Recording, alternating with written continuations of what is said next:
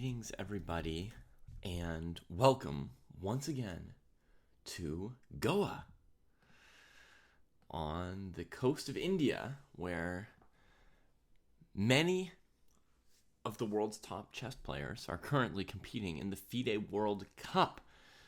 I hesitate on many because, as you can see, many of them have actually been kicked out of the tournament recently. Good morning for those of you for whom it's morning. Hey Blowhot, hey Sweet Blues. We have just come through a couple rest days. They were the best days. I'm feeling very good about the time off.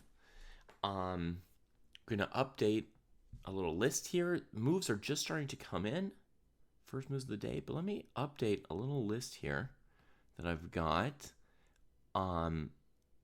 Today's the round where we're going to switch in terms of our standings from talking about who's been knocked out to talking about who's left in. Right? So up to this point, we've been tracking major upsets. Round 3 had its share of major upsets with another 5 top players, potential favorites to win the whole tournament, getting kicked out in Gukesh, Abdusattorov, Anish Giri, who's been on incredible form lately, Mamedyarov, and Vidit. Nemtomi, greetings, welcome in. I, wish you and Hungary all the best, So, I hope that if you see me root for Sam, that you won't be mad and think that I am being a patriotic American. Bishop b5 from Shanklin chooses not to go into an open Sicilian. Mild surprise to me. Now, yes, Blowhot, we're going to start moving a little bit in the direction you suggest by having a list of who the top players are who are still in the running and still in contention. Okay, so I'm working on this little list here, and we're going to go.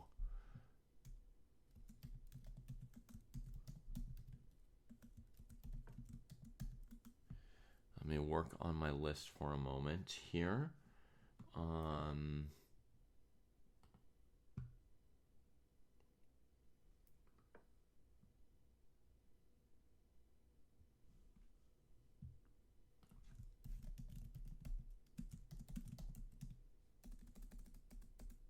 Sorry.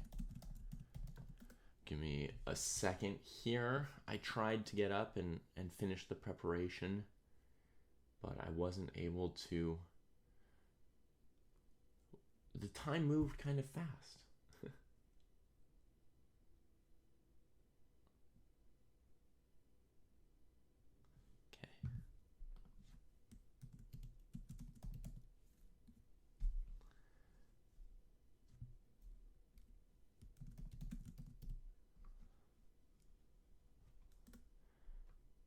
Almost there.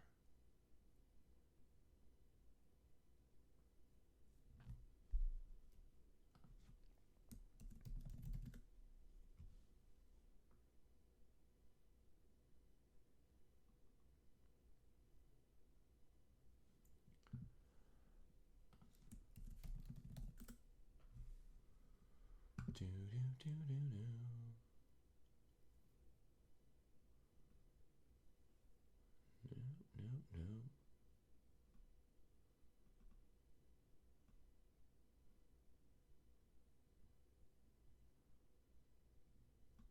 Wow, I got that whole part wrong as well.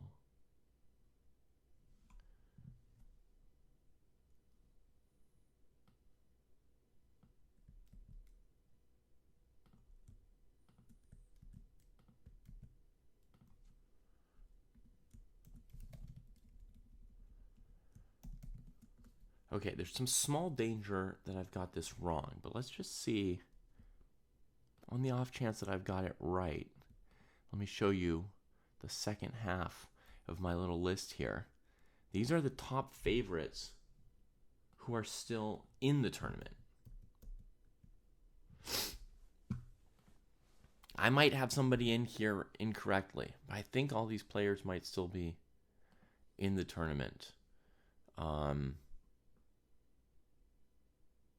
Yeah, Prague's playing against Dubov. Right on. Okay, I think I got it all correct, actually. E5. Here from Shankland. I wrote Wei Yi twice. Okay, let's work on that. Oh, that means I mistyped something. But at least I didn't put anyone on this list who's not in the tournament, right?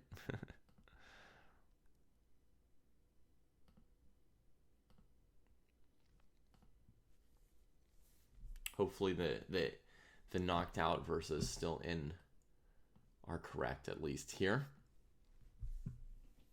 All right. Let me quickly say hi to everybody in chat. Welcome you all in properly. We'll get into the games in a moment here. We'll talk about who's likely to this or that. What's wrong with being a patriotic American? I'm a patriotic Hungarian.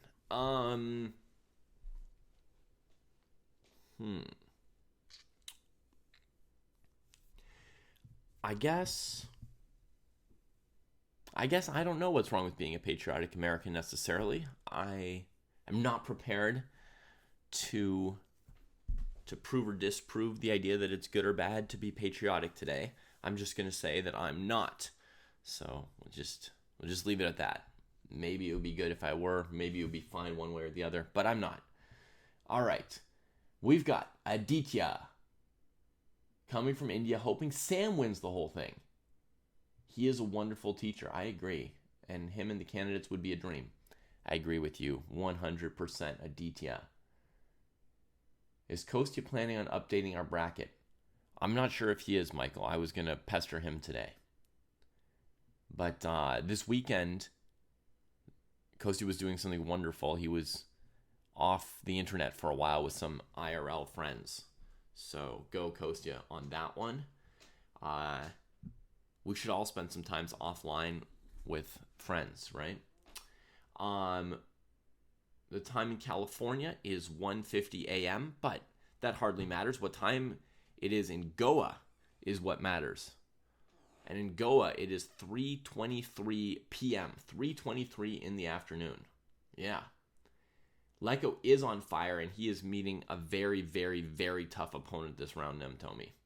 You'll see him there. All right, so Renzo coming to us from the land of Kaisa. Woo!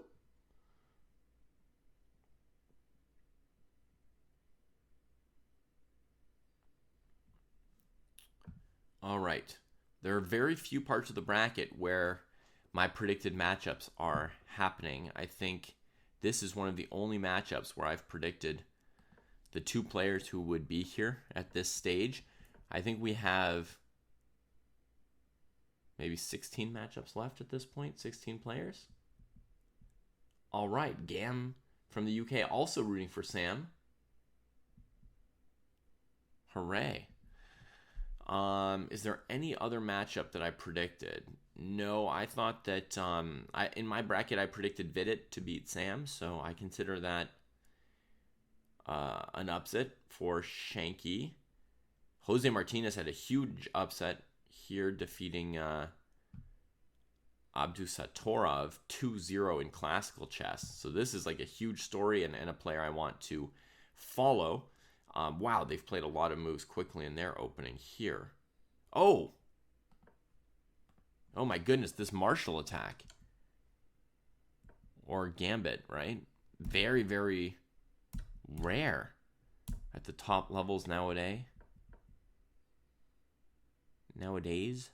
Allowing queen d8 check. Not going for queen d8 check. Wow, Martinez prepared. Both of them prepared. An hour 30, busting out 11 moves. Much faster than in any of the other boards. Wei Yi versus Magsudlu. This is another pairing that I predicted, and look how much slower they're playing. E5, CD5, bishop d3. And they're in the tank.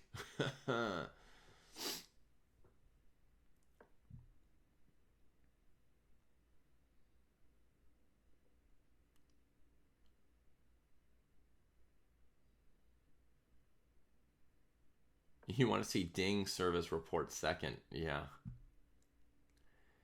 You'd love to see Leko in the candidates, but Arjun shouldn't miss it. Yeah. I think Arjun is one of the biggest favorites here. Esipenko versus Keimer. Is there any chance I predicted that one? I did. So that is one matchup I predicted among very few. This is an exciting matchup, which I did not predict, but which I still find exciting.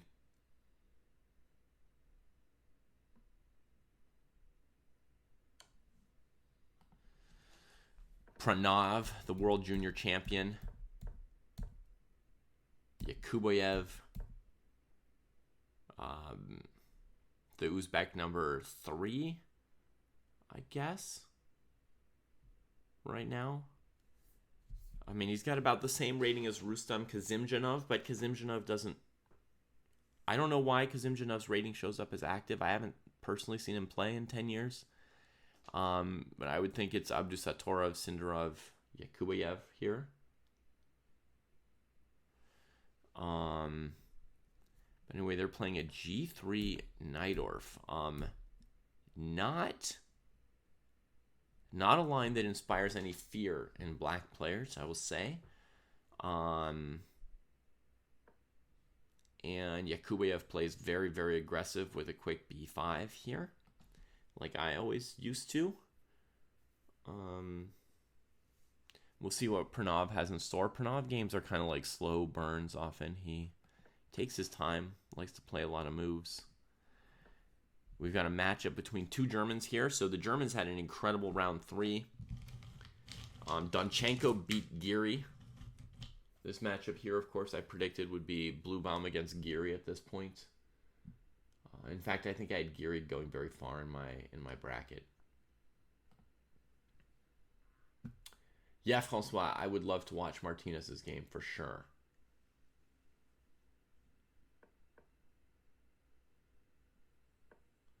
Well, Luke, this gambit here has gotten much rarer at the top level in the last 5 years. So this is one example.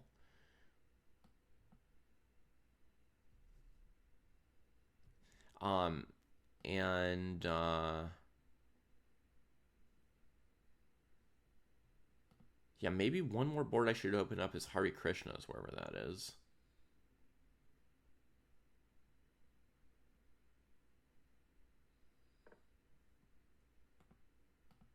And Prague versus Dubov. Dubov playing some kind of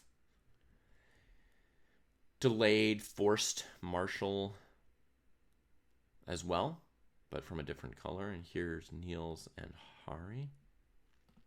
Well, the game where Hari's white might be more exciting than the game where Niels is white. We'll see. This looks potentially like a positional maneuvering Rui Lopez, but I don't know if he's going to trade queens right off the bat. It feels like he will. I guess Hari's got the choice to play knight e5, avoid a queen trade, knight d2, etc.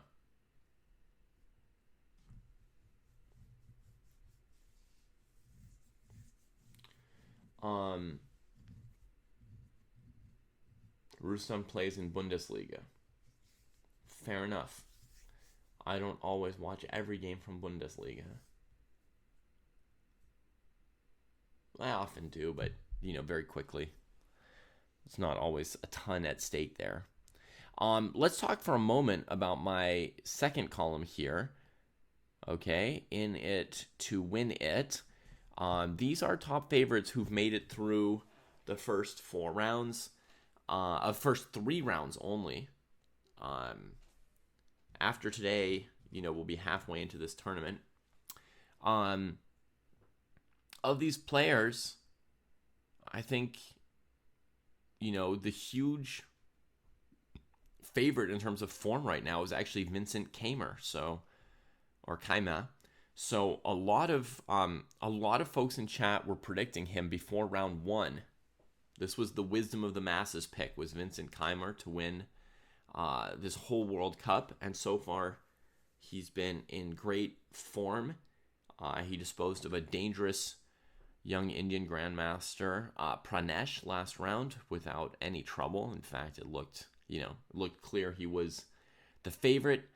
Arjun and Prague still in there. Also huge favorites in terms of ratings. And then the next here, we've got Wei Yi, Sindarov, Yu Yangyi. I think Sindarov is in a slightly softer area of the bracket, except Sindarov is paired against Yu Yangyi this round, which is one of the tougher matchups left in his area of the bracket, I think. Oh, Pranav and Yakubayev, I actually predicted that matchup. Oh, so there's one other matchup I predicted. I didn't realize that Wesley So would lose to Titas Stremavicius, but I had predicted Pranav to upset Wesley last round. So now my bracket is back to being correct there. Correct, so to speak. But yeah, Sindarov is in a relatively very open area of the bracket. The toughest player left in his area of the bracket is the one he's facing this round in Yu Yangyi.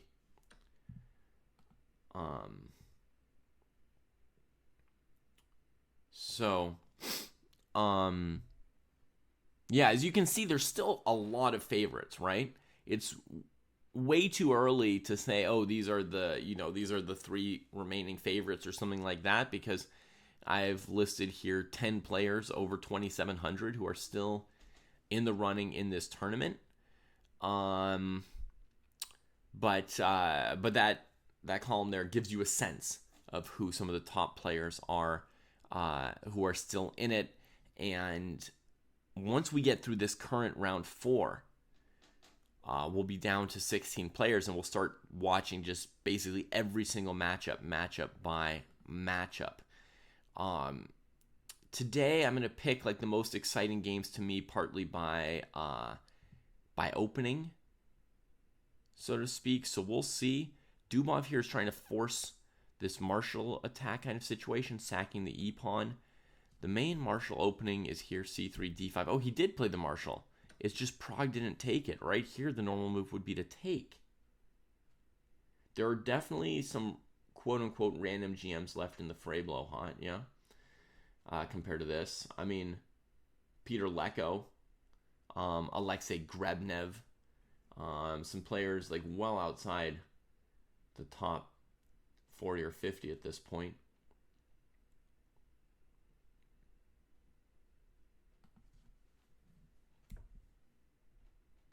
H3, bishop b7. Okay, so Prague is refusing the pawn, and Dubov just puts the bishop here. That's what I do against h3 as well. So this transposes to...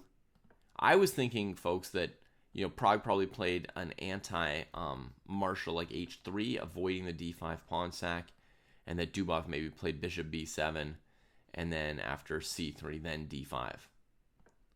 You can do this as black, right, if you're trying to force a marshal attack style position. But actually, he plays the straight-up marshal, offering the e5 pawn. Prague doesn't take it, and then still doesn't take it. And that sends Dubov into a deep tank, and finally he plays knight b6. Fighting the tension on the a file, White's going to get a rook trade immediately, and then potentially still have the idea of taking the pawn. But let's see, the queen on a8 could mean the pawn on g2 is hanging. Let's see, how does this play out? Pawn on g2 is hanging. Bishop here. Black has bishop d6 and bishop f6. But let's just check this. Does White have a move here to deal with checkmate if Black leaves the bishop hanging on e7? I don't really see one immediately.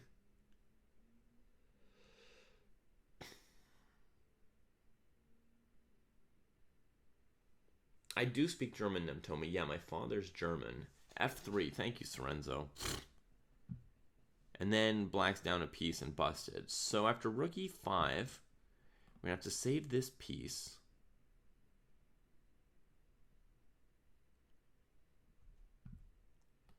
Maybe here to stop rook g5, defending this.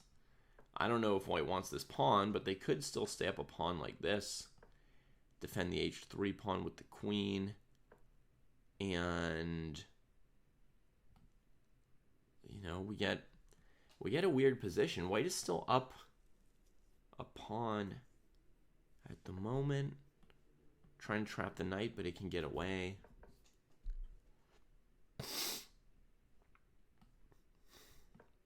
Could also try this move.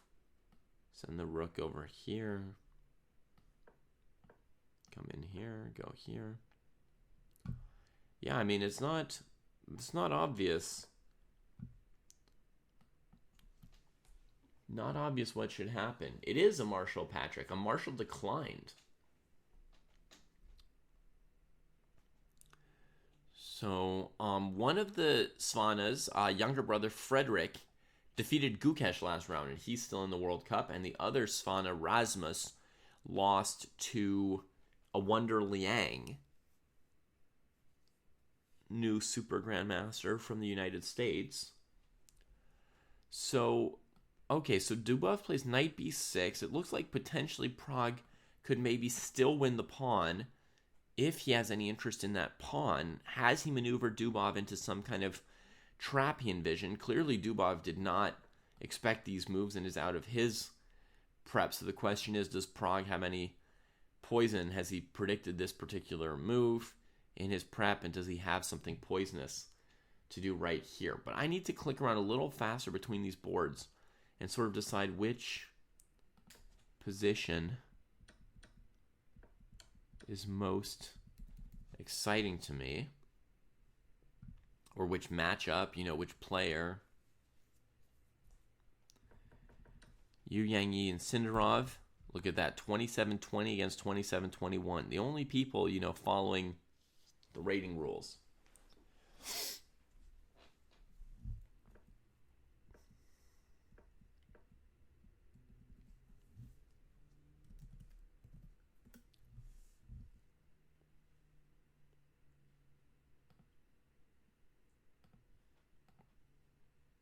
Okay, Catalan. I need to see a few more moves to know how good or bad this is going to go. But h6 looks a little weird to me. Shanklin versus Rapport. This position is of some interest to me, but perhaps not to others, because I've wanted to finally learn how to play it.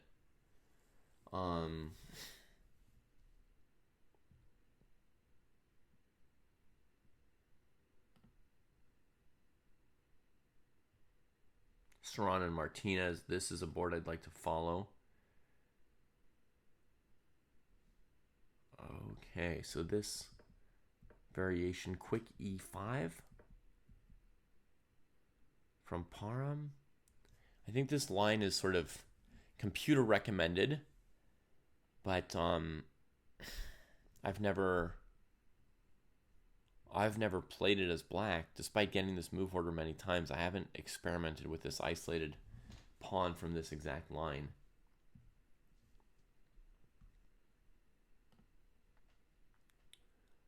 Esipenko and Keimer. Who did I think Keimer would face at this point in the tournament? No. Wrong part of the bracket. Esipenko. Okay.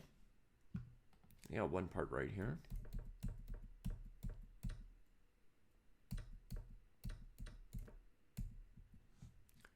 Looking pretty symmetrical. Pranav, Yakubayev, Naidorf, b5, knight d5, knight d7, knight e3. Very lame opening from Pranav.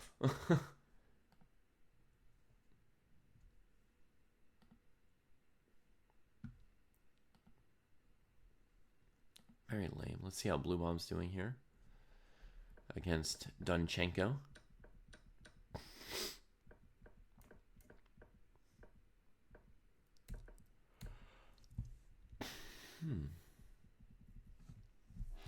Okay. All of Dunchenko's time was spent on this move, e6 last move. you know, a very important Grunfeld position, played many times before.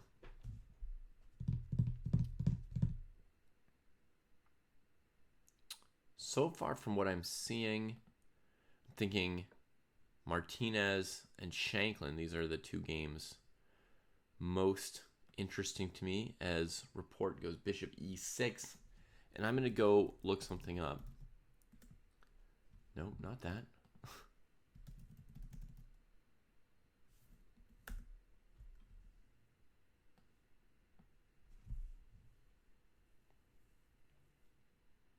You like bishop c4 so much, Patrick. Okay. Only so many people were that excited about this opening.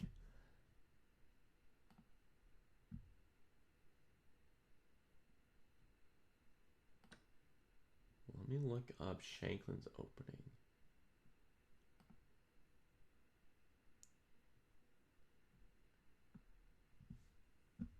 Okay, yeah, so Shanklin didn't play the move order I studied. He played h3.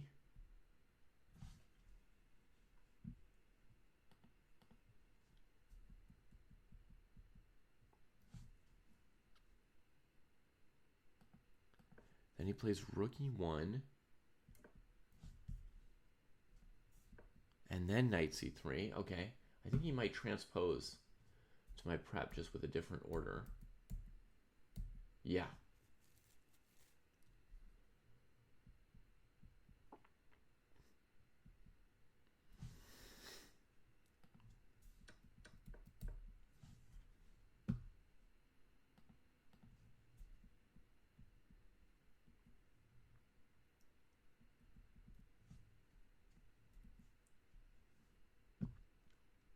So I know that earlier on somebody asked about this odd h3 move.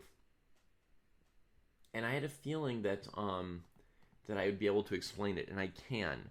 h3 is played very, very early here. But basically h3 fits into any position where you trade pretty much your bishop for the knight. So when h3 is played so early by Sam, if I were report, it just telegraphs that Sam is planning to take the knight. If I were black, it might make me wonder if maybe knight d4 is somehow better here than normal. Oh, we got more senseis reporting for duty. Right on.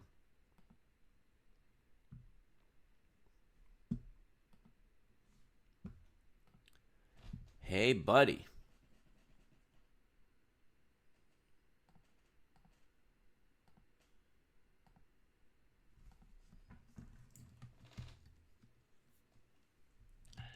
How's it going? Good. Can you hear me? Now I can, yeah. Okay, great.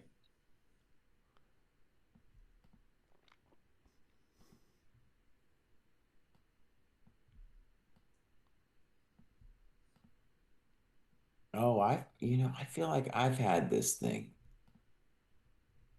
as black that's been going on here. I don't know about Bishop D5, but yeah, this whole thing. Mm-hmm. Okay, it's a fun position. It might look tame, my friends, but actually, I'm pretty sure Sam's gonna play Bishop H6 Mm. and then H4, H5, and then do the drama, do the Okay, dance. sorry. We'll catch up with that position in 1 second, Oh, Jesse. sorry. Um, we'll get into the. But right now, I'm showing them an older position, and I'll catch up. But Sorry about that. Yeah. no, it's good. The point of the pawn on h3 is we're going to give up the light squared bishop, and then black's c8 bishop's going to be unopposed, and we're going to want to contain it. So white's just covering light squares right away with the pawns, and after knight f6, e5, knight d5, they quickly, despite h3 being a little bit odd on move 5, it's normal on move 7 or 8 after the trade, and here they've transposed to just a standard line for white in the Rosalima. One of the best lines for white, according to my own opening preparation. And the main line I anticipated for black was knight e6. And then knight d4, not this bishop e6 to d5 that report plays.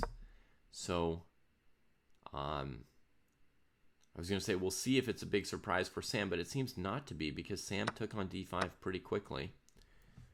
And I don't know exactly why he played that order, Lasso, with h3 before anything else. Yeah.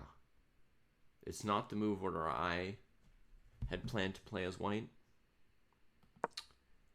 I don't know what the advantage is of h3 over rook to e1 or knight c3 or d3. I'm not sure. Okay, so here we are. Black's pawn structure gets straightened out. The bishop pair gets removed. Now we've got, symmetrical amounts of pieces. And we've got this little asymmetry of black having some space on the queen side and white having some space towards the king side. And Jesse is predicting here that the Shanklin plan will be bishop h6 followed by h4, h5. Just, starting to take off a few of the black king's clothes. But I was wrong. I'm not a GM today. He played c3 first. c3 first.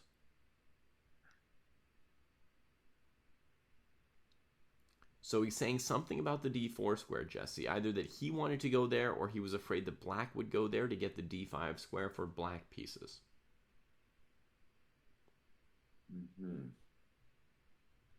Okay, so I just want to say I lost a memorable game against Becerra when I had a very similar position as black, and he played bishop h6. And I remember during the game, I was like, I'm not going to get mated here. And then, it's like white conducted a long attack against my king.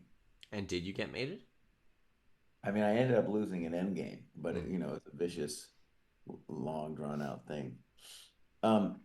Okay, so let's talk about it. So, we normally say things like French structure, and so this is kind of like what do we want to call it? King's Indian attack French structure. That's, I guess, the way I would think about it. And then white, by playing d4, I assume next year, is going to transition into a traditional French structure. Of course, it's not totally a French because the pawn isn't on e6, but still, that's the flavor of the moment. I guess the claim, David, with c3 is that we're trying to make just the bishop and the knight poor long term. The opponent's pieces here. Yeah. Yeah, so one of the issues with playing a French with the bishop on g7 is sometimes the bishop on g7 is bad, and if you quote-unquote fix it with e6, bishop f8, then your king side's weak, right? So it's like he's got to stick around and stay bad, or your king gets really bad. And Sam does play d4. Now, I don't know if it's really bad. I mean, I think the textbook response here from black would be cd, cd, f6. Mm-hmm. And you could prepare that with queen d7. Probably doesn't matter. Eventually, you're going to play f6. You're going to get that little moment detail. Mm-hmm. Okay. Do you feel like f6 is necessary or optional? Could black also just play, rook c8, cd, double rooks? Okay, so he played queen d7 first, which I think is the most flexible way of doing it. Mm-hmm. One nice thing, first of all, about queen d7 is he's saying, "Hey Sam, what is it that you're gonna do?" Mm-hmm. And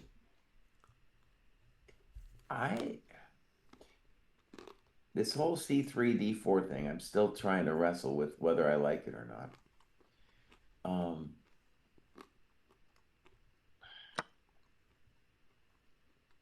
Not sure I do.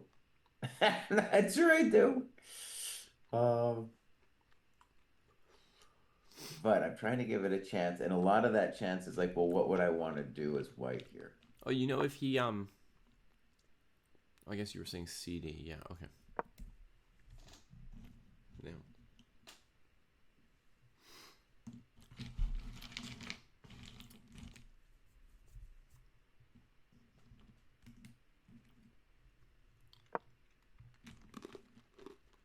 Yeah, queen d7 is a nice practical move because maybe we'll play f6 later, but we just want to see what white's going to do. Mm-hmm.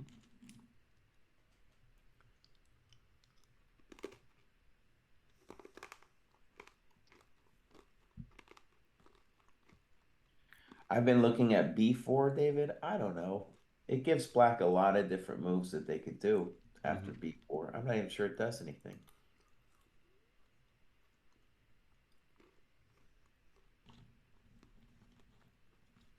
I've been looking at a4 too.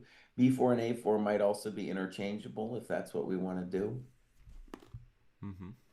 It gives me the heebies though, David. I mean, black could put a piece on c4, there's all kinds of things that can happen to us. Also, if we move the A and B pawns too much, black might be able to play c4 and Yeah. then play on the queen side. Take the pressure off the center, but say, hey, we got stuff to do on the queen side that'll come pretty fast once you've moved those pawns. One thing too about this c3 plan, which it seems like Sam thought about it a little bit.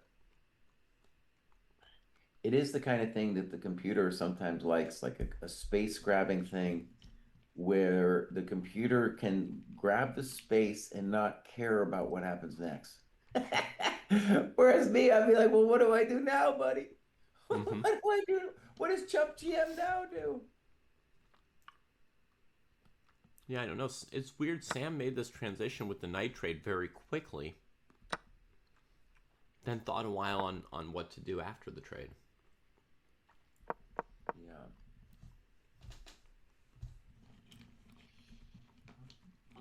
All right, I'm gonna take a potty, then I'm gonna research this. Oh, All right.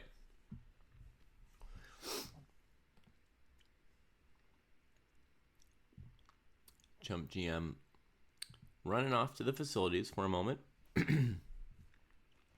I've messed a little bit with the Goa icon here to give us the list of players who are in and out. Hope that's okay.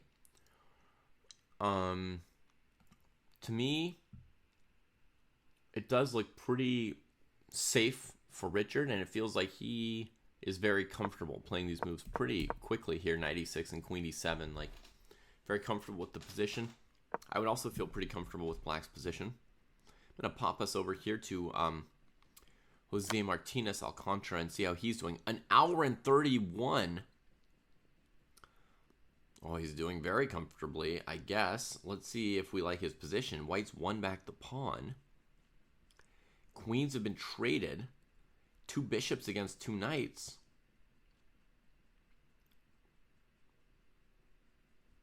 Wow. Let's see a little bit of how we got here, shall we? From move 11, queen f4. Gives the check just to weaken the king side a little bit. And pops back to this long diagonal with the bishop still hanging on a5, mind you. Check Alino and says, nope, no queen trade for you. Defends the pawn on c6. Goes to the other long diagonal. Defends his dark squares, right? He's got the light squared bishop at the moment. He's got to defend the dark squares. Block this bishop off as well as possible. Knight's going to come in. Development. Check. Okay. Takes out the second bishop.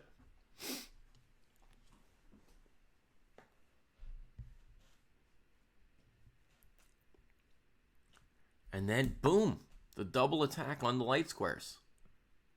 Winning back the pawn. Trade, trade, trade. Here black thought for the first time in the game. Between rook c8 and rook d8.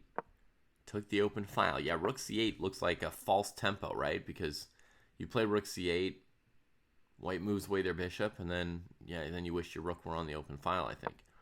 Plus, we could look forward to this tempo with knight e7.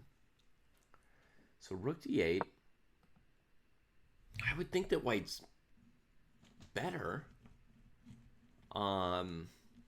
Except Martinez has played so quickly. So you'd think that his computer has approved of all of this.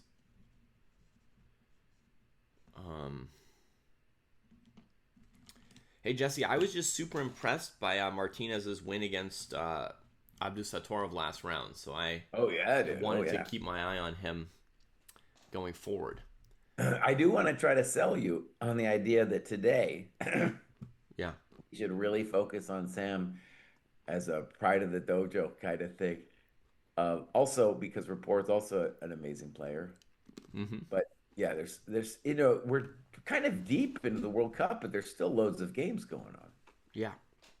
It's starting to get manageable though. All right, boss. Let's go back. If we go back to Sam, I have maybe some small insights. Okay. I am there. So on move 10, by the way, this H3 thing, hardly anyone's played it, but we do transpose back into the main sauce. Hmm. And on move 10, Rapport played Bishop E6, which, right, when you look at it too, you say, well, what's the normal move? It's knight E6 because you just played the knight, from E8 to C7. So Bishop E6 is the slightly non-standard move. Hmm. And let's just talk about this. Like it's probably fine what he's doing. We don't mind Rapport's position. But the reason why humans wouldn't do this plan, which is if we put it into words, he's going to go bishop e6, d5, and then knight e6, is that usually in this whole setup, the black trump is the unopposed light square bishop. Yeah. And so Rapport's like, ah, screw it, dude. I'll just Yeah. give it back to you. You can have it. Hmm. So that's why Sam thought for 5 minutes on move 11, bishop e3, because he was like, oh shit, no one does this. Hmm. No one does this, man. Okay, so bishop e3, v6, queen d2, bishop d5. We do have a couple games here. Basically, all the strong players played knight d5. And my instinct actually would have been different than Sam's. My instinct here would have been after bishop e6, which is newish to me as well, but my instinct would have been to play the move bishop to g5 in response.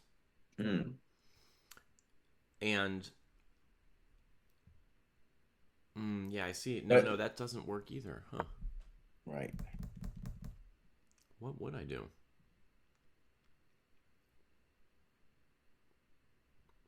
I do want to make an announcement, though. I Oh, yeah, am yeah. a GM today. I am a GM today because Hmm. after CD5, all of the GMs in this position, and there were four of them, played Bishop H6. Without Oh c3. yeah, oh bro, I'm amazing. Yeah. Okay, okay. I got it, Jesse. Here's what I'd do with bishop e6. Hmm.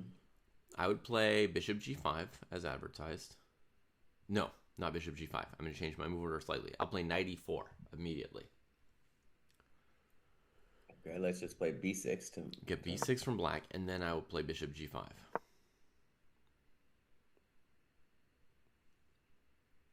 Okay, it looks like a chump plan because you're enabling F6. Hmm. And black has no problem playing F6. But So black just let plays me just see f6 what I easy. want to see what the plan is, I guess. So let's say I play bishop d5. I think f6 is fine, but let's see what you want. Yeah. Well, then I would play queen d2 there. Knight e6. And then bishop h6 finally.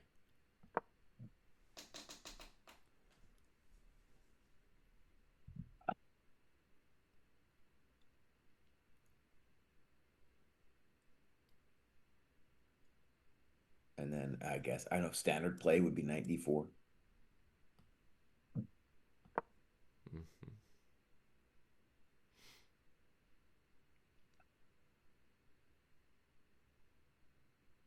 And I would call that a kind of a conventional position there. Sure. Right? Um, Fair. kind of similar to my mind to the position that Sam could have gotten on move 14 if he had played bishop h6. Hmm. So Similar you're to right. me. Sam's the one who did it. I don't know if he did it to himself, but he actually has some kind of idea. But he's the one who chose the c3 d4 thing. Yeah. All right, let me wax poetic while we're contemplating this, David. Okay, so I think our challenge, first of all, is to decide what Sam should do. I don't know. I don't know what he should do here yet. Oh, bishop h6 was played. Yeah. All right, let me wax poetical. So the King's Indian attack against the French was popularized by Fischer, who, Fischer, that is, was traumatized by the French. There was the one opening he was getting cracked all the time. Yeah. And so he was like, F it, I don't want that structure anymore. I can't deal with it. I'll just play the King's Indian attack against the French because I'm a King's Indian player myself. And then he had some interesting games. Yeah. So the one of the joys of having the pawn on d3 is that black can't really mess with you, create counterplay against the d4 square. So when Sam spends two tempi to do this, it's not even clear we would want the pawn on d4, right? That's part of the controversy. In this position, I guess we could say it's stopping the knight from going to c5, but honestly, the knight, if the pawn were on d3, the knight on c5 wouldn't do anything anyway. So notice that the pawn on d4 gives black juice for creating counterplay while white's trying to mate him. So if we were to do a sensei eval here, I think probably objectively it's equal, but I would rather be black now. I'd rather be black. We can throw up the sensei eval. And I put it at 0.0 for now, but do you want me to put it in the negative somehow? Yeah, I would put my negative 0.2. All right. We'll do that.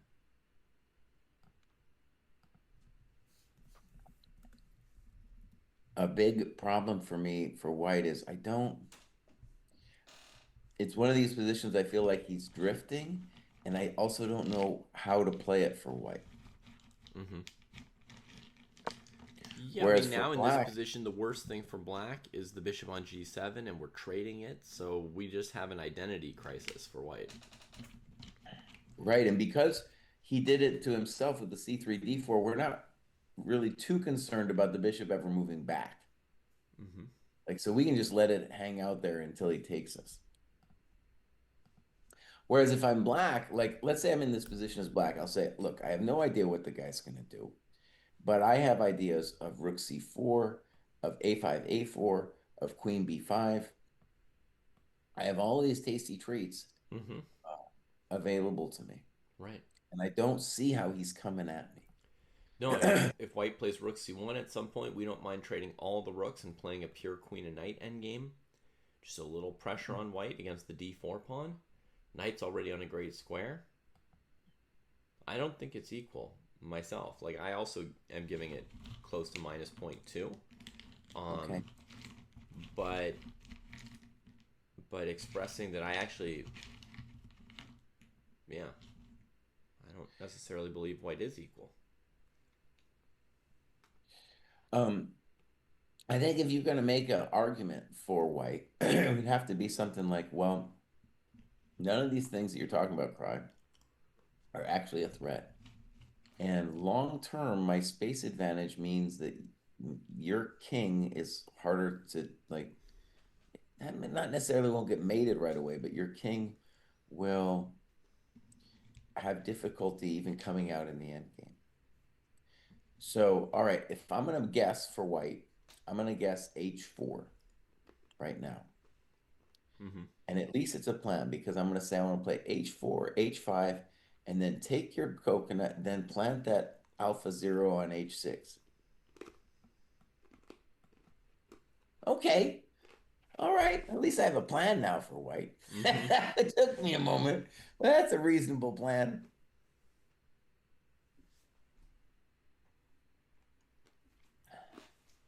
Now, David, when you have that arrow there with the king, what does that mean? The king's got a narrow route to develop himself in the endgame. Oh, got it. And Jesse has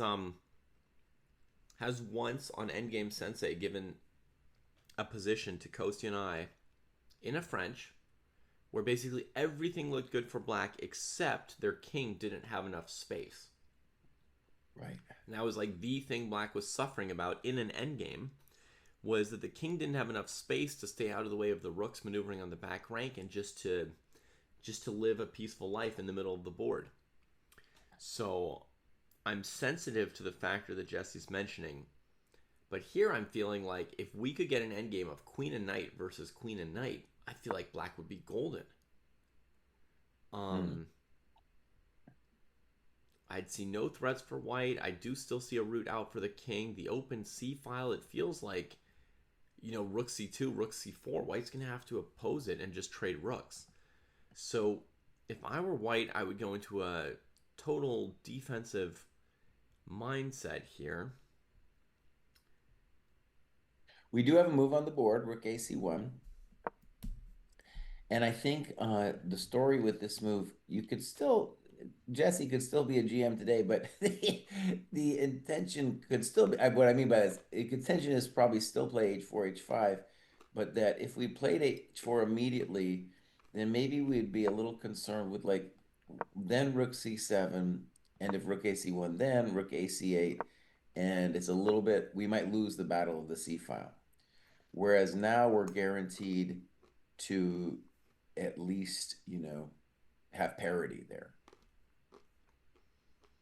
So rook ac1, plausibly a fine move.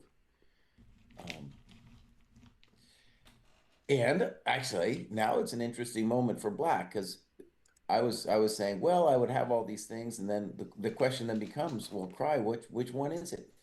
Which one is it, bud? What are you gonna do? Well, I think it's pretty simple here, honestly. We trade the rooks as black. Okay. Just take on c1 and bring the next rook to c8. All right, let's go down that road for a second. So rook c1, rook takes c1, rook c8. This would not be my first instinct for black, but let's try it out. All right, and then I'll play h4 because that's what I said I was going to do.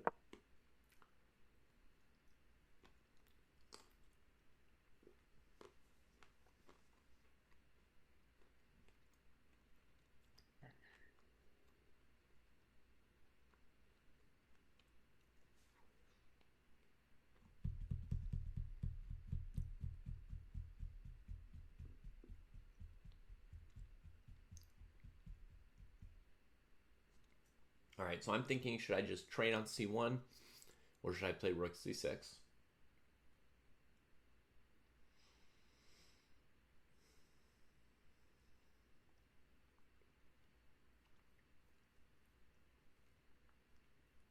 While David's thinking, I'll at least say that this plan h4, h5 is giving black at the minimum a problem to solve.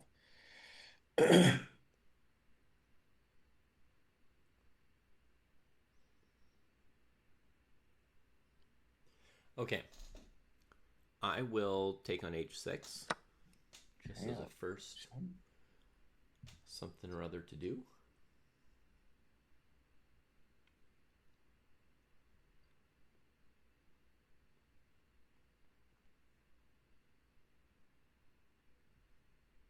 Maybe I should have done what Francois suggests instead.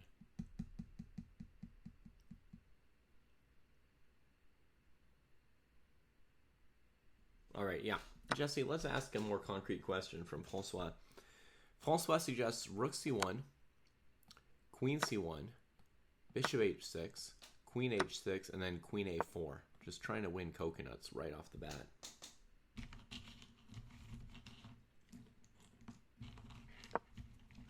Fair, yeah. Yeah, if this works, then I have to make some kind of jadoop. I had a different délire in mind, Francois, but I think that yours looks clearly better.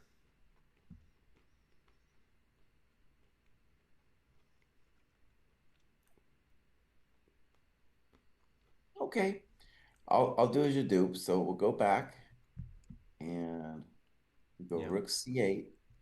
Lhasa, I'll just say, even against a3, black might well be able to take the pawn on d4.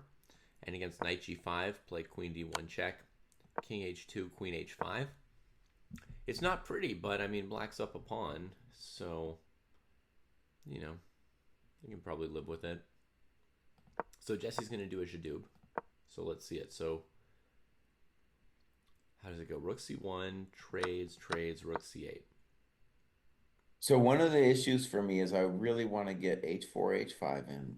And if I'm forced to take on g7, that's kind of a bummer because then you can answer my h4 with g4. Oh, sorry. With g4 with h5? Excuse me, with h5. With h5, yeah. I was a Freudian slip because I was already thinking, can I bust him with g4? Right. Yep. Yeah, and that's the lame thing I was doing, by the way. I mean, Francois' question was better, but if you wonder where my move came from, when I played bishop h6, my intention was queen h6, rook c1, queen c1, h5. That's what I was going for. So, in line with Jesse's thinking. All right, so we're back to rook All right, c1, Mr. rook Pruess, I don't c1. know about this move I'm about to do. I feel a little heebie-jeebie about it, but I'm going to try it. We're going to try rook c3. Okay.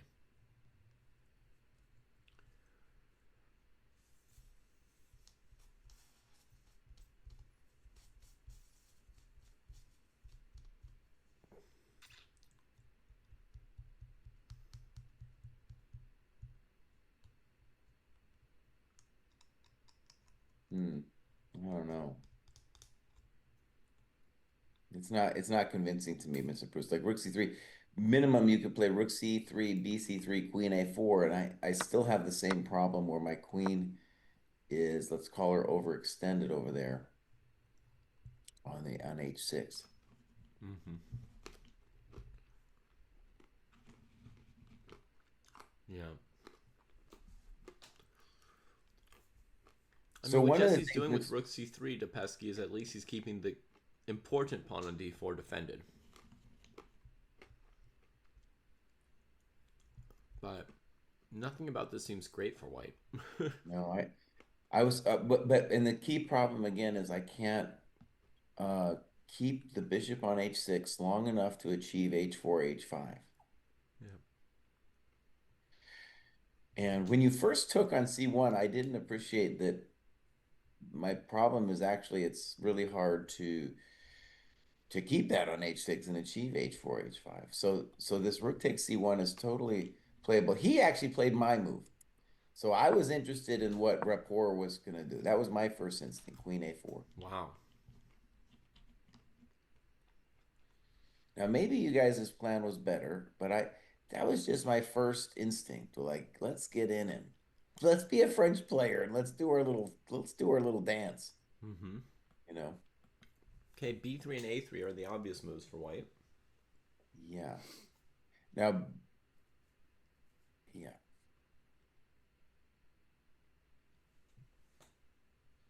On a3, David, I think I have a very beautiful move, knight takes d4. Seriously? I think so.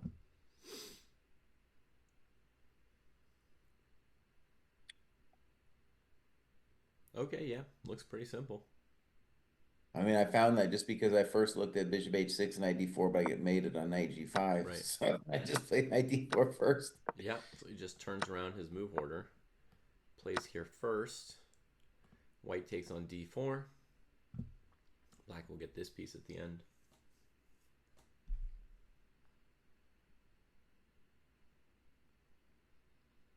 And if now, okay. The basic move, if people were just playing blitz here, is b3 by white.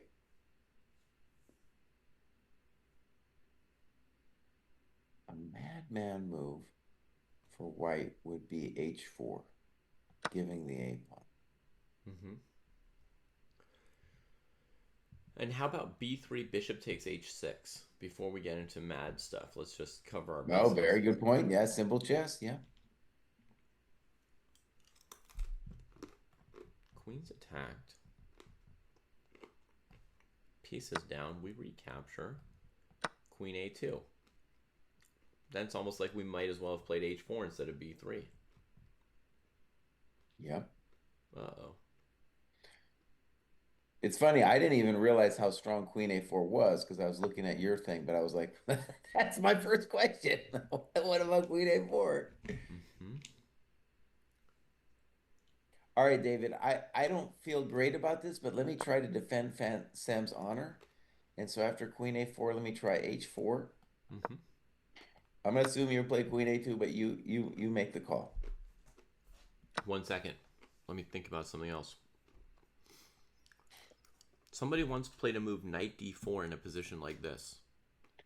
Actually, like right, I just did it. Why not do it again? Yeah, knight D4. What a bummer. I think he's gonna have to trade on g7 right here. I think he's overworked and it's looking quite poor. Hmm. Okay. Yeah. Okay, I think that's a good point. So basically, like Queen A4 with the knight D4 trick is forcing us to relieve the tension when we didn't want to. Yeah.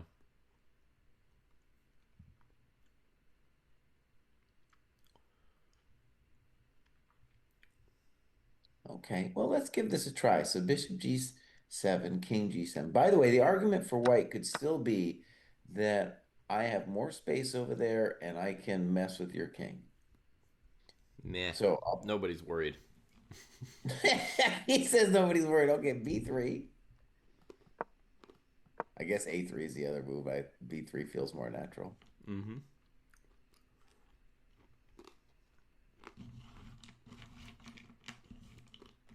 Now, if you wanted to be a jerk face, you could play Queen A5 here. But I'm going to let you decide if you want to be a jerk face.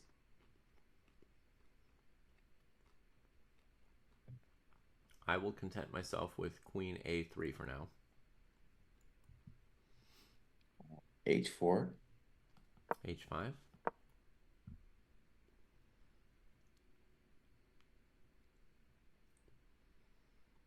And we're going to play knight G5. Tradeovich. Queen takes.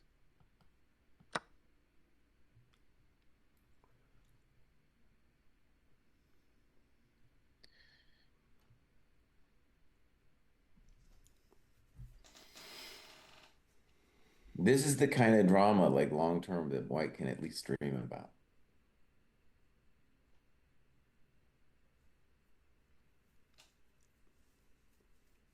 Or as the song says, I can dream about you if I can't hold you tonight.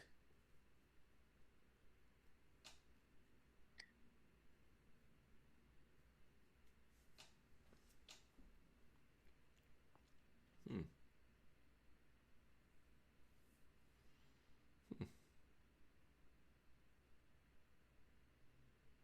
Hmm.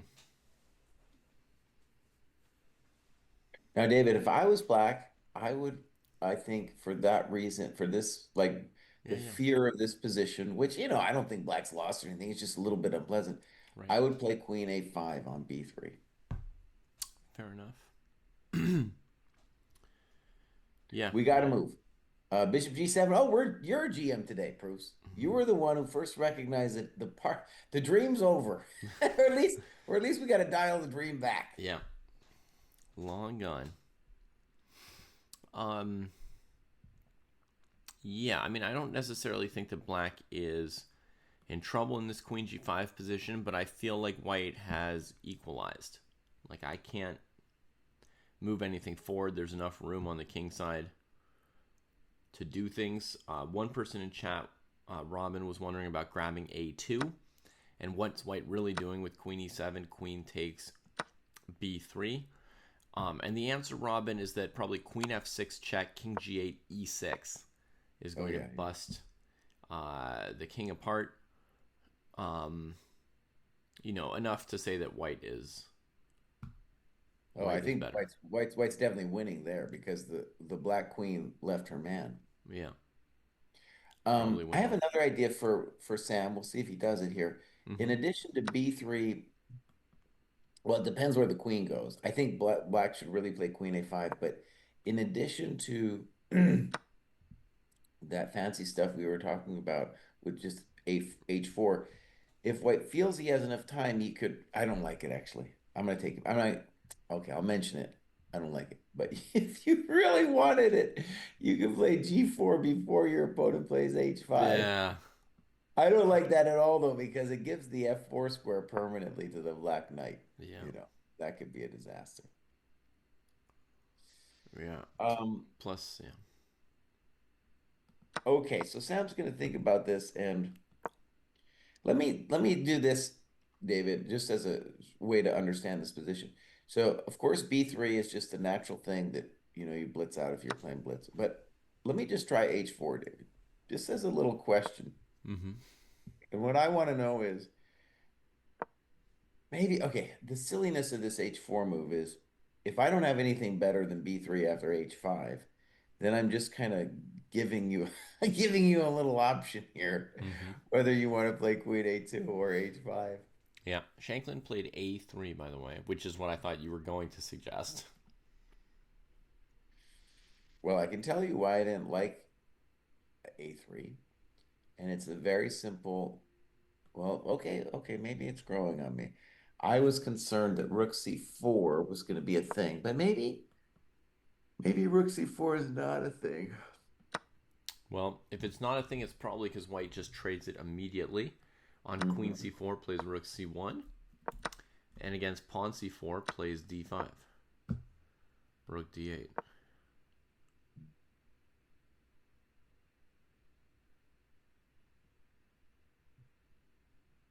So I've always got the heebie-jeebies with this. I feel, okay, that's very concrete, right? D5, Rook D8. Oh my God, who knows? Mm-hmm. I would be concerned as white, but I don't know. Hey, Thilbrick, everybody should have started their round four at the same time today at 3 p.m. in Goa.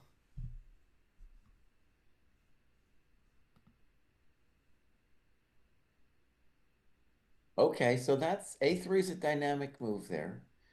We want to stress that in addition to Rook C4, which was like just the intuitive reason I was very much inclined to, well, I also like B3 just because like giving him squares. Yeah. I didn't get a chance to give my Goa fact of the day Okay. uh yet today. So maybe I'll just throw that in, which is that Goa uh, was a sultanate before the Portuguese arrived. The Bijapur Sultanate. So they were actually a Muslim in this spot way back when. That's it. The fact of the day about Goa that was I found interesting is that when Gukesh was asked what are the like fun tourist places to go to in India, Goa was like the top of his list. Mm, Just for yeah, like I guess beaches and all that other stuff. yeah. Okay, it's true. I have another Goa fact if you want, which is that Goa has the second highest GDP per capita of any Indian state. And it Mm. ranks highest in some measures of like infrastructure and development and so forth. So it's relatively, and I think that the GDP per capita, another way to put it in perspective, other than that it's the second highest, is it's twice as high as the average in India. So I think, relatively an affluent area. And I don't know exactly why, but the one thing I saw that could maybe trace some of that reason is that it has tourism. That it's got these very nice white sand Mhm. beaches, and it's a tourist destination both domestically for Indians and even for foreign tourists. Okay, Dave, we got to move A5. Okay. He played it pretty quickly. Yeah. And like a lot of reporters move, I'll call this move ambitious. It intends to, first of all, they'll be like, I don't even want to think about you playing Queen B4. Well, I I don't think think so. for sure White was thinking about Queen before. Well, yeah. I mean, one problem with Queen B4 is you're allowing knight f4 at the end, and I'm not sure you really wanted it. But Yeah. in any case, it's true. It denies queen b4, and it's saying I might well want to do a typical French expansion business with b5, b4. Mm-hmm. And one of the reasons that a3 gave me the heebies is rook c4 might not work now, Mm-hmm. but it's now going to be a thing that I can always do. Yep. And a5, well, I guess one of the reasons I call it ambitious is it's saying that I got all the time in the world for my queen to be on the other side of the board, and that in that time, you're not going to be able to do anything to me. Nothing. She's just parked on the queen side, ignoring the other side.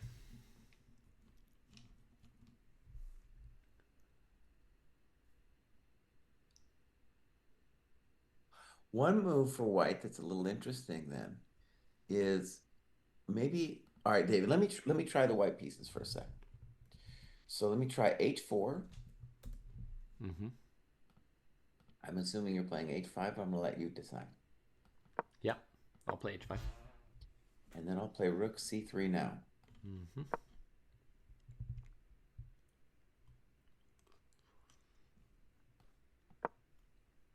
Rook c4. Do you have b3? Um, I guess so, but I would also have the rook c4 of the last variation. Mm-hmm. So that was the reason I wasn't yet concerned about rook Okay. c4. But rook c3, I mean, if black can never play rook c4, that's an important thing to note about rook c3.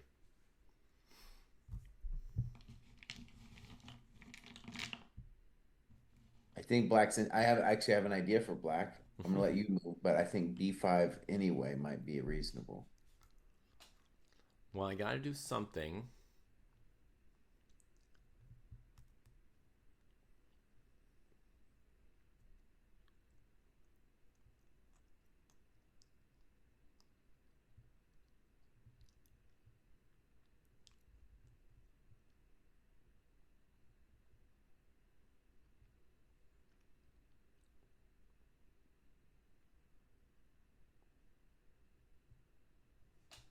While David's All right, thinking, I I'll got say, something. okay, go ahead. I trade. Um,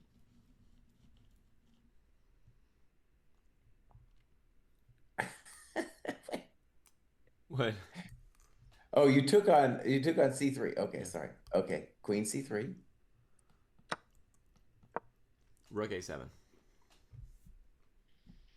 Okay, good. So one of the things I was going to say actually that this rook a7 brings up is it's the knight on e6 is a great piece, and one of the things it's doing is controlling that c7 entrance square.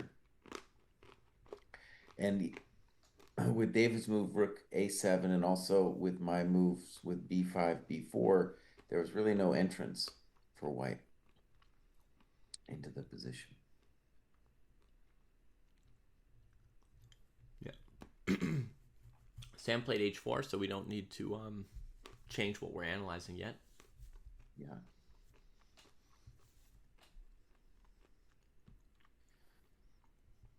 Now, h5 is like the default response, but I'm just thinking, like, I guess he could consider a move like h6. I don't really like it. Mm-hmm. He could consider it. Sure, nothing wrong with h6 either, I don't think. Well, yeah, maybe not. So do you have anything against rook a7? No, I haven't come up with anything yet. Yeah. I was actually both the B5 plan and your plan seemed good enough that I was doing a Jadoob on my rook C3 thing. Okay. Um,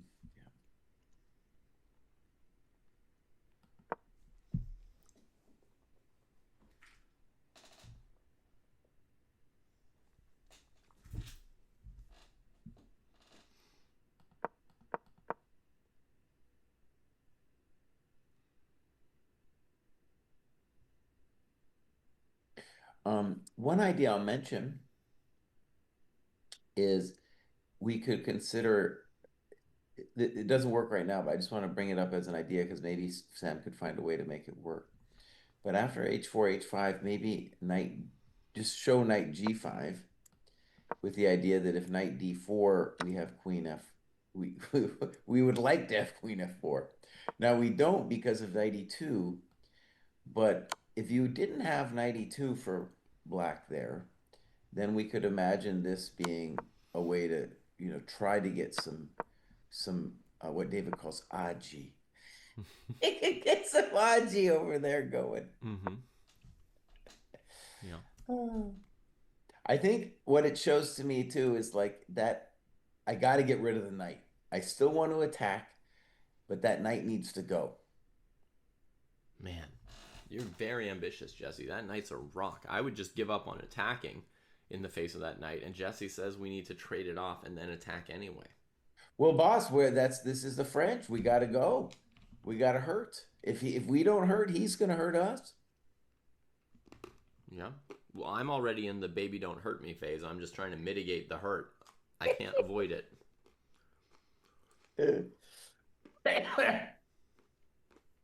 All right, all right, all right.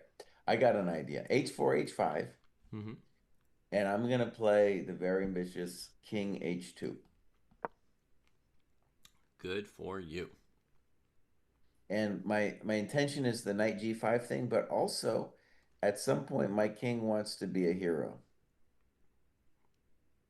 All right.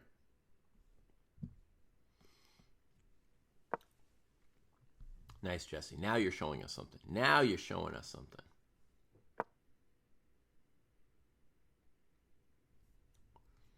H6 played. Okay. Now let me just say about rapport, my friends. One of the reasons David liked the guy so much years ago when he was in the candidates tournament, the one before last that Nepo won, is that he's a weird dude. David likes the weird dudes. So H6 is like, yeah, that's a man going his own way. Yeah. And what H6 does, actually, it's good that we looked at that weird King H2 move. So whether it was true or not, what I have in the H4, H5 positions is I have the option to get rid of your knight. And so the claim with H6 is like, no, buddy, I'm not giving you my knight. Mm-hmm. Forget about it. No knight for you. Yeah.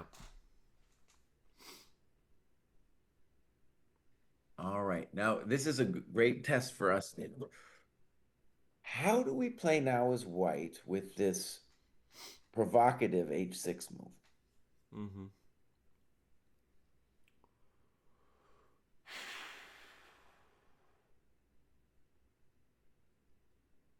I would love to, of course, achieve like knight H2, G4, but in typical French style, like the pawn on D4 is hanging. Um, when I teach people the French, I say, look, the idea is to create so much drama against D4 and B5 and the queen side that you don't get mated. That's precisely what's going on in this position. Wow.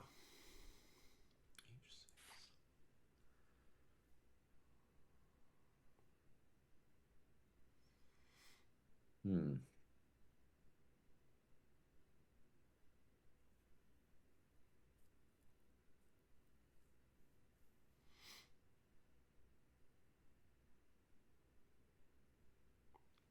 If you play H5, Sorenzo, you have to expect black will play G5. Mm-hmm. And then your extra drama is knight F4 being on the cards. Or even G5, G4 taking your D pawn.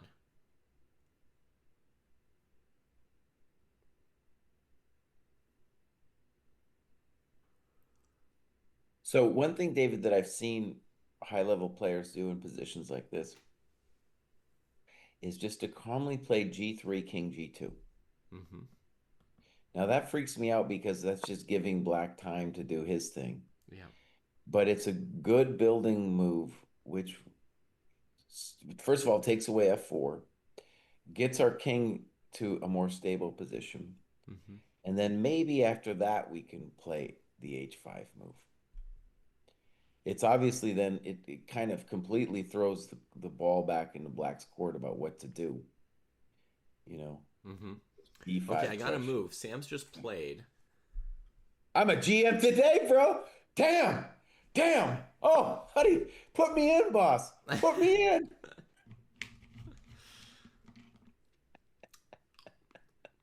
Put me in, Dave. Put me in, coach. I belong in Goa, bud.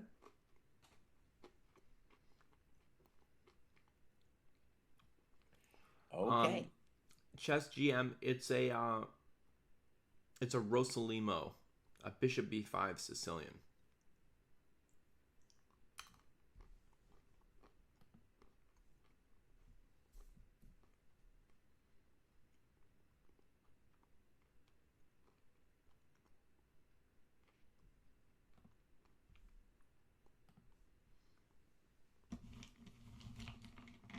Hmm.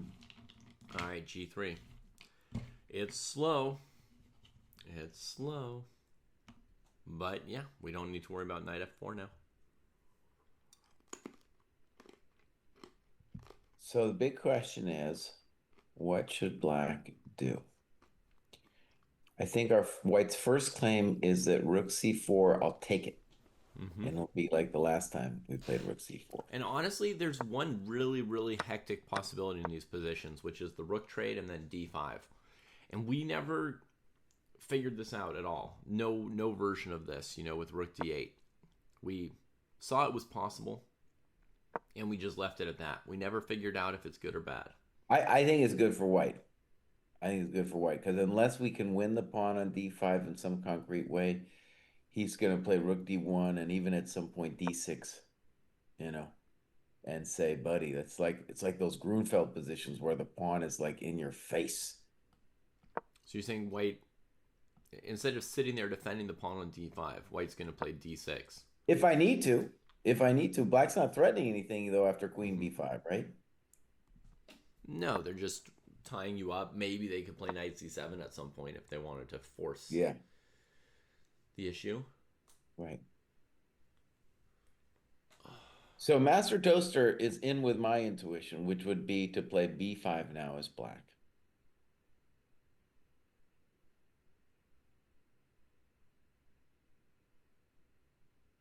Yeah, it makes a lot of sense to play B5 to me.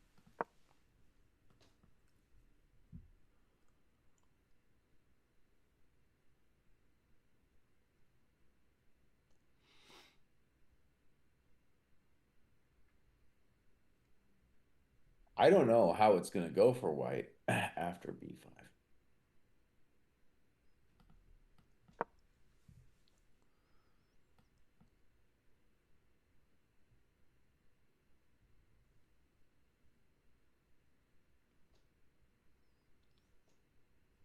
The other thing about B5 that's nice for Black is it really had, oh, B5 played, my GM today. Hmm.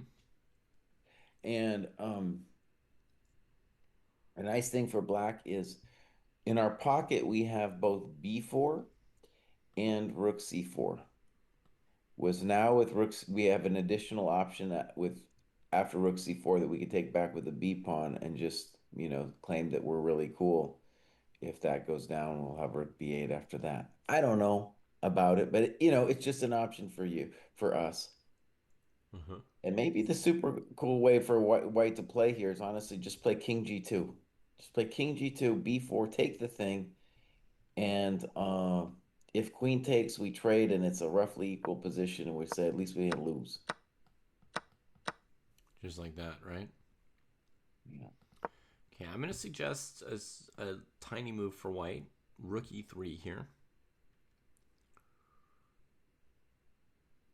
E3. But don't you lose a pawn with Rook C1, Queen C1, Knight D4? Not necessarily. Okay, you got After an knight idea. d4, I play queen c7.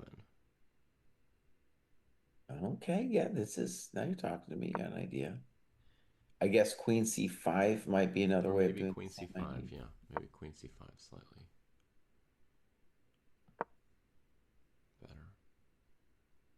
Good move. I think this is the kind of thing you should be dreaming about for sure. Yeah. Okay. Maybe you're a GM today. Let's think about rook e3 for a second. So, first of all, let's just see what your intentions are if I'm a weenie and I play b4. Oh, I guess you didn't take on d4.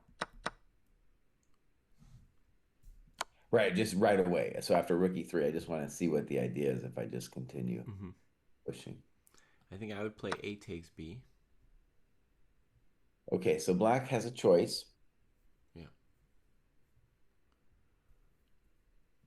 I don't know. I'll take with the queen just to be a weenie first. I think AB is playable. Okay. With the queen, I will need to trade on c8. By the way, maybe you could play rook ec3 there if I take with the queen. True.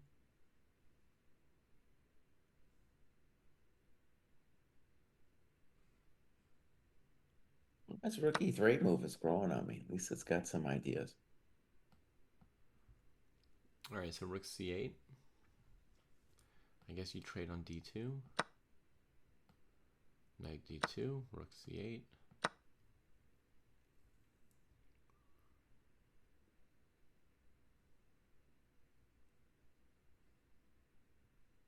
So, David, in these positions, it looks to me like you're just trying to hold on to your coconuts. Oh yeah. Oh yeah. Well, David, come on, don't be so pessimistic. I checked my ambitions at the door long Whoa, ago. no, no, no. We don't want to play like that. Come on. Have a little faith in Sam here. All right, I'll try. I'll defend your rook e3 move. All right, so let me play white. So rook e3, I think it's an interesting idea. Okay. You like b4? Yeah. Okay, I'll take. And Mm-hmm. you want queen takes b4? Sure.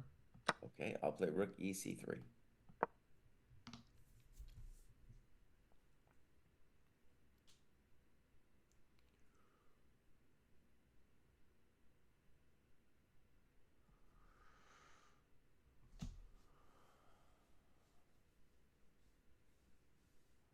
Rook c3 is better than what I did.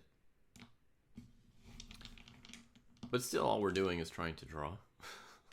I'm just trying to play like maybe the position is equal, but I've seen this garbage before. We're Mm-hmm. just looking to create some chances against the black king. Yeah.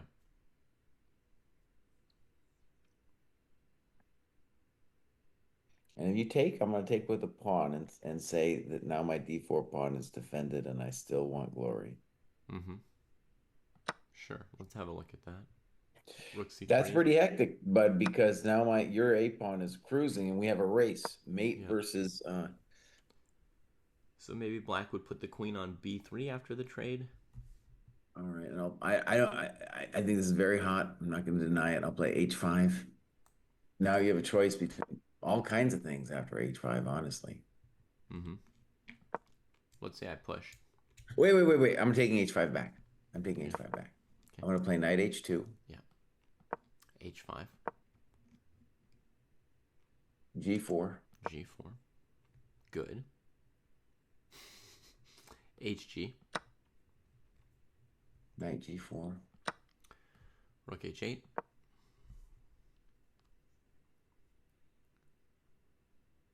Now, how do I feel about my life? It's one long series of wrong turns.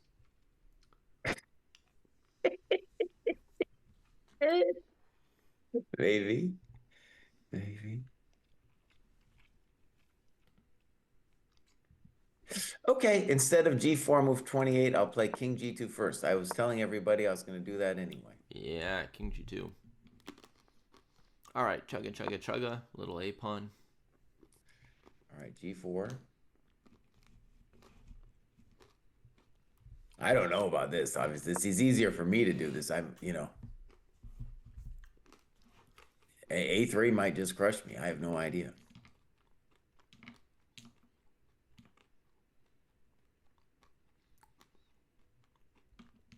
Yeah, I I mean, at think least you did something. A3, but So at least I did something. you weren't a weenie like me. All right, A3, GH. I think you should just play A2 after GH, but you know. Oh, well, maybe not. I got maybe the knight G4. I'll finally talk to you. I don't know. Mm-hmm.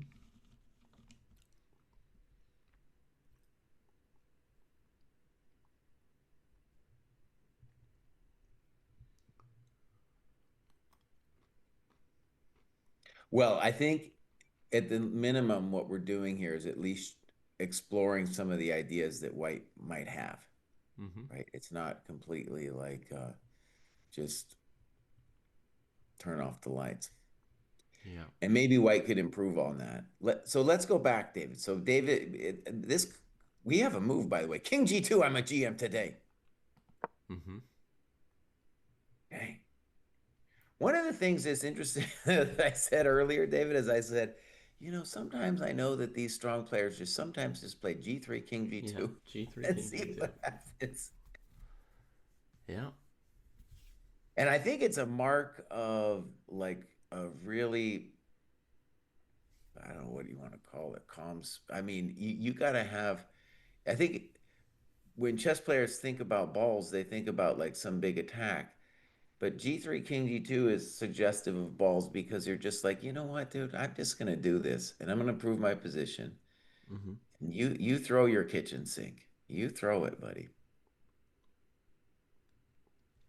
Yeah. Man, I'd love to see the video feed. Do they have video feeds, Jesse, for all these boards yet?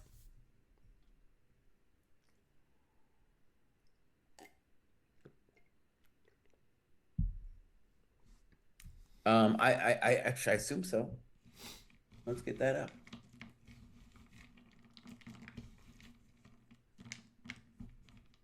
All right, so King G2.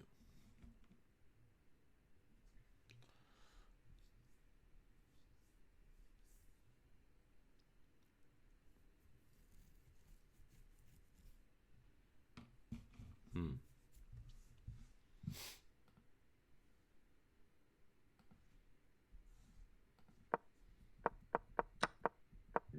I'm not. If someone finds it, I'm not finding it. I'm seeing a bunch of different things here. I amazingly found it popped me a stream, an Italian stream of Sam Sevian versus the strongest Italian player since Greco. Mm-hmm. That Nice. was cool. Is it actually it's I say that as a joke, but it's interesting just in my lifetime. Like there's been a bunch of tournaments in Italy and stuff, but I can't I don't really name a strong modern Italian player. Definitely nobody who made, yeah, it's stunning actually. All right, B4 played. And if I was black, that's what I would do too. And I don't even know. I would be like, I don't even know what's happening next, but I know I need to push the coconuts. Mm-hmm. Because White's really racing towards you with King G2, so you gotta keep going yourself. And by the way, one thing about Rook C4 instead of B4 is that if black, I was concerned that maybe the guy just takes on C4 and says that on BC, it looks like a good pawn structure for him, but he's lost his communication with my D4 pawn. And that means I have the ability to do things like knight H2 Mm-hmm. for free without, having any drama. Yeah. Okay, David, one thing I briefly pondered in this position after B4 was whether I could play knight H2 because I have a 1 second window Mm-hmm. to do it without the pawn hanging. But And I if think pawn takes you just A3. play like BA, yeah. Yeah. And then if I go knight G4, I think you just play rook H8 calmly. And you say, buddy, your pawn on D4 is falling. Also, what about H5 if you go knight G4? Maybe. Uh-huh. Maybe. Okay, we You want got to to go move. A queen takes H6, B4. knight F6. A takes B4. So we had this variation like a half an hour ago. And let me repeat what I said there. I said black has the weenie option of queen B4 and the more ambitious option of AB.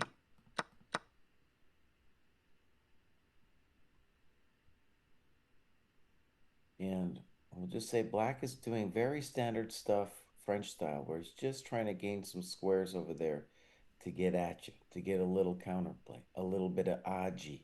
Mm-hmm. Mm-hmm.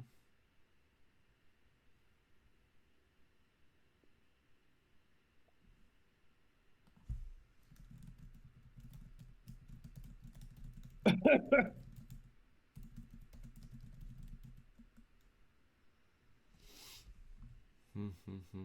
I found a really weird line, Jesse.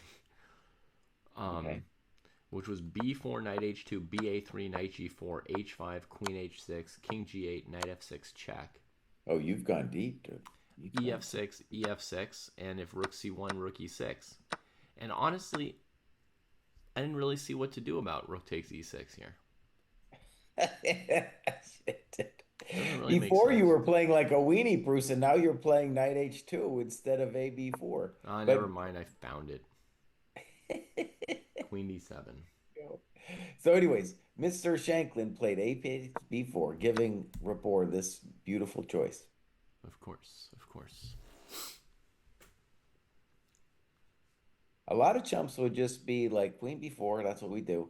Rapport's not that guy. He's gonna think about it.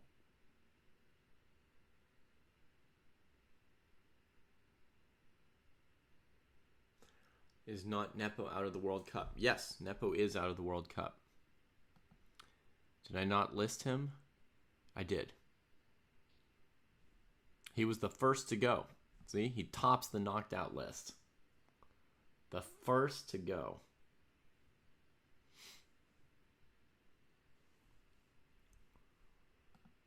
What's your eval right now on the Shanklin game? Equal. Full zeros? Yeah. But dynamic zeros. Mm-hmm. We got it looks like oh no, we don't have.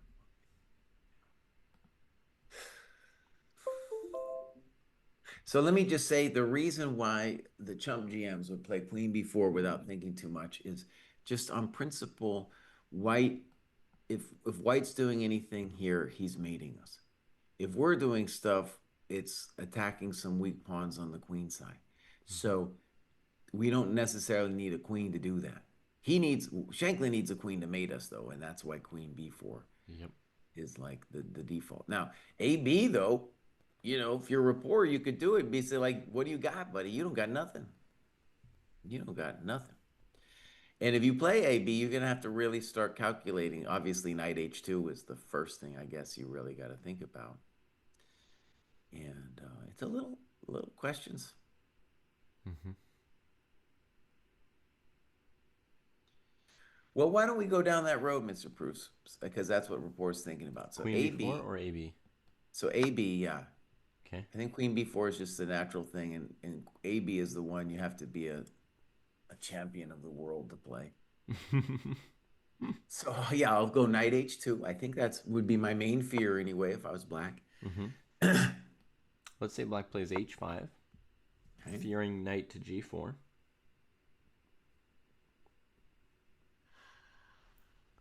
Now after h5, I'm just gonna think Actually, about it. let's look at something more critical. Let's look at b3 first. Just allowing it. b3. Let's just cut through this. Let's cut through the red tape. All right, Yeah. knight g4. Knight g4, h5. All right, so let's do Mr. Pruess's variation. It probably is gonna end up seeing me crushed, but let's just go queen h6, king g8, Yep.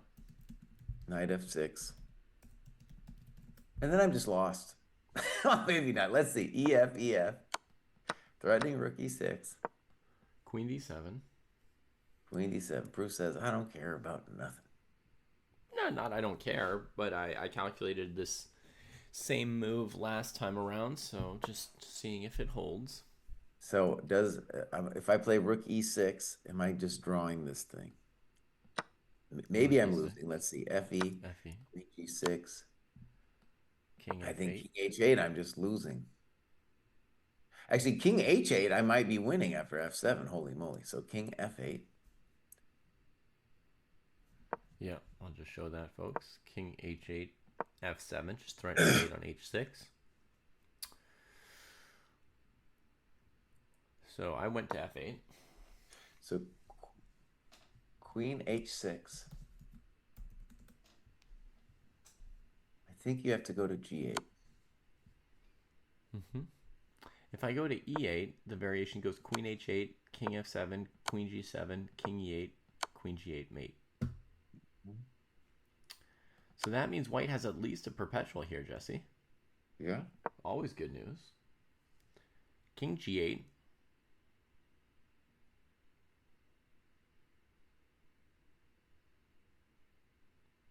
Well, let's get fancy. Let's play Rook E1. I'm threatening Rook E5. All right. I have zero conviction about this, by the way.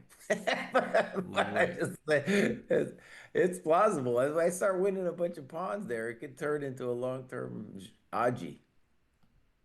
So, but also it's a free roll because you know you could go back and just take the perpetual, which is acceptable. Um,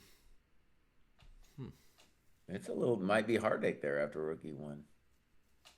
right. And can So if Queen H7, what are you planning?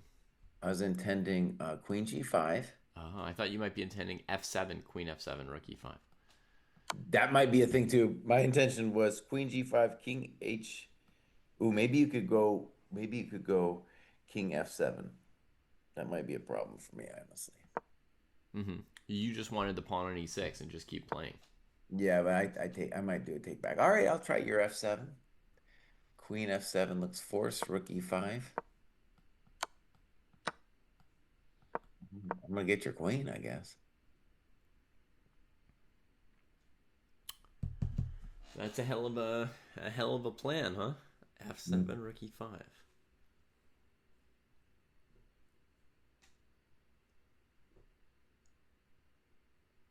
Okay. So basically, there's a perpetual in the pocket plus some mild worry for black that things could even go completely wrong. Mm-hmm. Because you know, with this Rook E5 move, if you get the queen, this is the kind of position where where the queen could beat the two rooks potentially. Oh, of course. Yeah, yeah, yeah. Threats against the black king, picking up some weak pawns. Mm-hmm. Uh, Um, the other thing, Mr. Pruess, about this that I'm going to say is this is a good example of maximalist decision making on Rapport's part. Because think about it. There's it's not necessarily there's no reason to think that AB is better than Queen B4. And so what he's doing is he knows that Queen B4 is fine for black, but he's spinning his wheels now, thinking, can I get away with AB? mm-hmm. And maybe he can. But the time on the clock is that's worth something. You're giving something away. You're gambiting something by Mm-hmm. taking time on this decision. Right. Though overall, they have a decent amount of time. So, I mean, they have to spend the time somewhere, right? And Time's always important though, and like this one, like when you look at the decision, it's like okay, you could play AB. It's probably playable. You're risking for what? And if you're gonna do it, you might as well just do it because it's you're not gonna be able to figure it out. Whereas well, Queen before, it's but like what you is can your do time that there for, Jesse? instantly. It's got to be there to use at some point on some decision. So, Oh, for sure. But I'm just saying, like Queen B, but when you have like here's the decision as I see it. You have the principled move, which is Queen B4, right. and you have the frisky move with AB. Yeah. And you are gonna go for it for using a gazillion times on your clock. And like if you play AB, the game's gonna get hot. You're gonna need that time, buddy.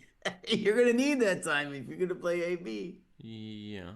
I mean, at least the time will have been spent on looking at AB, so you'll have some idea of what's coming on the next couple moves. It's not wasted time. I mean, I don't see anything wrong with Queen B4. That's a very basic move. What do you think is coming if Queen takes B4? Mm, Will Sam try and keep the Probably. queens on? No. Well, okay. Good question. Good question. I think the very frisky move would be rook c3, but I did not like that. That scared the bejesus out of me. Okay. And actually, let me. This is another thing about queen b4. It's like we'll do it. We'll say, well, we know that we want the queen trade, so let's just let Sam stew on this. Mm-hmm. You know, if he wants to play queen, think forever about queen e3, gambiting the b pawn, fine, let him do it. If Mm-hmm. he wants to think forever about rook c3, whatever, let him do it. Mm-hmm. Let him try to figure it out. Yeah. But queen b4 just puts some pressure on you. Like, okay, if you trade queens, maybe you can hold the draw, no problem. That's probably true. But white's the one I think who has to be a little careful in those positions. It's in black. Once the queens come off, I don't think black has to worry about anything. So Um. hence that's what I'm saying. This is an example of where Rapport's a weird dude, man. Well, I mean, then the factor is the kings, right? So white plays king f1, trying to come to d3 with the king first. Uh-huh. That's, I guess, what black needs to worry about, But then I instantly play rook c1, rook c1, rook a2. right? And black's the one with the Haji. Until the white king gets there, That's a little ways. right? Rook c2. Well, if you want to encourage me to play b3, I guess I have to. You're welcome to. Rook d2. Let's go down this little road.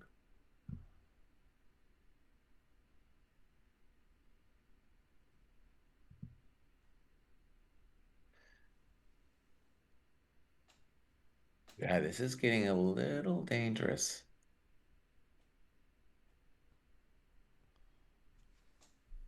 Actually, I'll tell you what, let me take b3 back Yeah, and I'll play g5, right. White will play hg, hg. hg.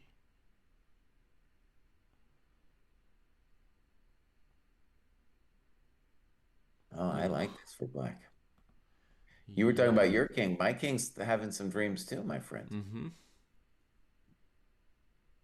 God, this is making h6 look better than h5.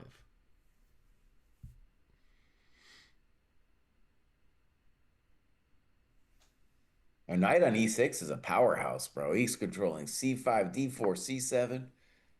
You play g4, he's got f4. Mm-hmm. Mm-hmm. It's a cool story. So let's try to find something better for white on queen b4. Let's just say I'll just play. for sure. Wait. I'm just gonna play g4. I want to. I Okay, want to see the extent of how bad this is. okay. So let me get my position back. Rook a2, rook c2. I'm looking at like knight So, f4, king e1, rook takes b2. Maybe throw in b3 and then play rook b2. oh, this is bad news. All right, I'll play b3 after g4, this g4 thing. Yeah. Okay, here's what I recommend. I think I found something like killer for black. Well, yeah, it's already bad news. Yeah. Knight f4, Uh-huh. king e1, then b3, rook d2, rook a1, rook d1, knight d3. Well, yeah, that's what you deserve for what you did. That's what you deserve for letting my knight in, buddy. Yeah. Okay, so that was Okay, so looking you very can see bad. what I mean. Wait, Mr. Prince, you see what I mean? This decision from rapport. Just Mm-hmm. play queen b4, buddy. What are you doing?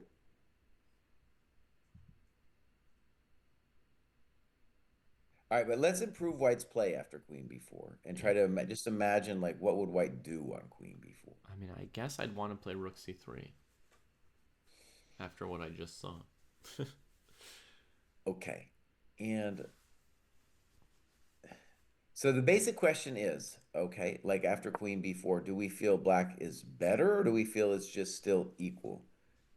Um, Let's say black is threatening to be better. okay, yeah.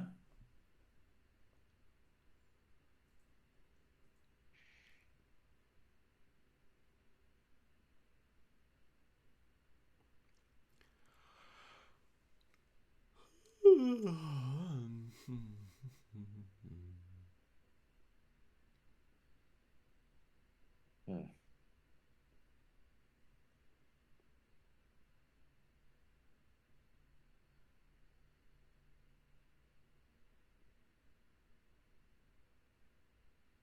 Yeah, it's this kind of thing, David, where it's like, this is why rapport is not in the top 10.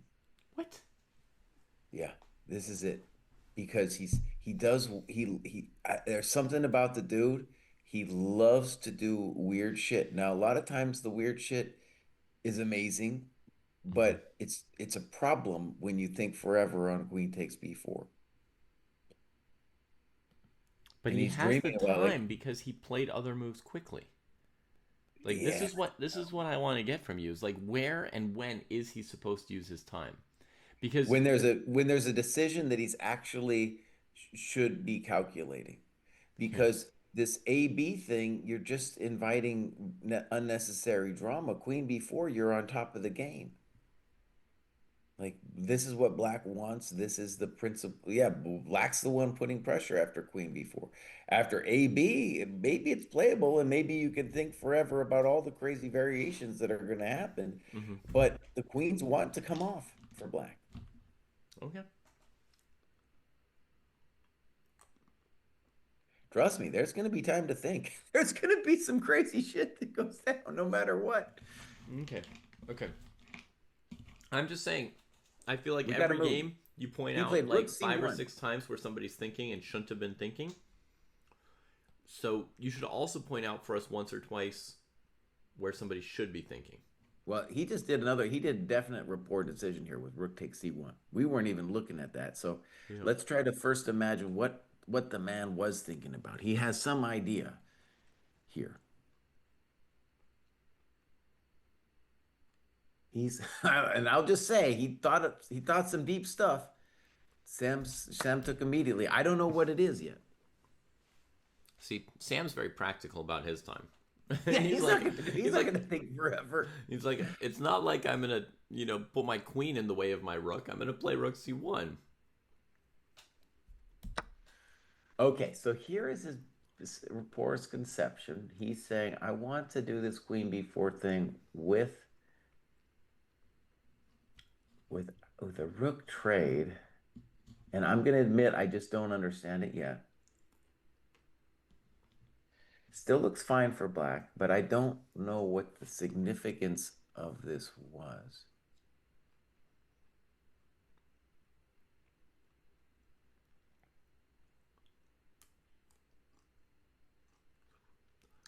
Maybe he doesn't want to trade on c3, so he makes the trade first, so that he's avoiding queen b4, rook c3. Fair. I feel like and in that case that would mean that we evaluated the position on rook c3 wrong because I felt that was pretty good for black, but maybe. So that's at least a story we could tell ourselves. Yeah, let me see what we had on rook c3. I thought the biggest problem was just us black taking it.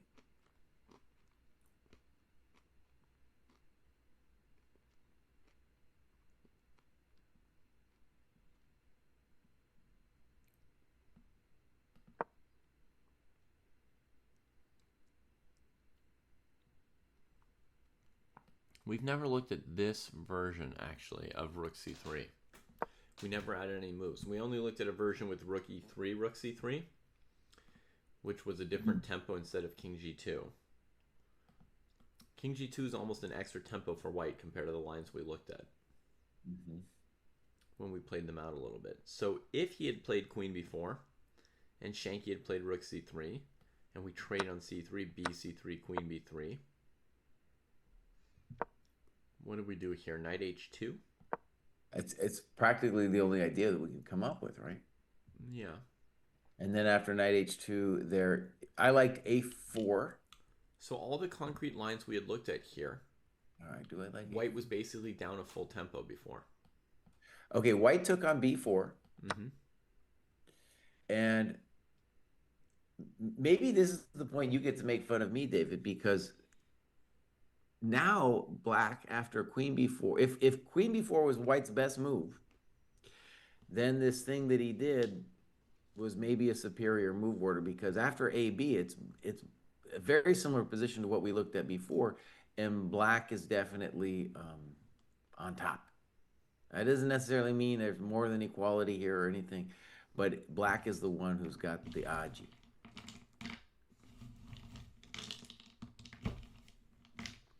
And Raposa was out on a quick walk around because it took a second to play AB4. Mm-hmm.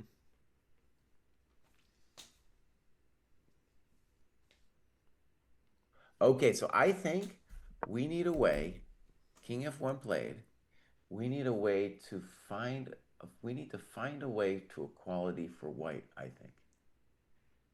Um, Yeah, and because this is about to transpose into a line where we lost as white very badly. right, Which, and folks, this would just transpose exactly to what we looked at. Rook A2, Rook C2, G5. right. And it was just disasterville. And Sam played King F1 very quickly. Very Uh-huh. quickly. Like, It's a little bit hard to know what else to do, though. well, I mean, but that suggests like he doesn't even see a concern coming, honestly, with the speed with which he played that move.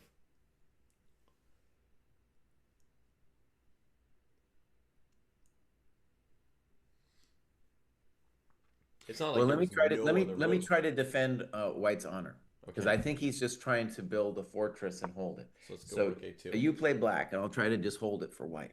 Yeah, let's go Rook A2. Okay, Rook C2, Okay, G5. HG, Rook D2.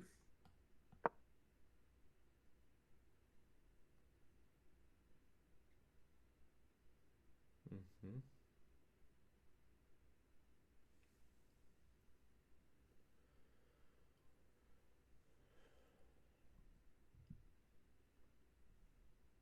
Okay, King G6.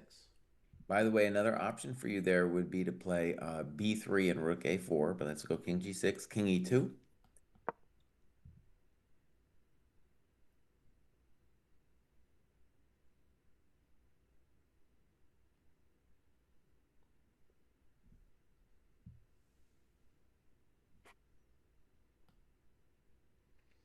Report played G5 without Rook A2, by the way. Yeah.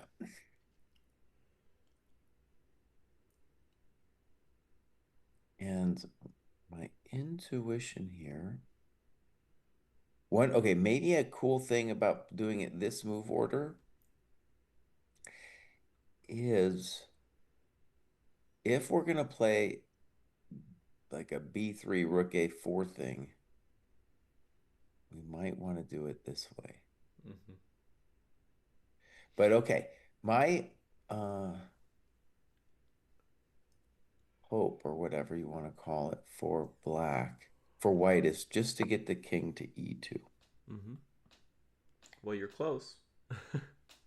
I mean, excuse me, the king to E3. I'm gonna put it back. Okay. I'm hoping that if I can get my king to E3, I can save this puppy. Mm-hmm. Now, you asked me when to use the time. I definitely think white should be thinking here. Could white play King E2 now?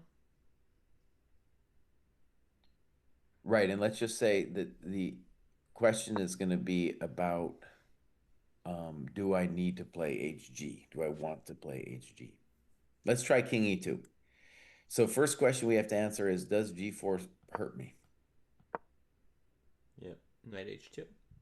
Knight H2. Okay, black now has two ideas, H5 and knight takes D4. Mm-hmm.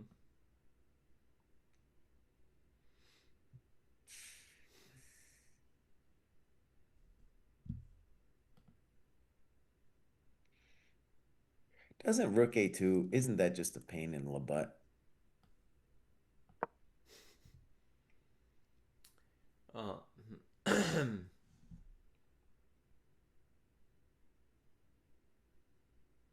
Or actually, David, I'll just make it simpler. When you play King E2, I'll play Rook A2 then.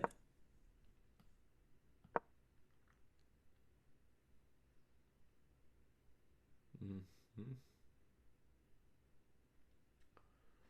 Yeah, that looks pretty painful. Because now, oh, you got to play Rook B1, right? Mm-hmm. Yeah. And then after Rook B1, the position's so passive that black has two good options, both King G6 and G4 and if G4 you're gonna have to calculate some, but also just King G6 and you're the one pressing. Well, then white gets king e3, right? Yeah, and I play King F5. So let's just say that's a very pleasant position for black. Both of those, I mean G4 as well. We have HG5 played.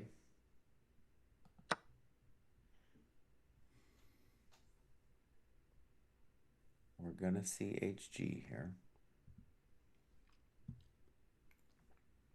In this rook a2 position, you can't play rook c2 because g4, and when the knight moves, knight d4. Yeah.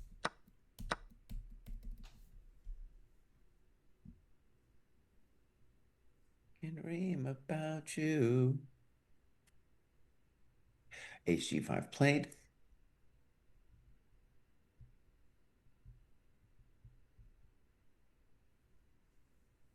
Ay, ay, ay. Why did Sam trade that queen? This Well, position looks pretty painful. do you see now? I wanted queen before. Well, yeah, I mean, I know Um, you want to trade queens for black. I understand, Mr. Man. all right, so I don't know. I'm lowering my evaluation. King E2 played.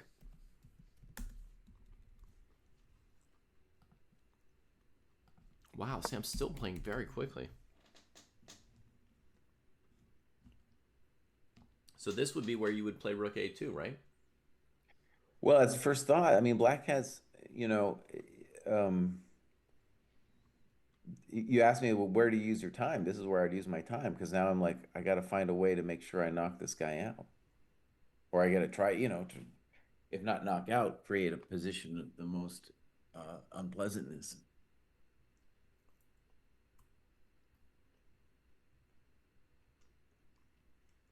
So we have three candidates for black: G4, King G6, Rook A2. Mm-hmm. Has Yuri Val Rook- moved yet, Jesse? What's that? Has Yuri Val moved yet? Oh yeah, yeah. Let's put it at negative -0.5. I might move it even down, but I haven't really assessed Yeah. how bad it is yet. That's where mine is too. And Prabhat asks you, do you want to change anything about your evaluation on time usage, seeing as things are going Rapport's way by him spending time and Sam's playing very quickly and his position's getting worse? Well, the Queen B4 thing, I mean, I don't think it made a difference with the Rook C1, Rook C1.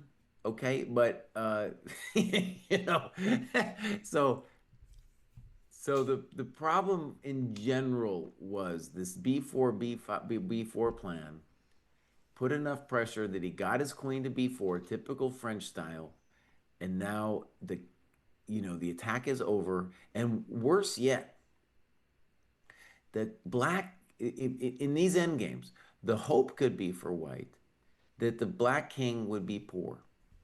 But unfortunately, the black king is not poor. Mm-hmm. He's coming up. Right.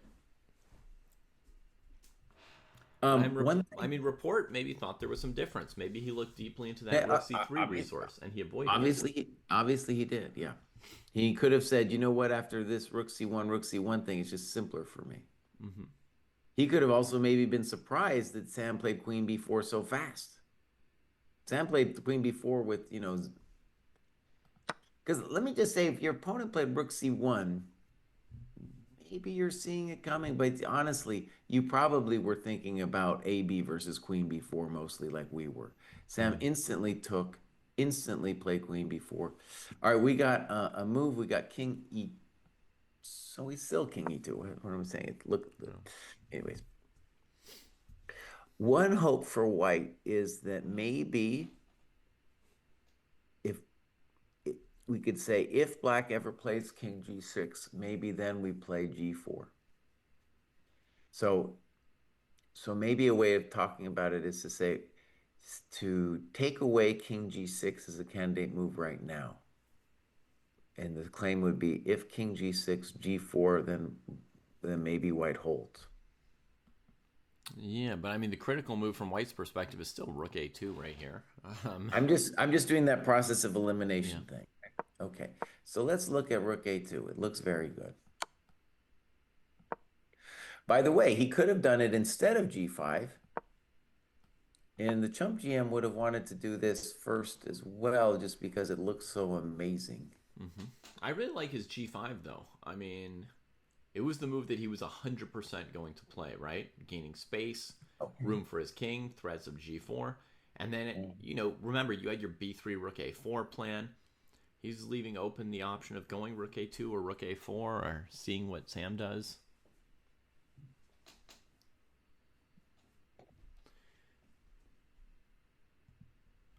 It's hard to imagine a different move besides Rook B1 here, isn't it?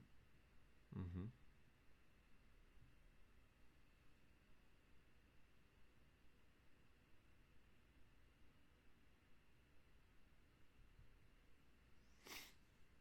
Now, the argument, if we're going to really make an argument against Rook A2, is Rook B1 is sad, but to a certain extent, the Rook on A2 is contained Mm-hmm. by the Rook on B1. Yeah. Okay. So that's the argument. And yeah.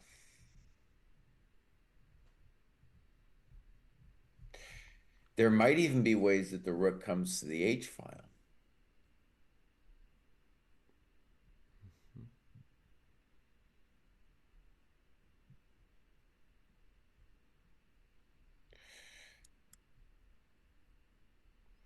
So you're saying we don't yet see a full-on breakthrough here for Black. Rook A2, Rook B1, King G6, King to D3 or E3,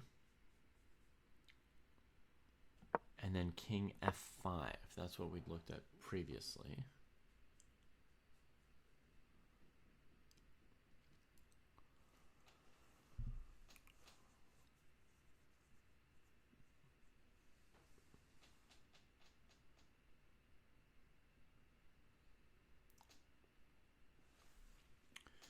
Well, Sushan, if you're asking why is Rook C2 bad in this position, you got to calculate options for Black in response to it and figure it out. There is a Oh, reason just why tell Rook him, C2 David. is Just bad. tell him. Give him the No, no, gratification. no, no, no. He can. Sushan can do it. There is a reason why Black can't play Rook C2. Why White can't play Rook C2. So.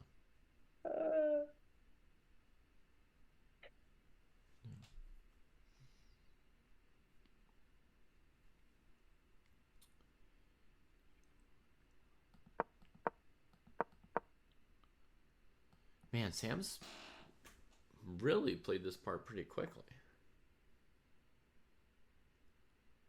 Let's see, yesterday's game too, he played several. Well, Vidit, in the whole Vidit thing he played, even it was faster time control. He was powering those moves out. Ba bam. Yeah. Jesse, may I look at one other game for a moment? We're in a decisive moment, bud. I know. We're seeing if there's a breakthrough, and then you want to go somewhere else. Well, we haven't found a breakthrough, and I want to see what Jospum's doing. All right, people been yelling about it in the chat. I'm gonna get a coffee break too. That's my moment. Perfect. All right, folks. Jospum against Serrana. And so this was the general shape of the game, right? We saw this out of the opening, that White had the bishop pair against the knight pair. Seemed fine for White. Obviously, some question about this rook on h1. King g7, connecting the rooks. White plays rook e1. So, I guess the first question is why not come here?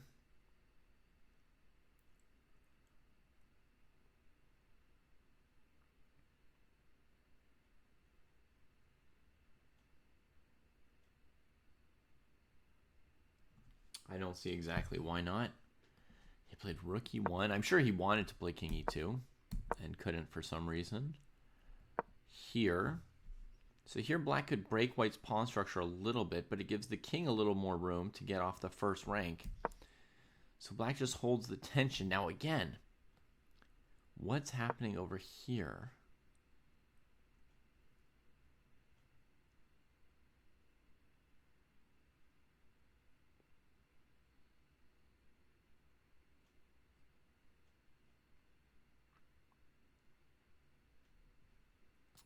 here maybe there's f4 with the pawn. Here maybe there's f4 with the pawn.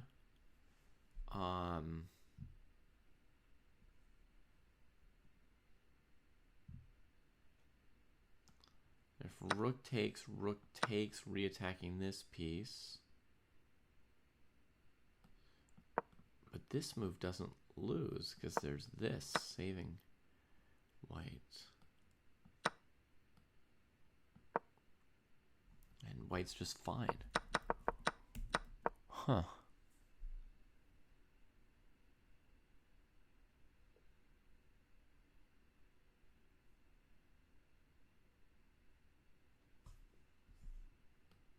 E4, bishop h5. Now f4? Rook takes, rook takes. Bishop here, knight e5. Oh, now it's starting to get unpleasant for white in this line. Bishop takes rook here. Bishop has to save itself. Wait a minute. Sorry, let's throw an f3 check, cramping that rook. Ooh. Kind of winning for black there. Bishop here. Let's cramp him in again. Bring this knight. Leave that bad bishop on the board. Okay. Okay, interesting. So white played bishop e2. Challenged d3. Yaspam then kept all the rooks. And this is the best white could find in this position. Sadness.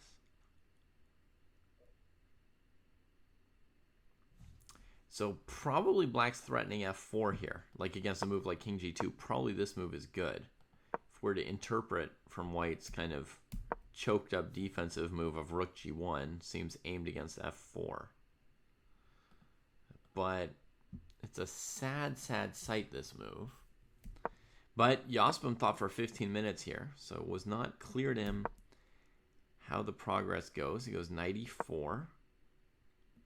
With the idea of, I think, just simply trading the bishop to get second rank access for his rooks. And then he can outplay the single bishop, mainly because the rook is so good on d2. So white's keeping the bishop pair to keep these rooks at bay, right? Black's got the full file. Knight d2. You're going to have to play king g2, I think. And then f4. Ooh la la.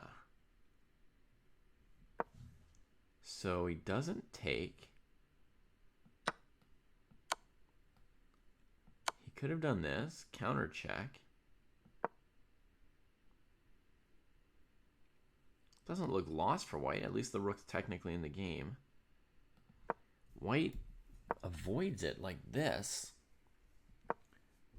E4 threatening f3. Looks like it's just getting worse. Still won't play gf4. Well, now gf4, knight f4, the bishop's hanging and has basically nowhere to go. I guess it could go here. That's somewhere to go.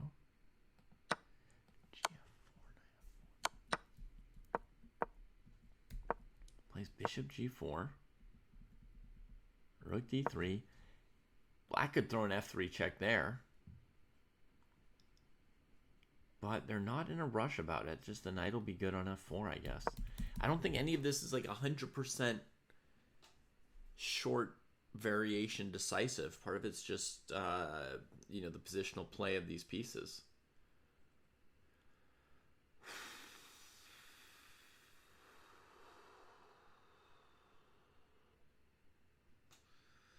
Well, Nikki, we've been doing no engine coverage forever. I don't know what to say about the experience. I've been doing commentary like this for over 15 years. We had a podcast where we argued with go on a second. Hammer / argued with a brick wall about whether it's better to do the commentary with or without the engine.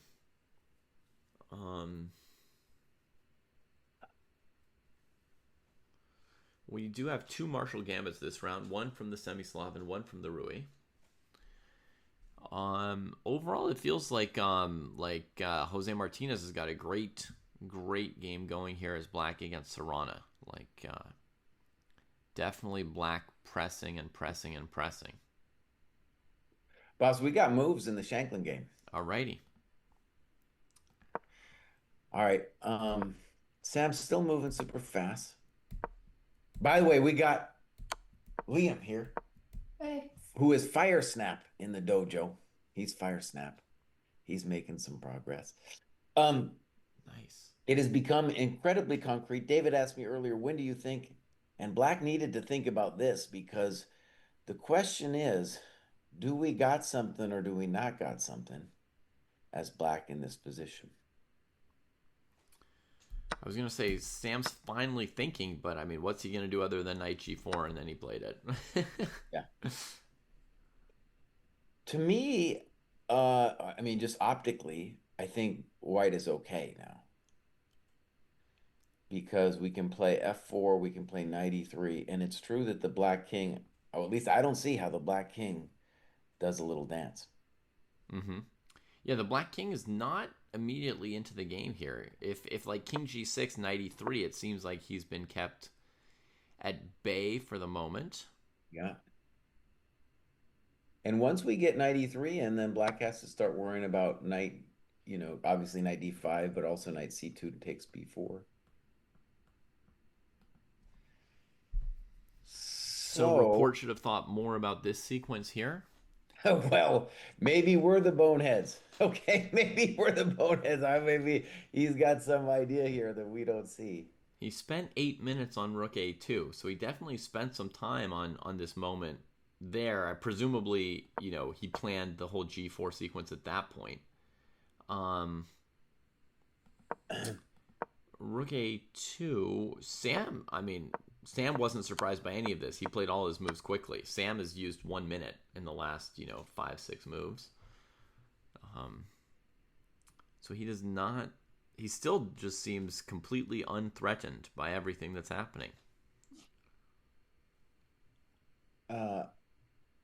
Yeah, I think too the narrative we could spin is like when Sam played Queen before and did this whole thing. I think he could counter us and say, look, my story is that I've seen these kinds of things before. If my king had gotten to e3, then I feel like I was safe enough. And in these positions with g4, maybe I don't even see, I'm with him. I'd be like, I don't even see necessarily what the problem is. Mm-hmm. E6 played.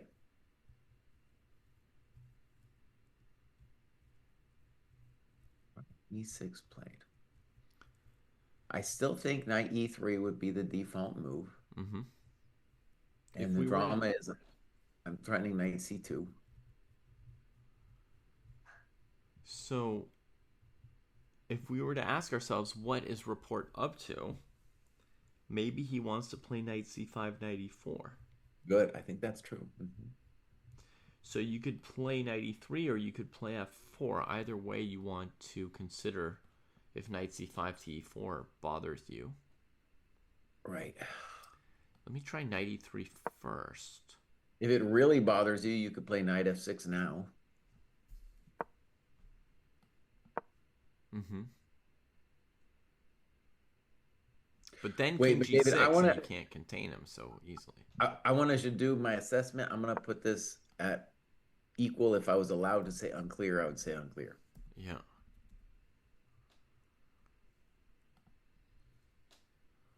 Yeah. Okay, e6. Let's go knight e3 first. A super basic move, and as you say, it threatens knight c2 to some extent, right? So. All right, we'll do the knight c5 thing. So go knight c5, king d4. Knight e4. Let's see what your idea is. If here. Black played knight b3 check, does white have a better move than king d3? Wow, Sam played your move, knight f6. And he's still playing like it's all very obvious. Yeah, what are you doing, Sam? He played a lot of those moves against Vidit super fast too. It's almost like he feels it's like a nervous energy or something. I don't Uh-huh. know. Okay, so knight f6. I do think that's a safe move. Okay. So he's preventing the knight e4 thing. And if king g6, maybe he'd play f4 with the idea of g4 bottling you back up. And then if king f5, he can play rook h1, just switching to the h file and leaving the b pawn to its fate. And then he's got rook h5, rook g5 with at least a draw. Mm-hmm. So, in fact, my first assessment that with the knight on f6 instead of e3, the black king could get in was wrong. If we look at the specific moves, it doesn't look like the black king can get in.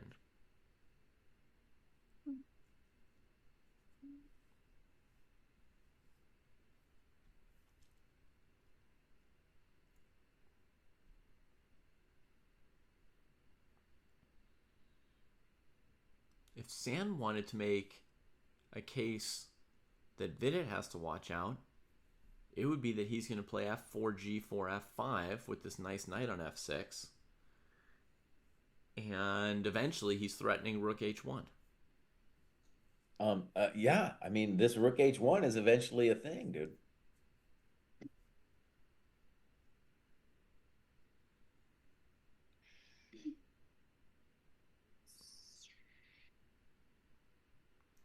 Well, CGM, I would say a few moves ago it felt like only black was playing for a win, and now it feels very equal to me. Like somehow rook a2, g4 didn't really do it.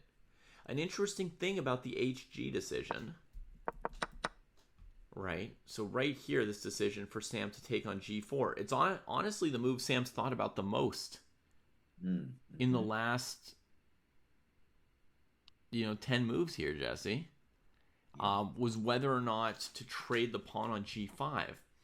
Now, leaving the pawn on h4 makes it harder for the black king to get into the game.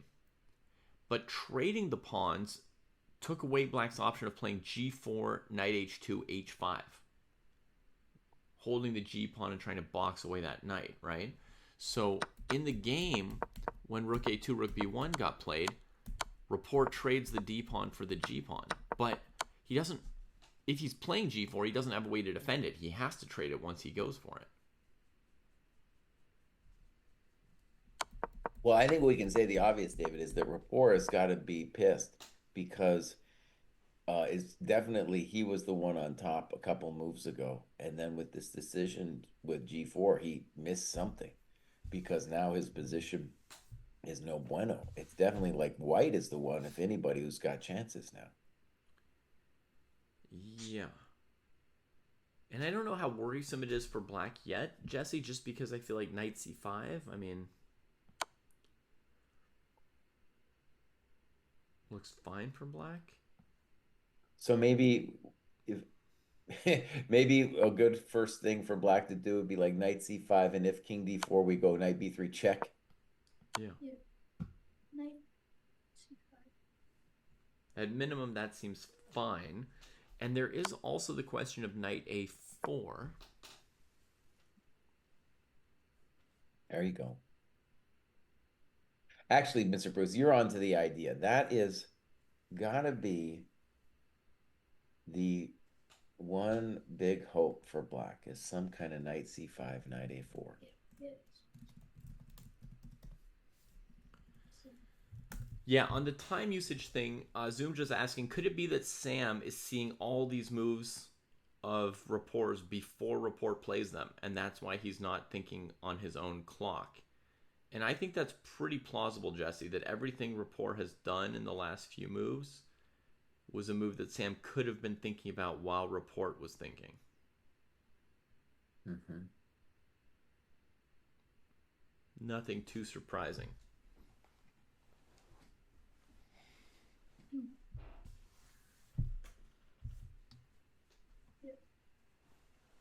By the way, another method for White to draw this game is if, let's say, you go Knight C5, let's say King E3.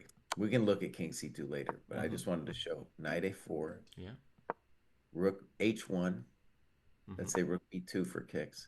And now rook h5. And I don't think you can prevent me from drawing the game. Okay, so the threat is rook g5. Yeah. King can't get away through f8, e7 because there's a rook e8 checkmate down that road. And if the king hangs out on h6, then white will defend the rook with f4 or rook g4, and then have a knight h7, knight g8, knight f6 perpetual at minimum. Right. So white can never really be worse there, and that shows us how big a deal rook h1 is starting to become. And, it's not hard to imagine that we get a little bit more, a little bit more than a perpetual. Like, if my king were on g5, then it is a mating net that I got going. Mm-hmm. Right. Black would probably play king g6 here. Then you play f4. Right.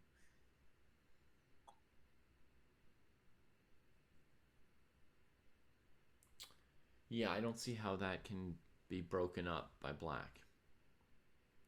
So that looks pretty safe for white.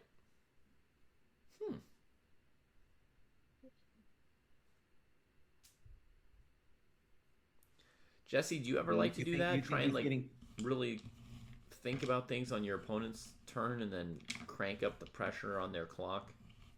Oh, yeah, that's the Arjun Erigaisi way, bud. Mm-hmm. I know it's Arjun's way. I'm just asking, do you do that? I mean, everybody tries to. Okay.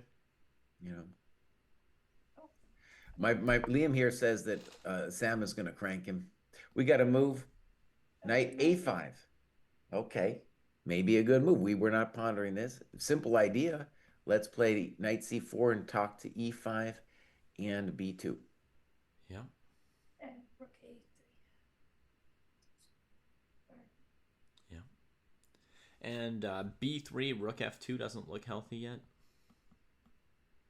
Right. Knight a5, good move. This seems to suggest we're going to need to do something like a rook h5, rook g5 thing at some point in this future. So maybe something like, well, let's just, well, let's see here. Well, let's do a funny. So if f4, knight c4, do not play b3, because then rook d2 is mate. Oh, baby. Don't do the that. knight and rook pattern is nasty both ways. Okay, but still, so knight a5, f4, knight c4, and then my intuition. Ooh, actually, here's a big problem for white. Is I was going to say rook h1. However, after rook b2, rook d2 is a mate threat, my young friends. Mm-hmm. King g6. Rook h7, yeah. And then this is coming.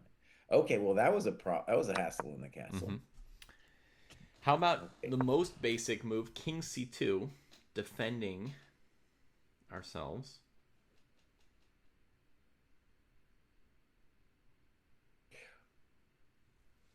And now a very weird little knight maneuver, Jesse. King c2, knight a3 check. King b3. Knight b1. King a2.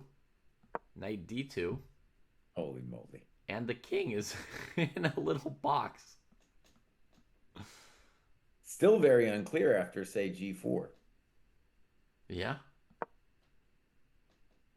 I think we'd rather be black there, though, right? I think we want to be black in that position. Perhaps, yeah, perhaps. I don't know for sure. Black could try d4, d3.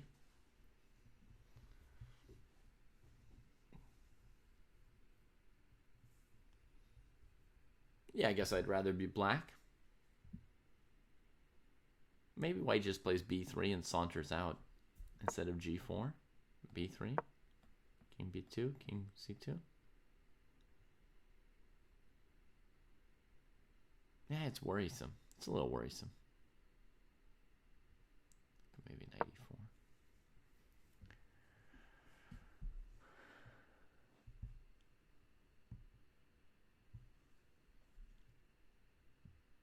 Yeah, I really want Sam to think here. This is where I want him to use 20 minutes, buddy. All right, that's the advice I wanted from you, Jesse. Where are we supposed to think? So Jesse wants a real good Thinkarooski from Shankland here. Because there are all kinds of ways to create mating nets Mm-hmm. for our man. Like if we got our rook to g8 just magically and king h6 happens, then g4, g5 is a mating net.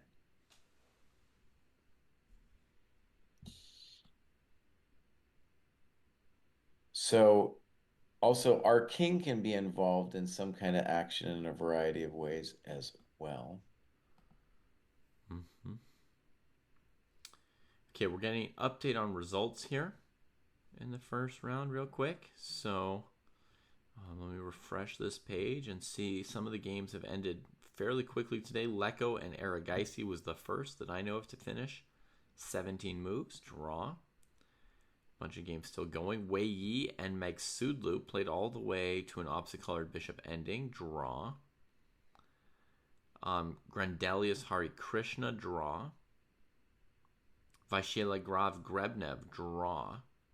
That was MBL with white. So Grebnev in great shape. He's on your team, Jesse. That's your guy. And a draw between Lei Kwang Liem and Karthik Venkataram. So that is all draws so far this round. Oh, we gotta move. We got to move. F4 played. Okay. Thinking about it. Okay, so the question, very basic question is what is Sam going to do after knight c4?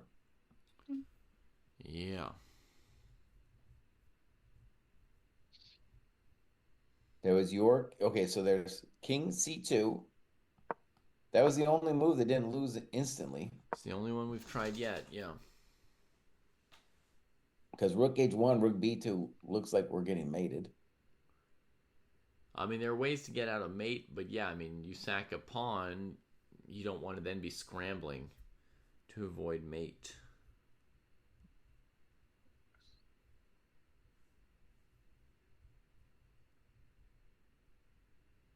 David, let me just see if I can force a draw here. So let's imagine f4, knight c4, rook h1, rook b2, king d4.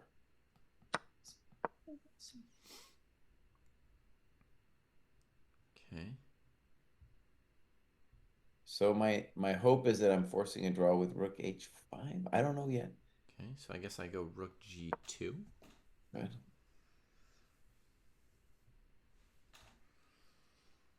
Now, here's a hilarious thing, is I'll go rook h4. What? Rook g3, knight h5?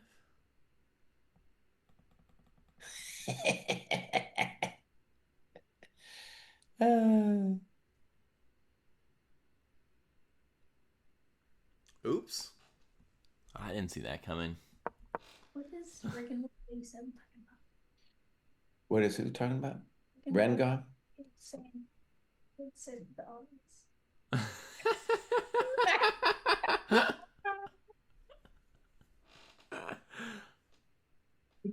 Renga says, I guess that was with Bobby, a little kid, and I said, let's state the obvious, and Bobby said, the obvious.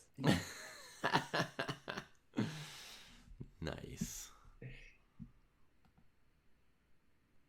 Okay, so I think we're on to Sam's idea with f4. Does black have any other options besides knight c4 that are interesting?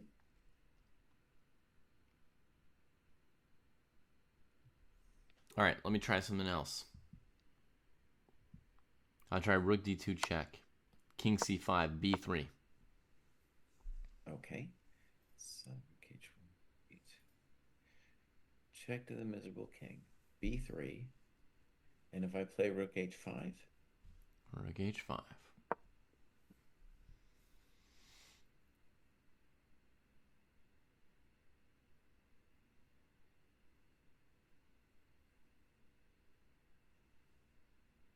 Maybe knight e5 is your big dream?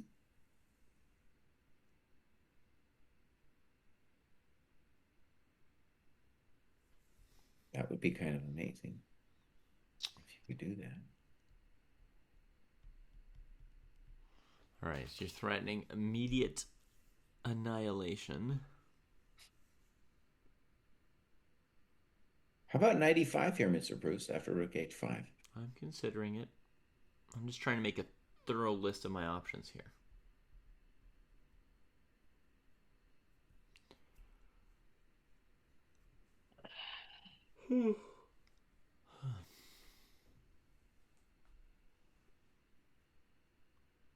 Knight e5 looks good. I don't have an answer yet anyway. Okay, knight e5. His hair looks fake. Fe. b2.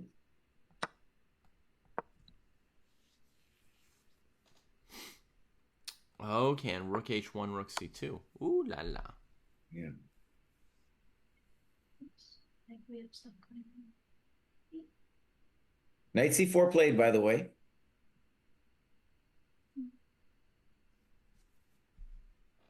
Okay, knight c4 played. Oh, that knight e5 could be a little dagger at the end of the variation for Sam, dude. Wait, move was played. Wow. What's that? Move was played? Yeah, knight c4 was played here, like we expected. They're at move 35, so Rapport has plenty of time to make it to move 40. Oh, puzzling. Yeah. So let's see this. Looks like Yospem won with black, dude. Oh Yospem my god, wins. already? That is dirty. Dude, the Mexican fans. Rook c2. Crazy. Knight e5. Knight f3.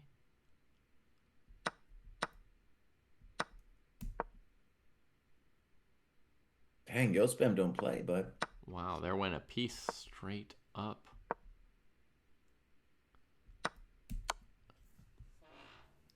That was a brutal game, Jesse. Mm-hmm. That was a brutal game. He squished him, man. He squished him like a bug. Dude, Yospem's on his way to 2,700, dude. Dang. So let's see if I can get the live rating for Yospem. Mm-hmm. Yeah, tell us. Where's he at? Where's he at now? Spam. That was evil. He just crushed the dude with those two knights. It's so hard. He's only at 2658. And maybe after this game, he's a little higher. Oh, God. It takes forever, huh? It takes forever, man. Sam's at 2659. You know, he's working. He's working hard. You got a lot of these 2600s, though, that are making moves. Mm-hmm. Yospem gave himself the nickname Yospem. He put it on his chess.com account. I don't know the history of the name. Oh, I called it today. I called King D4. Okay, so I think we're going down my little road. So, okay, let's just be basic about it. Let's state the obvious. The king is getting out of the mating net. That's why we had to play King D4. And Rook B2 is the most challenging move from black. Mm-hmm. Then white cannot take the rook, I don't think, because it's a lost ending. Yeah, I mean, notably in this position, King C5, Knight D3 check, and you don't collect that pawn. So Rook H1. And then David had Rook D2 check. I like it a lot. King C5, B3. And now let's just pause for a momentito for white, because Rook H5 looks like Knight E5 is a very strong move.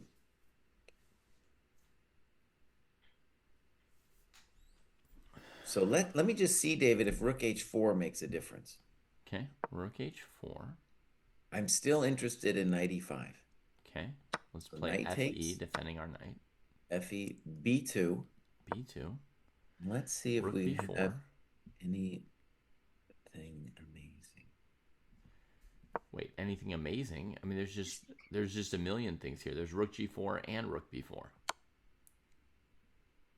Rook g4 is instant. It's just a So let's say that rook h4 is a magical move because it's anticipating knight e5, seeing that he can go along the fourth rank to b4. mm-hmm. Okay, so king d4, rook b2, rook h1, and rook d2.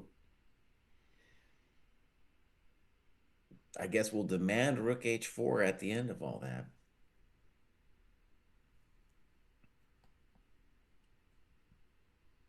If white had enough time, by the way, we would be mating him because we would have rook g4, g8, g4, g5. But I just don't see it because that black pawn is cruising.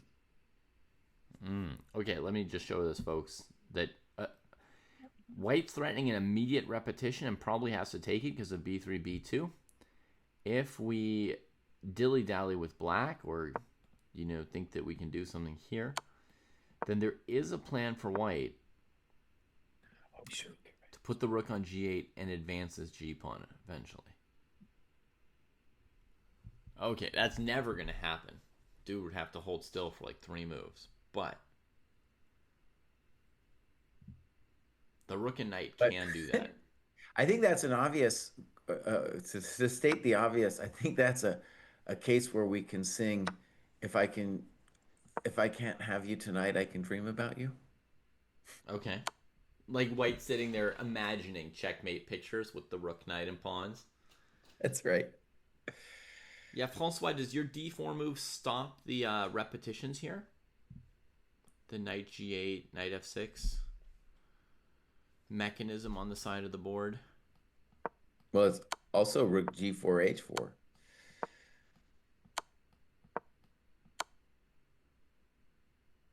Yeah.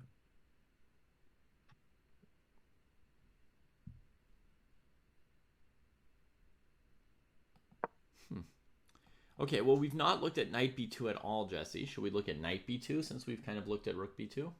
Okay. I didn't understand knight b2, but let's give it a shot. Yeah, why are we doing knight b2 though? I have no idea. Because rook h1, it's the same deal, but more fun. Mm-hmm. That knight b2 is an example of like, maybe I'm going to have enough time to do the drama. Yeah, the knight's kind of blocking the rook and the pawn, and just weird there, huh? I don't know. Somebody in chat asked about the move, so I passed the question on. Yeah, fair enough. I don't really see how black coordinates with it. Oh, I remember their idea. Sorry. It was knight b2, rook h1, rook to a8 to go rook h8 and defend the king. I remember now. Okay.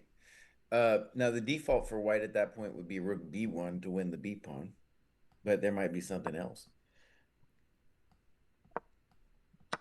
Like also I could play rook h7, king g6, rook h5, and then you can't go to h8. Ooh. Nice little technique. And unfortunately, I have to warn you that Jesse's now dreaming about you tonight.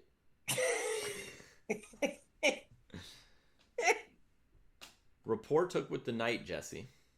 He took with the knight, dude. With the knight. All right. Let's try to fathom what the idea is here.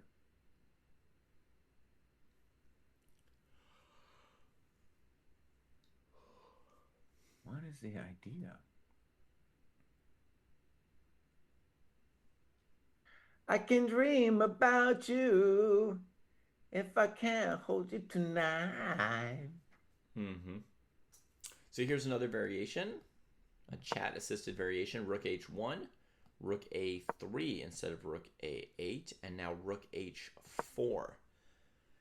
Jesse showed me this once. The idea is to go to rook g4 instead of g5, and rook g3, knight h5 is siempre no lo puedo.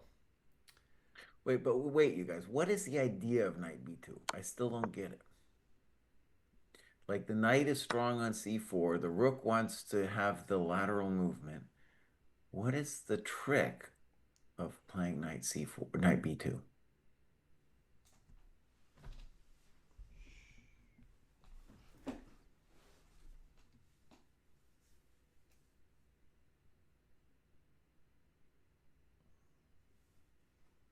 Hmm. Twitch stream is down, Falgry asks. No, not that I can see. Let's see. Yeah, I can watch my own stream. It's still there. I okay. One of the things I struggle with as a player in terms of moving too fast is when my opponent plays a super strange move like knight b2. It's very hard for me to be like, just what? Rook h1, what? Mm. But clearly the guy's got some idea. You want to I don't play know too what it quickly. is. You want to play I don't too know what it quickly. is as ideas, but he's got to have something.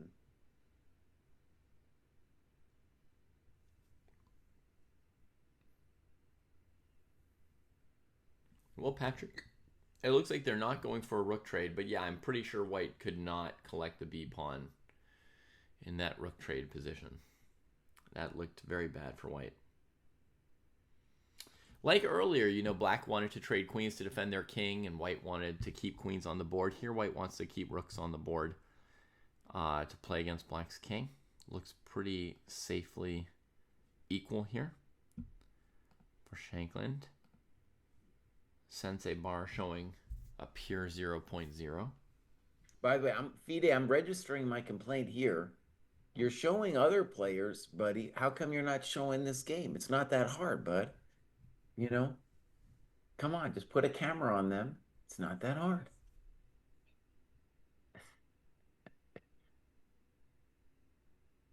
I don't get it, Bruce. I'm knight b2. If I was playing rapport and he played knight b2 against me, I was like, I knew you were a weird dude. I knew you liked to do your own thing. But I didn't know it was like this. Okay.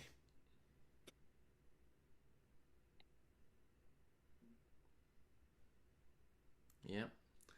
Rapport's clock looks relatively low, but they're at move 36, and it looks like there's an incoming repetition, right? So I don't know. Maybe it doesn't matter where he goes, and he just sees a draw coming either way.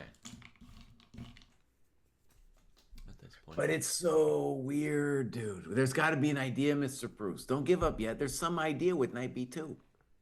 An idea Because to you win. just wouldn't you just wouldn't do it unless you had an idea. Okay.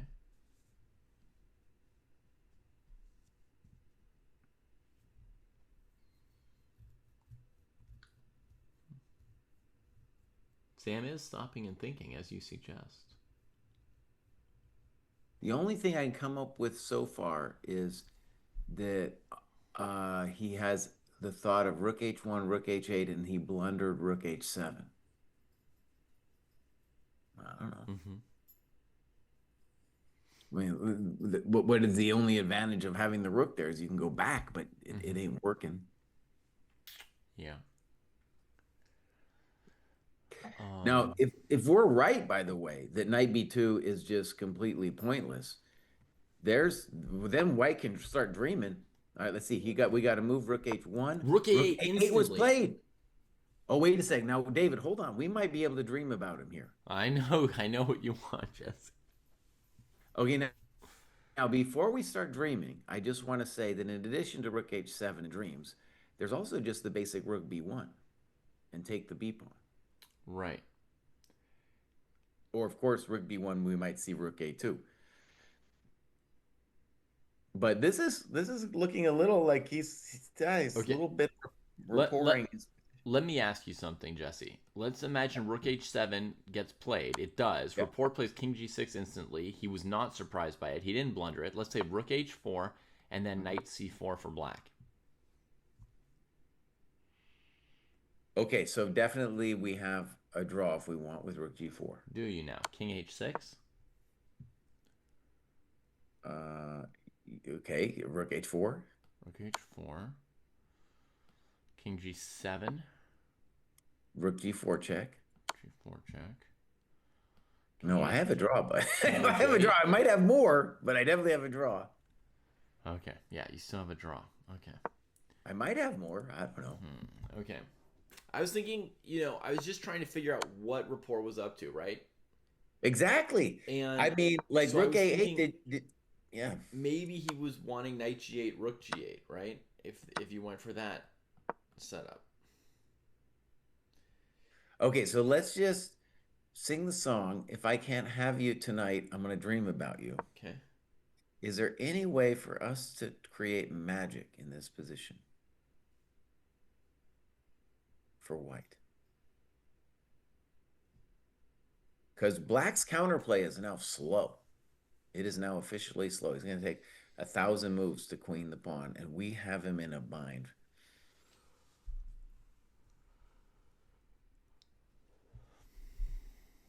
And Sam's wondering too. He's like, wait a second. I got a draw with Rook H4, but maybe I got something else.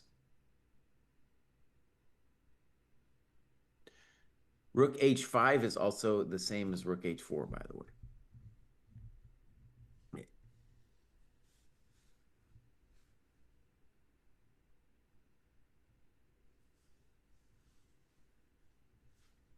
Sam has gone to H5. Okay. He's playing too fast, bud. He's playing too fast. He needs to we're talking about nootropics. Yeah. He needs to take a Xanax, dude. He needs to mellow the F out. Just relax a little bit, bud. Because, right, if... Just relax a little bit. I'm glad I inspired you with Stan. Why are you so mad?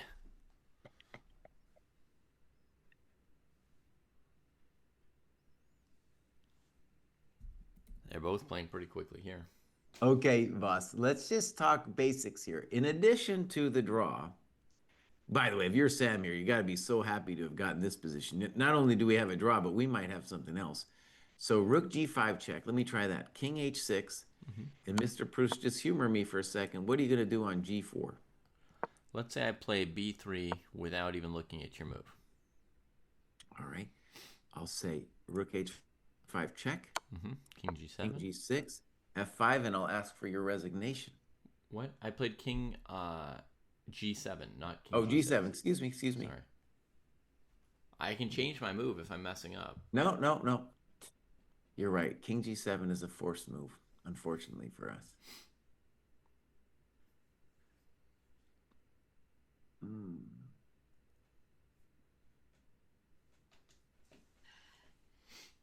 Guess you're surviving there. Damn. All right, I'm just looking. Looking. Now, if you're Sam here, dude, take 20 minutes. See if there's some drama. See if you got some way to mess with him. You got all the time in the world. Like, this would be like, maybe there's no win. Probably not. But spend 20 minutes trying to find the thing. No, I think long ago they calculated in 5 minutes more than we can calculate in 20 minutes, Jesse. I think that's the truth of the... but in these endgame study-like positions, dude, there's oftentimes a real zinger-dinger. You know what I'm saying? The zinger-dinger. It's a well-known phenomenon. Okay. Okay, so we're at Knight C4 in the live. Shanky Pank to move. Why not F5 at the end? Okay. Jesse, they just want you to play F5 in the position at the end after Rook H5, King G7 in our analysis. We were thinking that then Report could play Rook to H8. Right.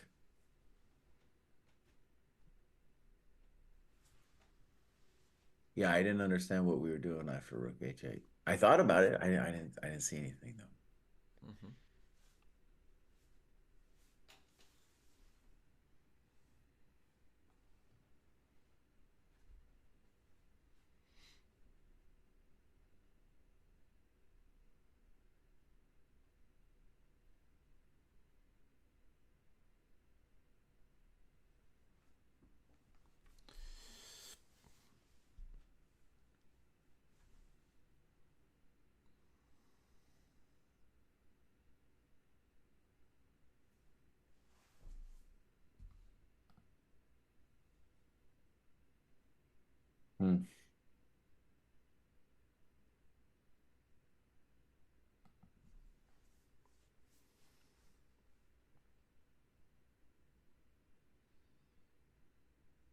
Yeah, I mean, I'm not seeing anything, Jesse. I'm sorry.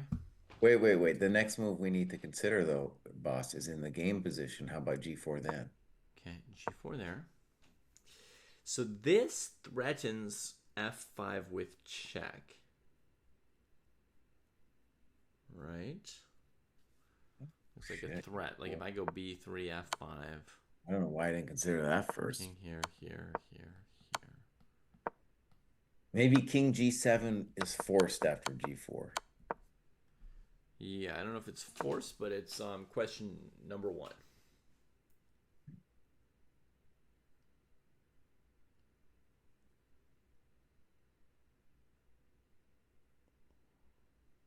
Again, folks, planning to answer F5 with Rook H8. G4 played. We are anticipating King G7 as the forced move. King G7 played instantly. So, white has the draw with Rook G5. If F5, we don't see anything fancy after Rook H8.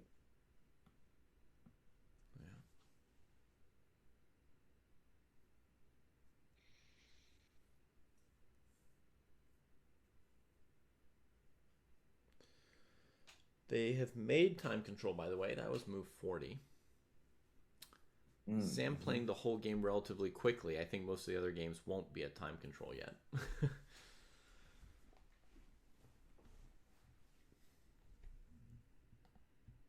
For example, Yu Yang Yi and Sindarov are at move 33. Prague and Dubov are at move 23, so they're going to have some hectic time pressure. Who else do we have? Wei Yi and Mike Sudlu. They agreed to a draw at move 30, so we'll just shut them down.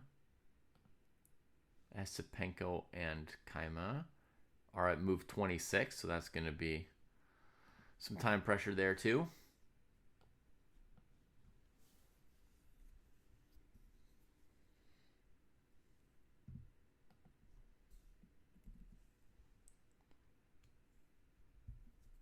Fast recap of the Martinez game. I glanced at it once or twice during the game. I didn't manage to calculate the critical variations at speed, but we could see that the two knights were able to outfight the two bishops, partly because of a strong pawn center, partly because of the white rook that was sort of stuck at G1, H1 much of the game. Serrano had a few chances to unstick it, but they were sort of concrete variations that he didn't go for. Rook G5, King H6 has been played once here.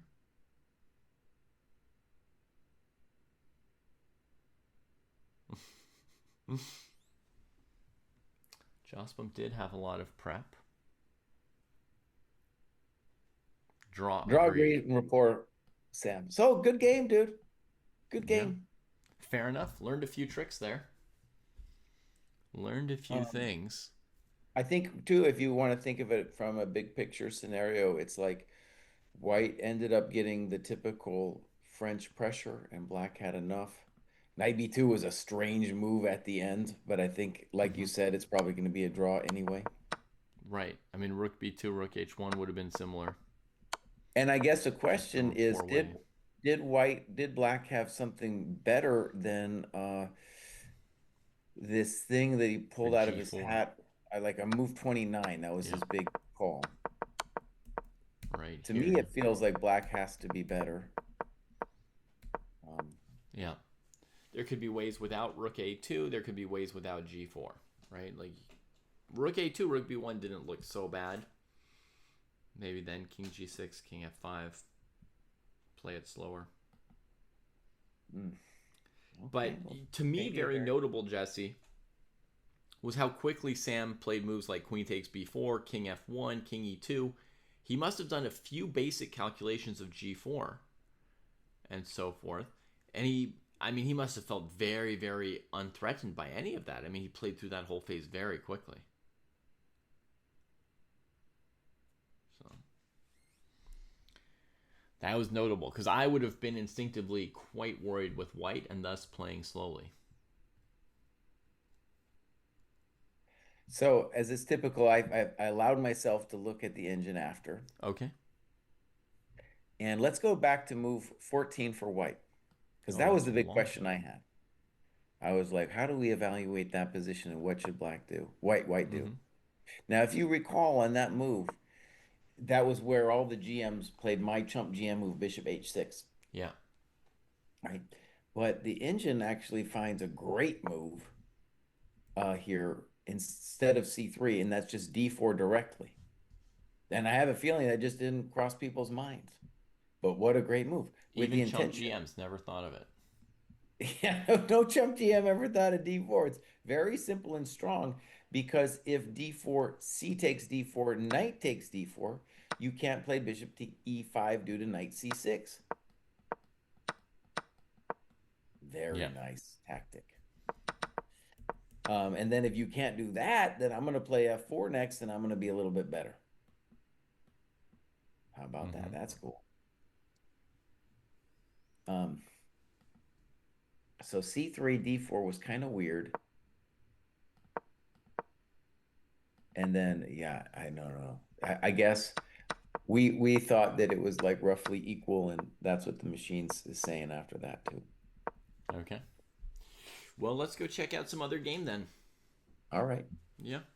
Fine game between Sam and Rapport. Tomorrow Rapport has white. Just recapping, folks. These are 2-game matches. Trying to score 1.5 out of 2. If you don't, if it ends up 1-1, you play rapid chess on the 3rd day. Let's maybe get an intro to this Prague versus Dubov game, which I think might get hectic. I'm going to start us like 8 moves behind the present time just to give us a sense of the flow of the game. But I'm going to gloss over these moves so we can see the live version here. Yeah. Okay, so basically, Prague played this very, very fancy, highfalutin, declining the Marshall preparation. Nobody knew if he was getting anything or not, including Dubov. Here he plays f3, typical move when you're under pressure from black on the king side. So he plays f3 to make space for his own pieces. You want to trade on e4 big time for white. Dubov finds some kind of tactical moment to throw in e3. And Jesse, I think the idea might have been knight d4, but we're not going to have time to really fully get into the machinations here. But actually, the queen's defended on d1. I have no idea what he was doing. Okay, he played e3. Knight f1 happened. Bishop trades and f4. And black looks great then. Locks in that pawn on e3. Holy moly. And yeah, Prague's trying to like fight out in other areas, but if you can't deal with the pawn on e3, opening up other lines just gives black access to you on the first and second ranks eventually. So actually the key moment in this whole game is probably e3 on move 19, or you know, one of the most key moves of the game. And what was he on about? Is the rook trapped after knight d5? Is that the concept? Sometimes you got to give an exchange, my boy. Yeah. By the way, we got bishop c8 on the board. Dubov is he technically pressure from both, but Prague has a definite time advantage. So we definitely like black's position. I think I like bishop c8. I mean, it's a hard call, but it's like bishop c8 is saying, well, my bishop wasn't doing anything over there anyway. Yeah. They've got 14 moves to make, folks, which is a lot. I mean, just period, that would be massive time trouble for Dubov and some time pressure, some hurry up feel for Prague. On top of that, I'd say their position is hectic. It's a position that asks for relatively more time. So, oof.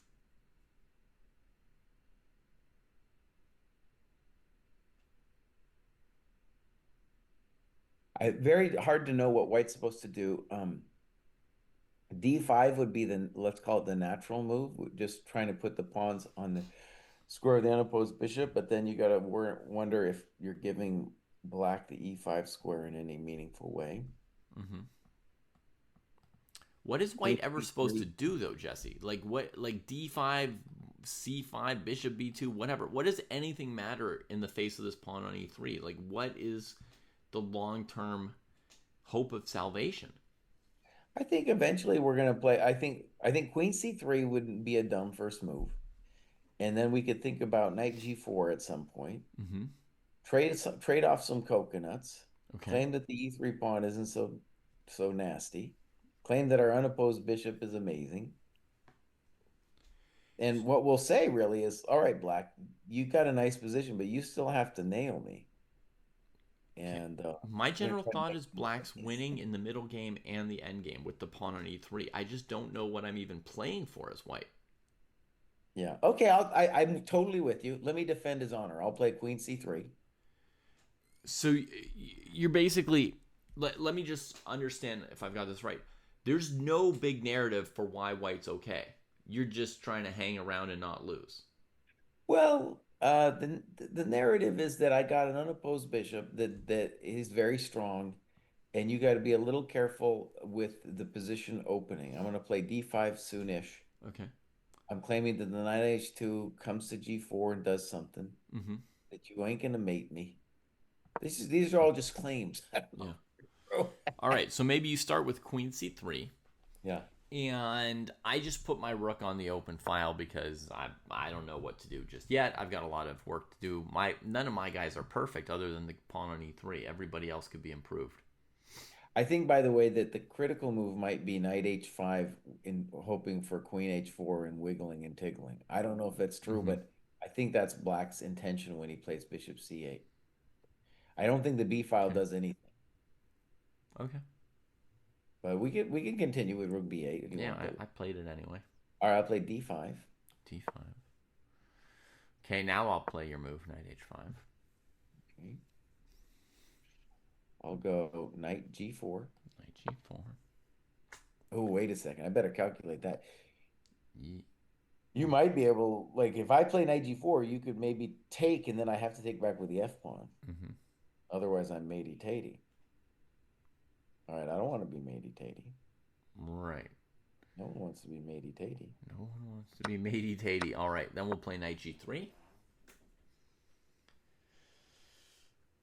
Yeah, so I don't want to play knight G4 if I'm gonna get wasted like that. Oh, okay. I'll take D5, knight H5. We're hearing that Aronian may be the second person to win a game today. Updating results briefly, just looking at this. Svan is still playing. Dubov and Prague still playing. Bluebaum and Donchenko drew. Pranav and Yakubayev still playing. Looks technical. Draw between Esipenko and Keimer. Draw between Sevian and Lodici. Draw between MBL and Grebnev. Liang and Sargsyan still playing. Liam and Karthik Venkataram draw. Levon with the second win of the day so far. All right, we've got a good chance that we're on a board that will produce the third winner of today.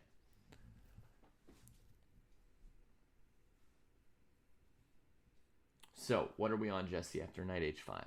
Okay, so after rook B8, queen C3, rook B8, I want to try to improve my life. Mm-hmm. And I want to play bishop G6, Yeah. HG, knight G4. All right. So the claim is that you should have played knight H5 first, if this is okay for white. Sure.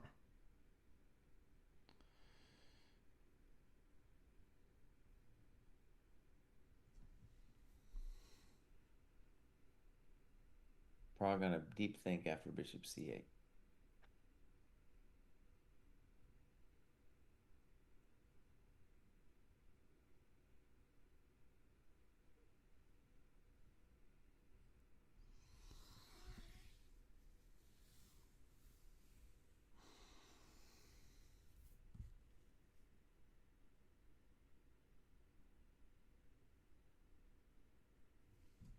Okay, I play bishop f5. All 95.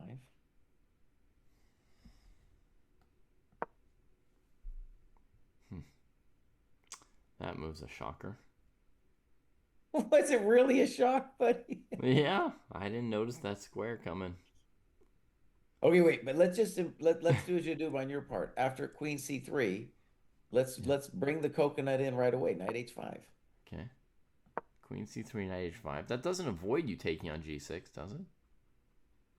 Well, what it does is it makes on knight G4, it means that I can take it. That's the difference. Because there's no HG at that point, because now my knight's in. I'll have knight G3 and Queen H4. We get past the g pawn, yes. I get past the barrier, right? Okay. We got a move played, knight G4 instantly, and maybe the simple point was to say, hey, buddy, I don't want that. Now, I still think knight H5 is the main move. I can't play bishop G6 yet. Oh, wait a second. Knight H5, knight E5. Welcome to the dojo. So knight G4, probably an exclam, and our last variations help to understand why that is. So knight H5, no lo puedo because of knight E5.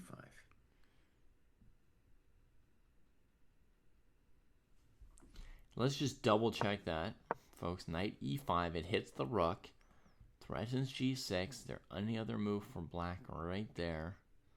No, knight f7 is a huge threat. Okay, so we're at knight g4. There's a chance we gotta take that sucker immediately. Knight G4, strong move. Okay, moves are played? No, we don't have moves. Excuse me. Nope. That's when you spend your time. That was a good 6 minutes spent, knight G4.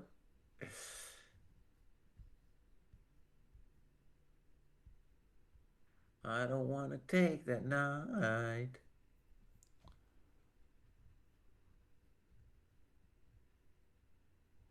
Now, the weird thing is he's not threatening knight E5 yet. Right. But in general, Jesse doesn't want to take on g4 in a position where white can simply play hg. Is that right? Right. That's at least my hope. But let's do an obvious variation, Mr. Pruess. Let's go knight G4, HG, Queen H4. It's got to be checked. It's just a simple thing, bringing the lady to the party. So you're playing knight g4, hg4, Queen H4. Queen h4. Yeah. Good.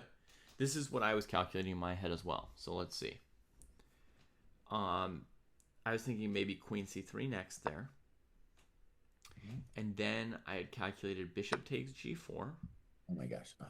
Fg4, f3.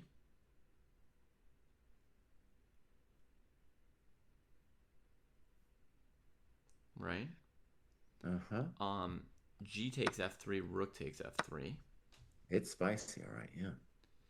Now the rook on e2 is maybe avoiding mates at least because it can come to g2. Guess we got to throw in bishop takes g6 before that knight gets to f4 because that would be the end. That would be the end of me. I'm going to take that knight.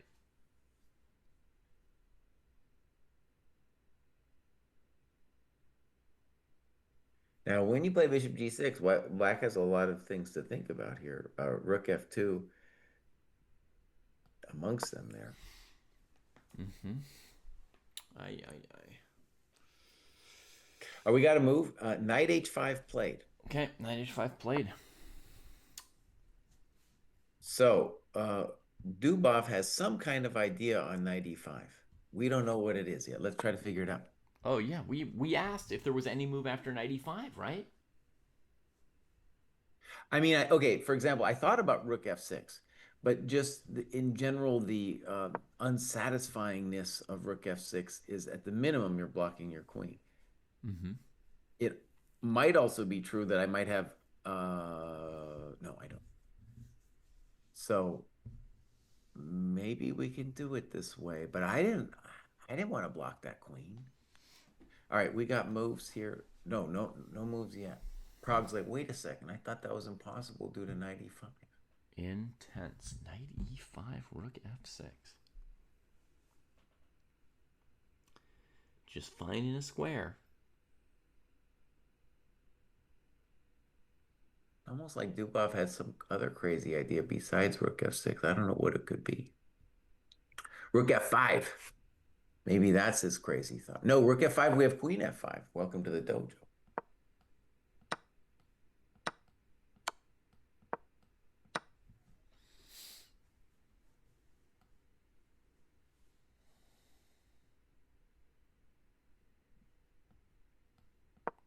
Maybe knight g3 at the end.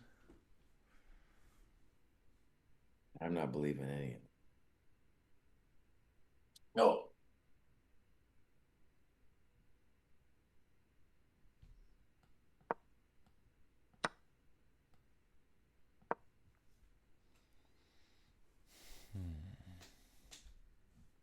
Yeah, it's quite an exchange, Zach.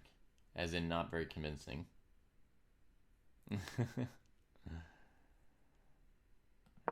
Knight e5. Rook f5, queen f5. Okay. Threatening knight f7 with check. Rook's got to move. Rook f6 played. Knight e5 and rook f6 played. That's right, Ivan. Black's idea with knight h5 is definitely to bring this knight to g3. Potentially bishop f5 to take some pressure off of this area here, but overall the dream is to crash through white's king eventually, you know, with bishop takes h3 and that sort of a move. Knight e5 played, rook f6. So we called it. I don't dig it for black. I like knight g4 much better than this. Mm-hmm.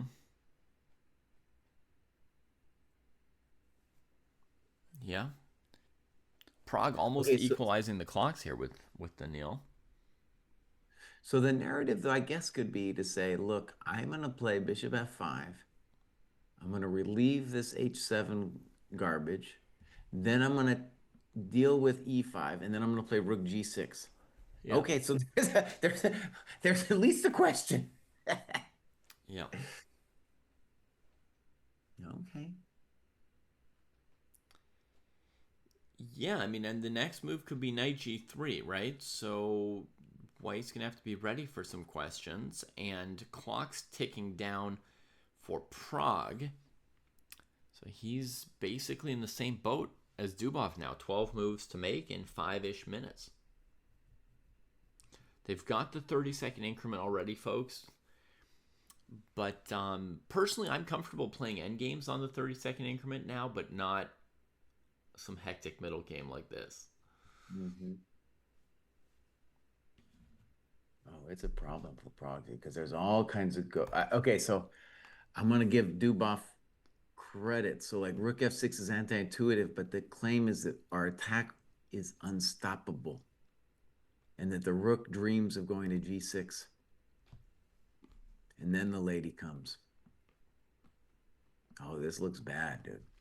So, folks, to paint a picture, let's say we go rook b1, knight g3, rook e1, bishop f5, queen c3.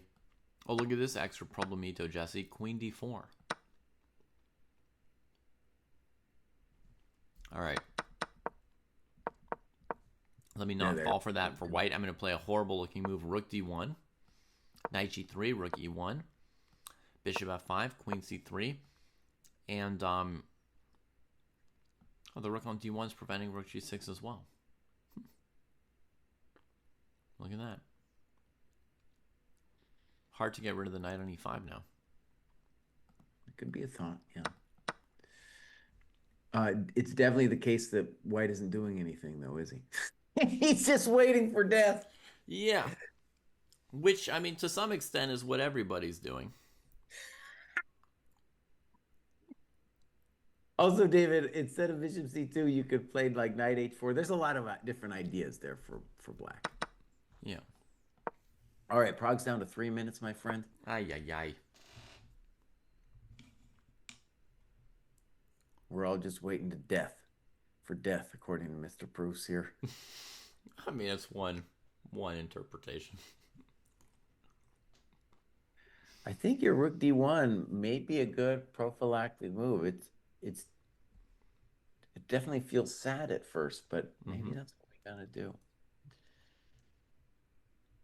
Basically, right, with rook d1, we're saying, I just need to make my knight on e5 a real pain in the butt. Got to keep that thing on the board. Yeah. Oh, we got a deep tank here. That's 3 deep tanks in a row, Jesse, Hmm. from Prague. He spent 7 minutes on knight g4, 4.5 minutes on knight e5, and now another 4 minutes or so on whatever comes next. I like rook d1 a lot, but it's a good Mm-hmm. move.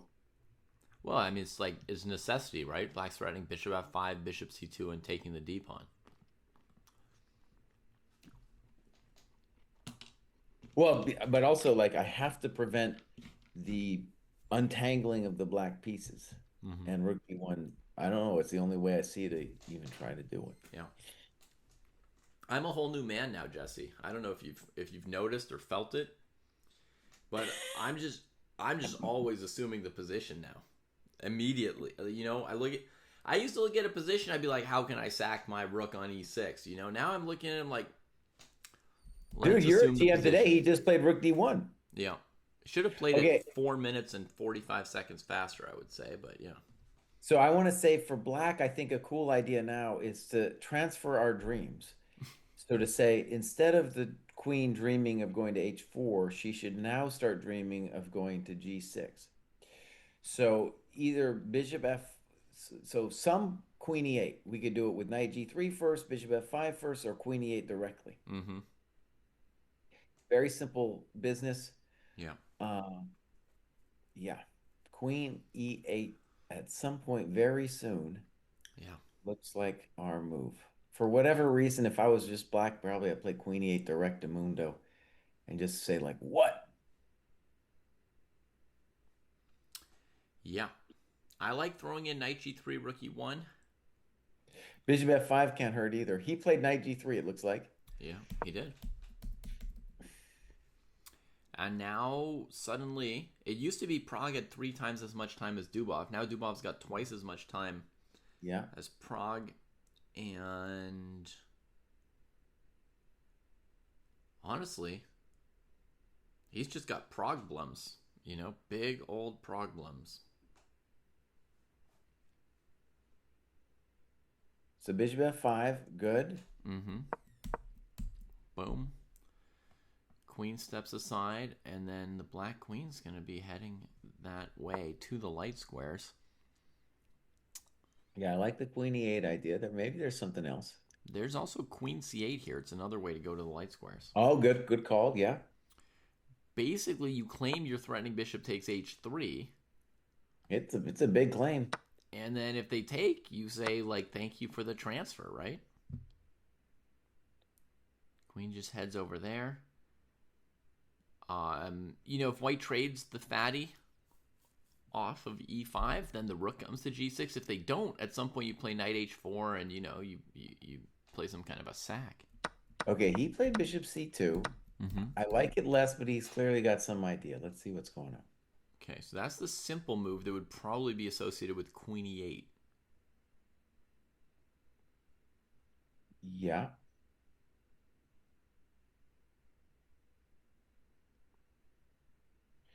He's played I it. like your bishop c8 much better. He's played You it. called it with queen e8. Yeah. Yeah, the queen c8 looked pretty evil as well. Pretty evil. This one feels like maybe white can dream about holding it somehow. Yeah, but either way, I mean, he's in time pressure and he's playing moves that look reasonably good, right? He's trading off the bishop pair, right? And he's playing to try and break through on the light squares while the bishop on a3 is just kind of like shooting off into nowhere land. Okay, but let me see if I can defend the honor here. We have both knight g4 now and knight g6, followed by either one. We could follow it with d5, d6, aiming for some play. Right. If you could somehow get the bishop on a3 to d6, start keeping black honest about the pawn on f4. No, there could be some hope in that. Yeah, knight g4 right now. I'm not toast. I think knight g4, there's no toast. We've got to move. It's bishop b2. Okay.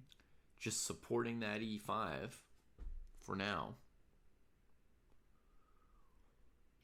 And claiming that, like, okay, you need to take the thing And when you do, my D rook will be a champ. Mm-hmm.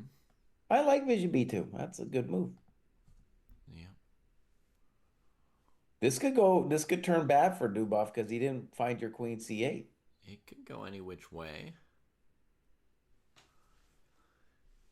I think he's going to want to play rook d6 or rook d8 here. He plays rook d8.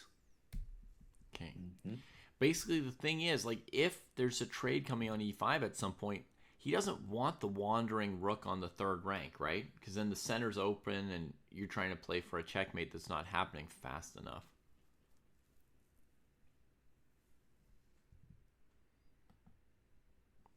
Seven moves to go. 7 moves to move 40. A little bit of a challenge of like how the knight on G3 looks real cool, but what is he? Maybe rook D8 also sets up a knight F5. I don't know. I don't think knight F5 does much actually. I mean, the big question to me is, can you play around the knight on e5, right? Is there ever a moment where you can go knight h4, queen h5? But I guess he doesn't think there is. Well, one bummer about what he did instead of the queen C8 is like they tell you not to, like a King's Indian style attack, they tell you not to trade off your 6-point bishop, and he traded it off like a chump. Mm-hmm. Right, I wasn't even sure that black wanted to play bishop f5. I wasn't sure of it because I kept wanting to take on h3. Prob's doing a deep tank here. Yeah. It is true that it's not immediately obvious what I should do. Yeah.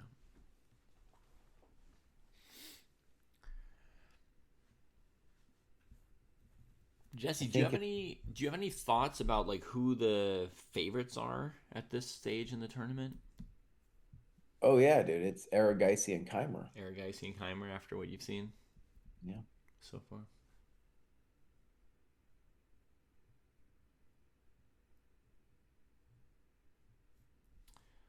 That'd be amazing if Yosef made it to the candidates. I was just thinking about him too, Jesse. I was like, I mean, Yospim's showing some stuff. Aronian might be dreaming again.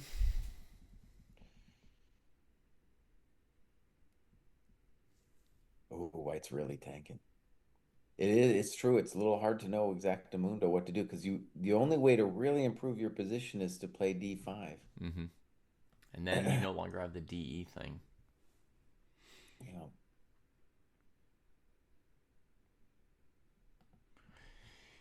Yeah, it's not clear how White can improve their position at this point, right? Other than trading on G6. Oh, Prague, buddy. What are you doing? Ay, ay, ay. What are you doing, buddy? Ay, ay, ay. Maybe the sight's down. Are there moves on other boards still coming in? No. I have the vid feed up. You got the Here we vid go. Bishop C3.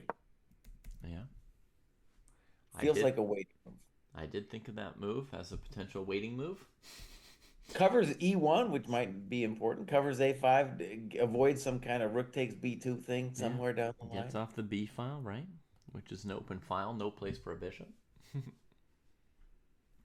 Oh, sorry, the sensei evals from the other game. Let me turn off the sensei eval bar because we don't really have a handle on this one.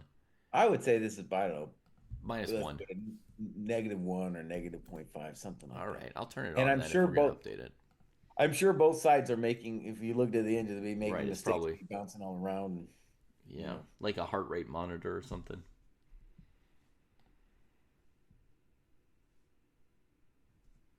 Yeah, black needs an idea. And Prague needs 6 more waiting moves that he can play faster than that one.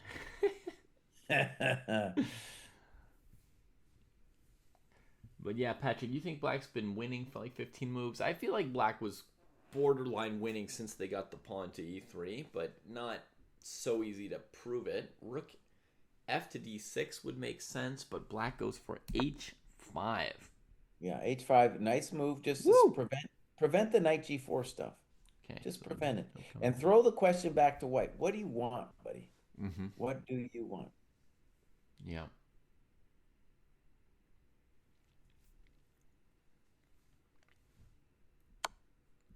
finally makes the trade. There was like nothing else left to do. You know, No. it's like you can't touch anything else on the board. Bishop A1, Bishop C3, King H2, King G1.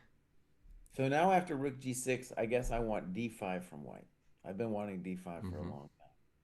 And the bummer for black is I'm not sure you're touching my coconuts. Yeah, he's also wondering about Queen G6. No, he doesn't want to play Queen G6. He's thinking about it.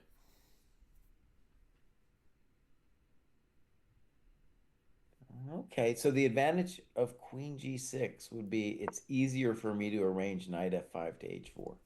Yep. This is just a variation, folks, but this is the idea. Now, if white plays D5, they now have the idea of Bishop E5. And that, again, that's easier for white with the queens off. Okay, we got a choice. Rook G6, yeah. Rook That's G6 the natural move. and We're trying to make this guy. Immediate D5. Okay, so. Something like Queen F7 intending Knight F5 would be my defaulto. Okay. Again, Bishop E5 might prevent your Knight F5. Oh, good move. Yeah, so that's the kind of thing you got to watch out for. I mean, you've got Knight F5, Bishop takes F4, Knight H4, hitting G2. Good point. Yeah. Point. He's played Queen F7, as you say. Nice. I'm a GM today. Rook D4. Now that'll stop Knight F5. Rook D4 will stop Knight F5.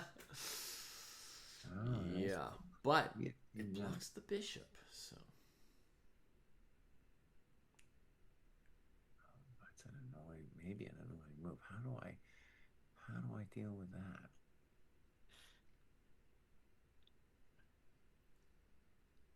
I could do some kind of Queen E7 to G5 thing. Maybe I wish I had done that last move. I don't know. well, yeah, I mean, now Queen E7, Rook F4 is committal. Or Queen F6 rather than so Queen F6. Maybe it's time for like Rook E8. No, he plays Rook G5. Oh, but by the way, the other thing with Rook D4 is I'm threatening Rook F4. So on Queen F6, I just play Rook F4 and I say, welcome to the dojo. So wait, Rook white's G5 threatening Rook F4? Yeah, he was threatening. Oh, because Queen Rook F4, F4. Queen G6, right? Yeah. So okay, Rook G5. Now, Rook G5 does also prevent C5, so that's a good momentito for black. It's a little bit hard for me to know how black's going to, like, what would black do if it's his move? there might be the idea now of like Knight F5, Rook F4, Queen G6. I don't know under what circumstances it would work. All right, Rook B1 played. B1. Okay. I'm feeling Rook E8 now.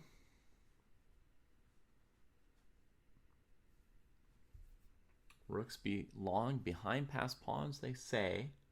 There's also And some... also, David, maybe Rook or maybe C5 now.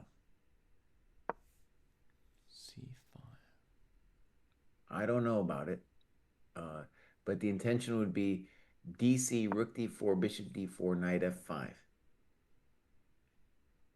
And there's a lot of drama. There's a lot of drama on the table. He plays your move, Rook E8. You're a GM today. Okay. That's a lot safer of a move. Yeah, I mean, it doesn't mean it's a good one, but I was also looking at a hectic variation, Jesse. Queen F5, Queen F5, Knight F5, Rook F4, Knight to G3. Oh my gosh.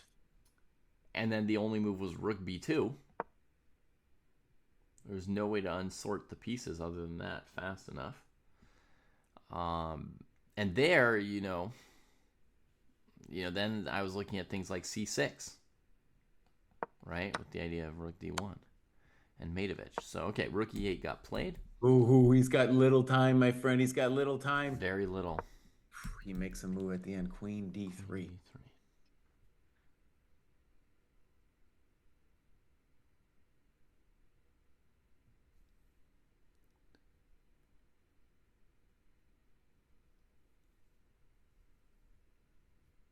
Oh, buddy.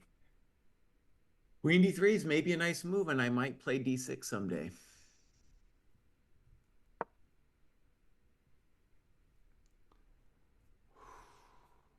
I'm still wondering about my C5 move. That might have been his big chance.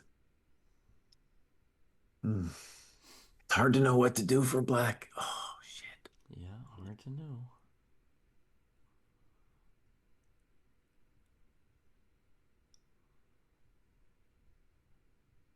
Oh, it's messy.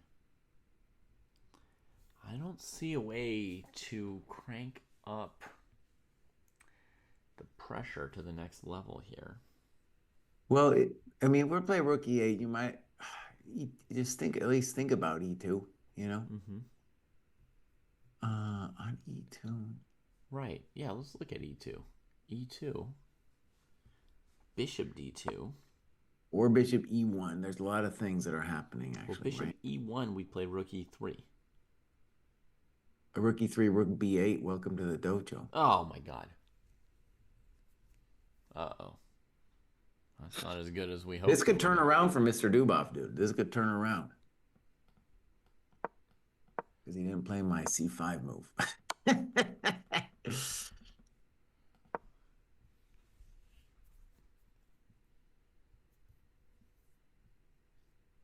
I can dream about you.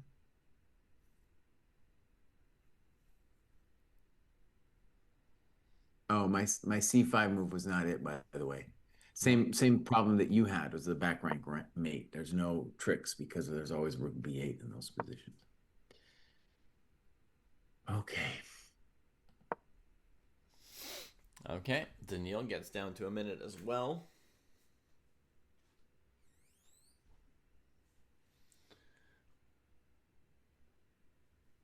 I don't know what he's got. He feels like he's got something. I don't know what it is, but he feels like he's got to have something. It is funny, Kuribo, because you'd think like the back rank would be the one thing so linear and so frequently seen that at some point you just couldn't miss it ever again, but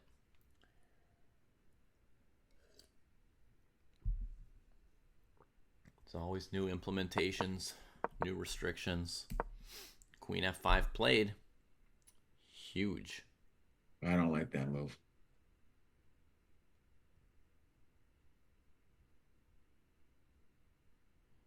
Maybe we could have done knight F5, rook F4, queen G6.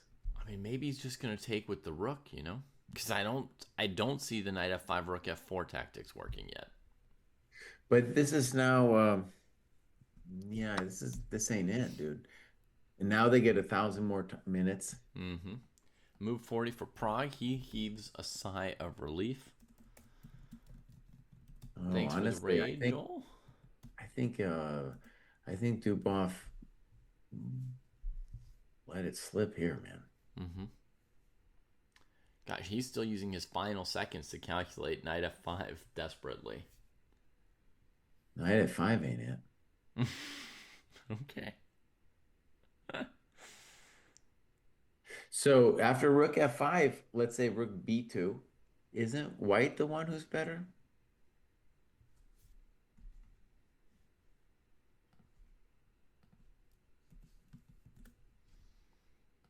Let's see. You're saying rook F5, rook B2? Yeah. Why are you better? King H7? I'm gonna start doing C5 things. Ugh. By the way, Dubov did play rook F5, not the crazy knight F5, but he went down to 3 seconds, so he was hoping to the last moment to find some little detail in there. So rook F5, rook B2, king F7, King H7. H7. All right. Now either after that, either bishop E1 or C5. Mm-hmm. Bishop E1. And I might not take. I'm just sitting there. Sure.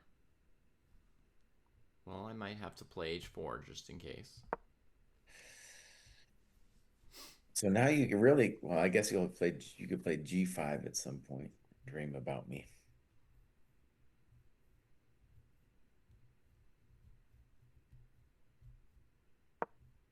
All right, bishop G3. HG3, King F1. White's fine.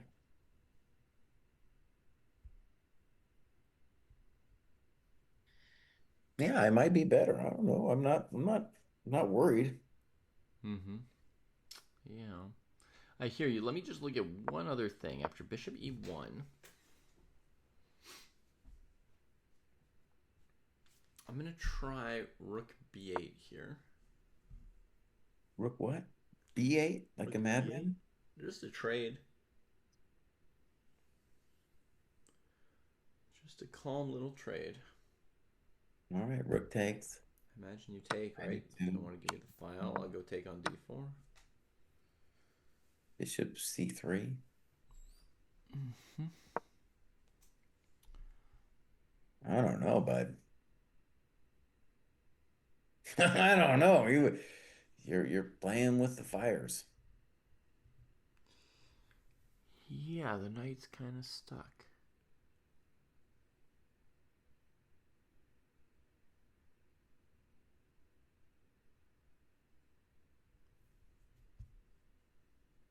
Oh, okay. Knight May as c2. well. What's the hope? I guess to play knight a3 at some point and take on c4. King E2 was coming. Oh, then you have rook G5 maybe. Okay. Mm-hmm. So I'll play simpler. Rook C8. Okay.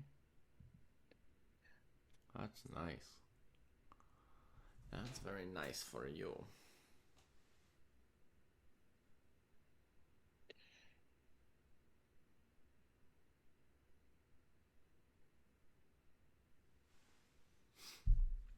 Okay. I'm worse. I'm worse here. Yeah. Amazing.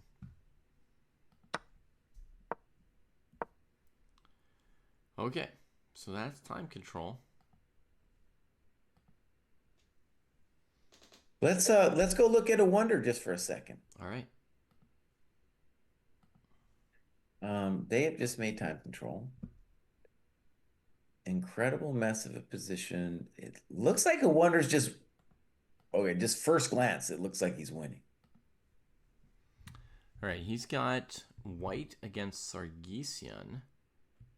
No pawns around his king. Looks like a Sicilian. Good lord. Wasn't a Sicilian, it was a Vienna. A Vienna? Yeah.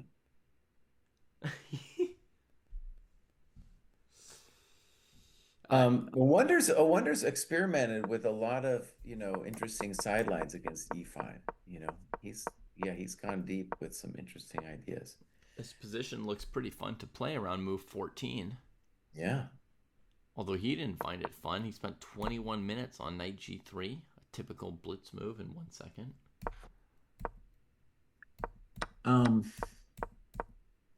So in our game position, Black is making a dire claim that he's going to live through this because his bishops are amazing.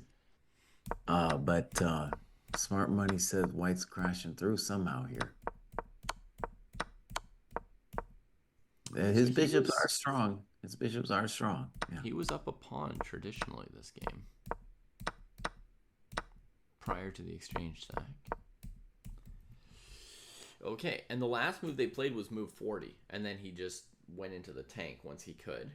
Yeah. So the last move was Black avoiding a queen trade on g7. Makes sense when you think about the impact of fg.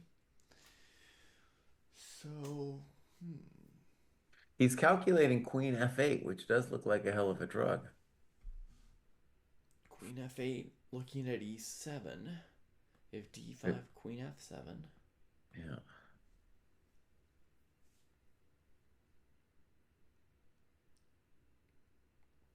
It would be very hard for me to stop my hand from playing queen f8. The weird thing is, like, even if you get to e7, it's not, well, it looks pretty tasty if you get to e7. But it's not totally clear how it breaks Black's defenses, right? Well, You gotta watch your butt because like if I go queen e7, king c8, then rook h1 looks like a hell of a thing. Queen e7, king to c6, and then what's a hell of a thing? Well, I'm just saying if you go to c8, rook h1 is a hell of a thing. If you go to Okay. c6, which I guess you have to do, Uh-huh.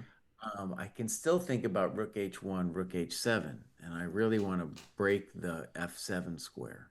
Mm-hmm. No, I mean, I understand. I was looking at rook f1 here as well. Hmm. I think one of the things that black could do next is play queen d5 check. Just make sure you've got a square. Hmm.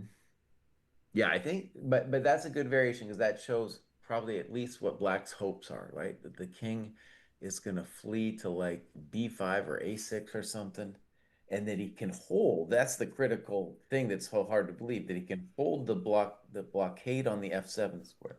Yeah. And we can talk to that square with a rook or maybe eventually a knight. Mm-hmm. So that's what he's calculating. I think it's, yeah, he's going to find something. That's my take. He's going to find something here. How about rook d2? Simple chess. Yeah. Nothing wrong with rook d2. Yeah, or rook d1. I don't know. Maybe rook d1 threatens rook e5. That could be a simple pimple.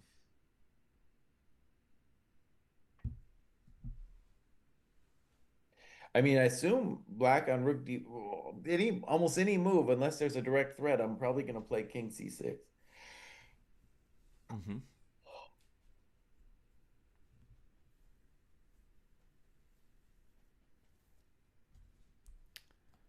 Yeah, that makes sense.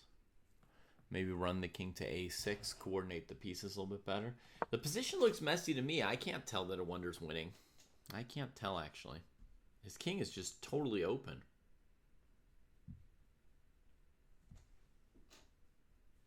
All right, let's say. All right, let me just try a basic move then. Let's say I go rook h1. Rook h1 on the first move. Yeah. Okay, queen d5. Knight e4. Uh-oh. I released the knight. I tried to check the king, and I just released the knight. Whew.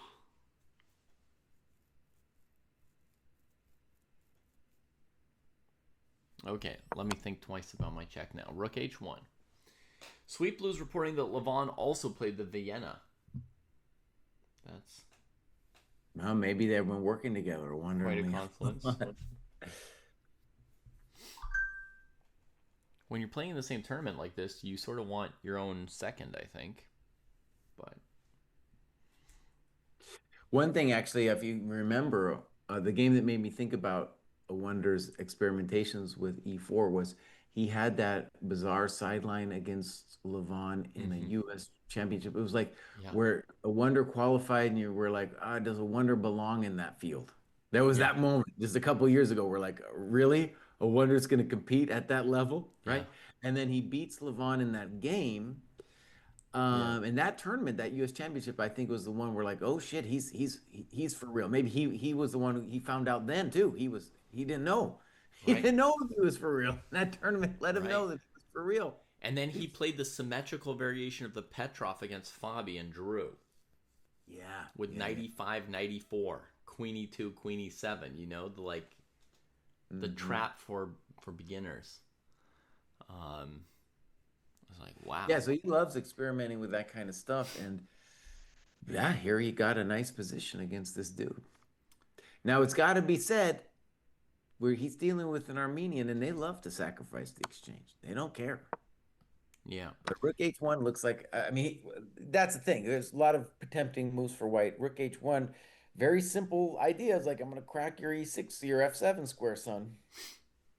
yeah. We got a suggestion from Patrick that in the Queen d5 94 line, we sack the second exchange with Rook b2. Because We that, have we have a result with Dubov too. oh my god. I just see him talking in the vid stream. I don't know what happened here. Rook b2 was played. I don't have Somebody anything offered, beyond that. I'm assuming somebody offered a draw. Okay. Yeah, this would be very early for either player to resign here or around here.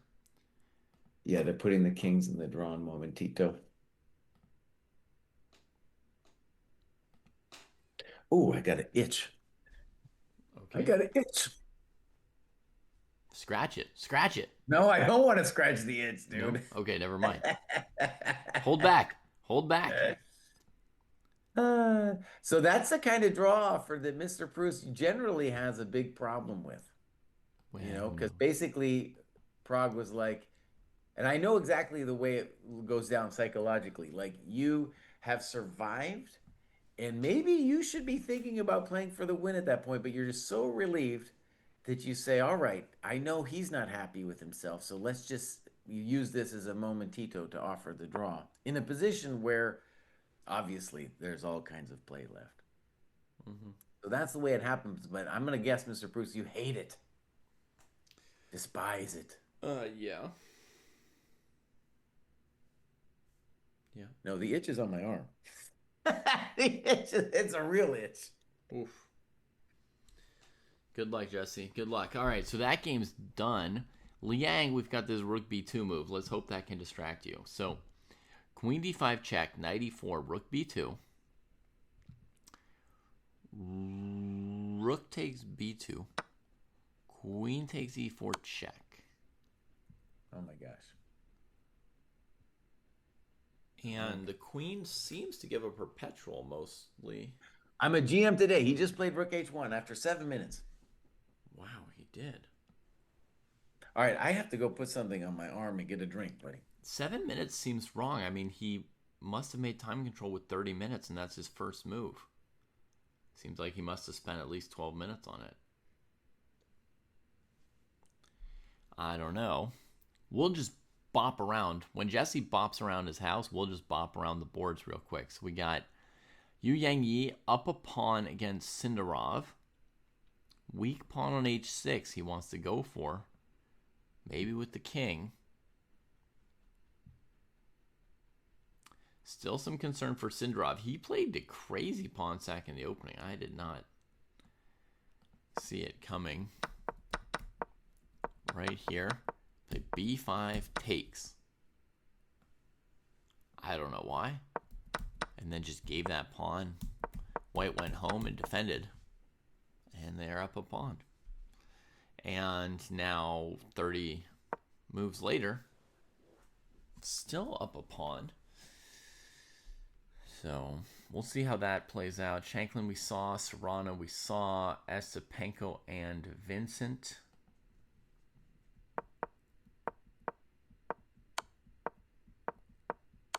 Long double king pawn. No, not that long. They agreed to draw relatively quickly. Vincent takes the white pieces into the second game tomorrow. Pranav and Yakubayev in the Najdorf. I need to see some of these moves. D5, hello.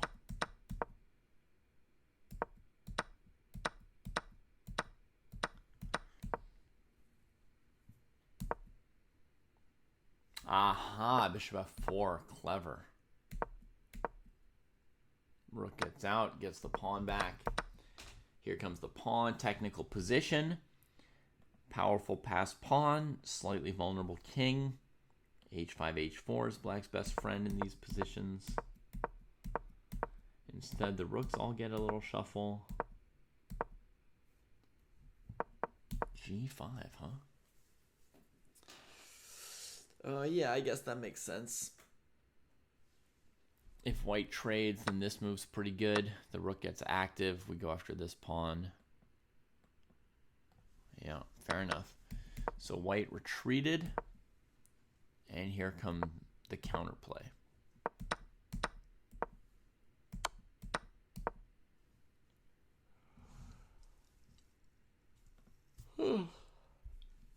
Pawn doesn't necessarily look strong in the endgame, but the bishop is cutting the king off, so it's not a simple matter of just wrapping it up with white's king. Rook b6, going after the a pawn. King goes here, and f4. Rook h1, rook h7.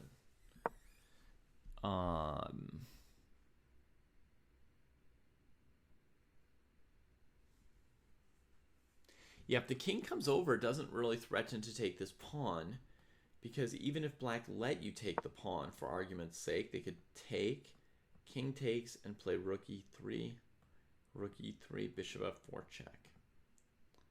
So white just took the bishop off the e file, and that's the live position. So white's thinking maybe this.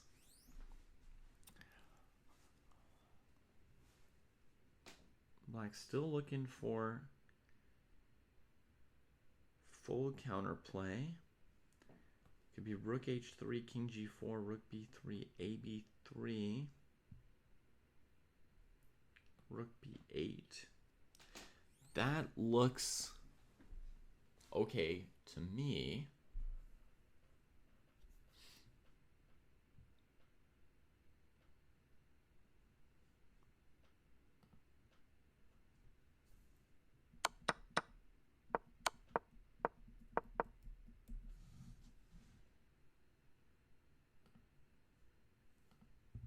Yeah, this looks equalizing. If the king goes to g2, this pawn hangs. So I think he'd have to go here. Takes, here, here, here, here.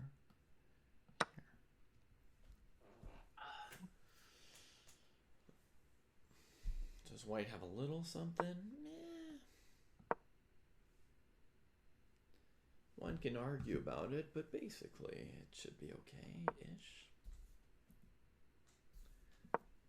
So that's bishop f2. Bluebaum and Dunchenko.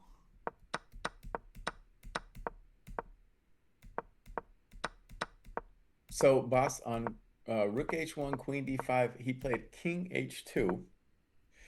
So, first of all, that tells you that that knight e4, rook b2 thing was good for black.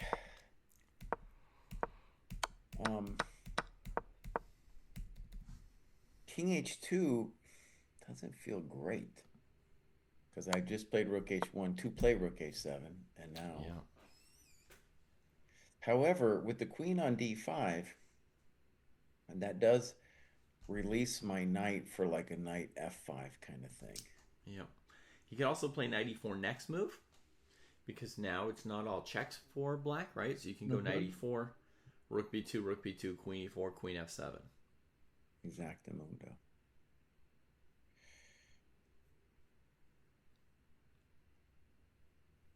So king c6 might be a key move.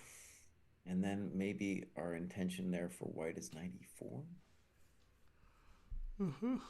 Let's see. King c6, knight e4. Let's try queen d3 there.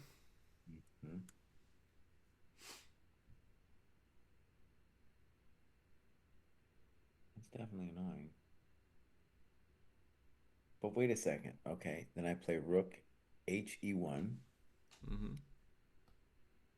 And my claim is all just like, you can't leave your wingman on f7. Yeah. Yeah, I was going to bring him to d5, but you've pre-defended the knight, so you'll probably just play f7 there and not care at all. I might care with bishop. Oh, no, I don't care. In the game, black simply played queen back to c4. So that's restraining knight e4 for the moment.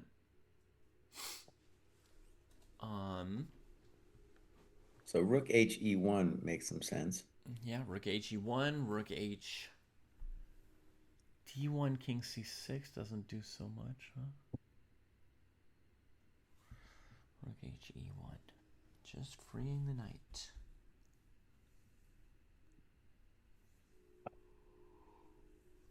Whew.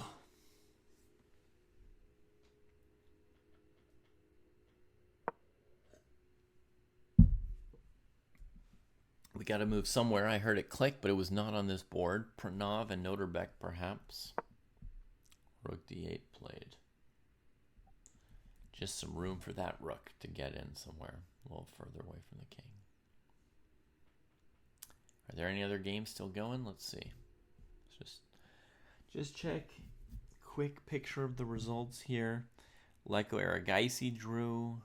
Savannah and Sargsyan drew. Draw. Not a lot of games here, Jesse.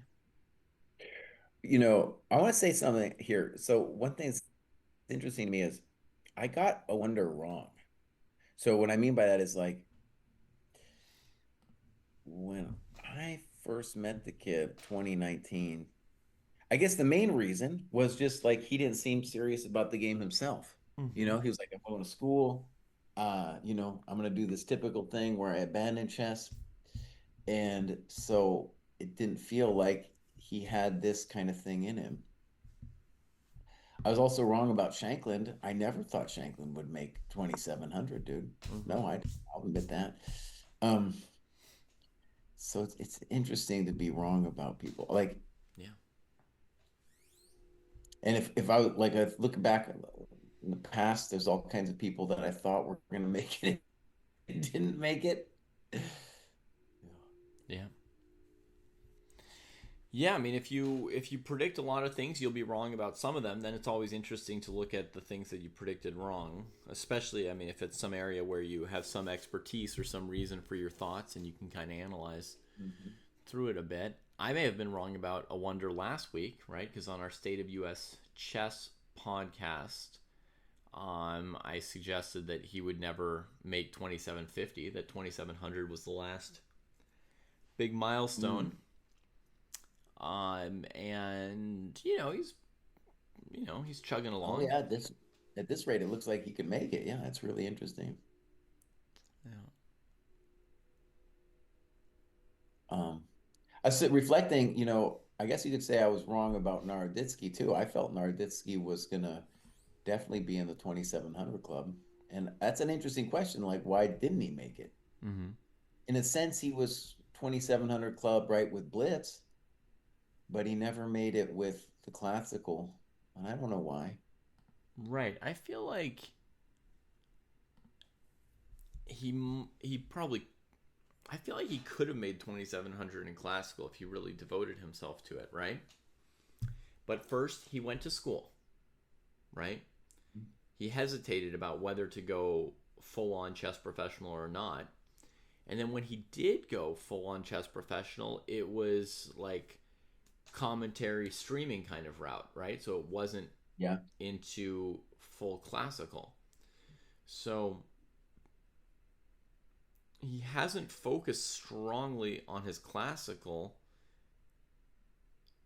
for any long period of time between age 18 and 29, right? He never really went all out on classical. I think he could have made 2,700 if he did for a couple more years. I Um, wonder though, same path as Naroditsky because he mhm, went, fancy school, University of Chicago. yeah. Naroditsky went Stanford, and I think at that time, I don't think a wonder thought he was ever going to go for it.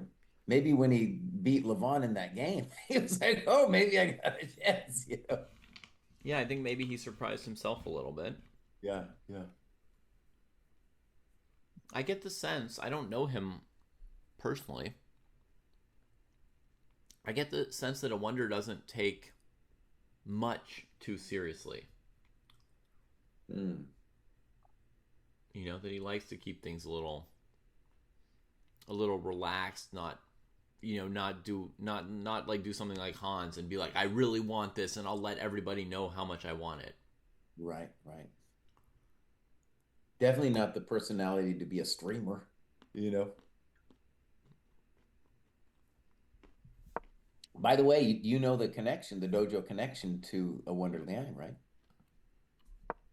What's the connection? So after Panda left, Josh Riddell left the GM house, he went to Wisconsin Mm-hmm. because he needed the cold. Mm-hmm. And that's Yeah. where a Wonder grew up, and that's what he was teaching a Wonder for years and years. Oh. Yeah.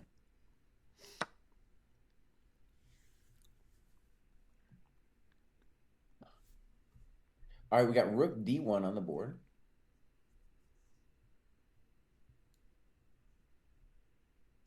And And so it's very similar to the rook d1 that you had, just that the king is on h2.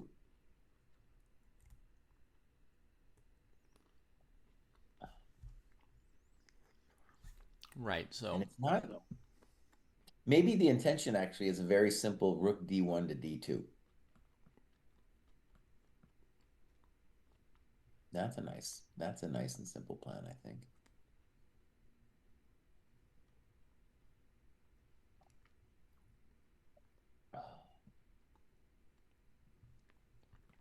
to me, King C6 is still the most basic move.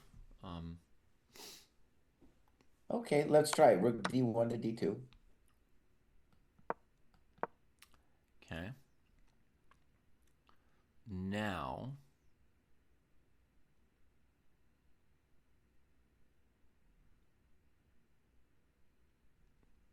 my rook still needs work.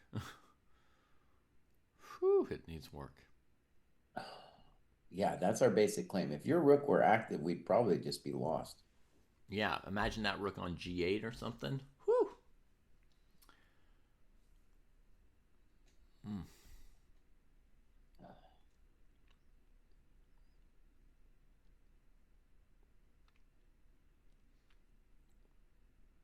And after this, I think I am threatening knight f5. I don't think so, because there's always queen f4. Oh, you might be right. Maybe I'm threatening knight e4 then. Yeah.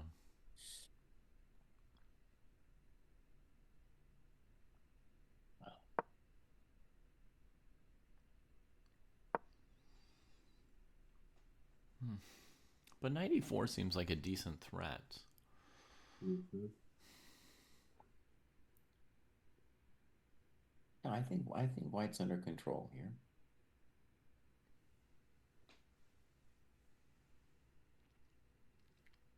Weird that I can't find anything to do for black.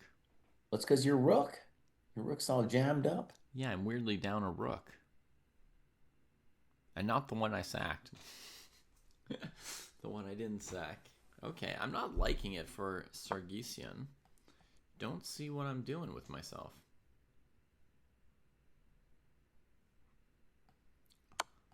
He's Patrick, probably you're saying looking. bishop e6. He might be looking at. And one bummer actually is if you play rook c6 now, trying to go rook c8, then I can take on e5.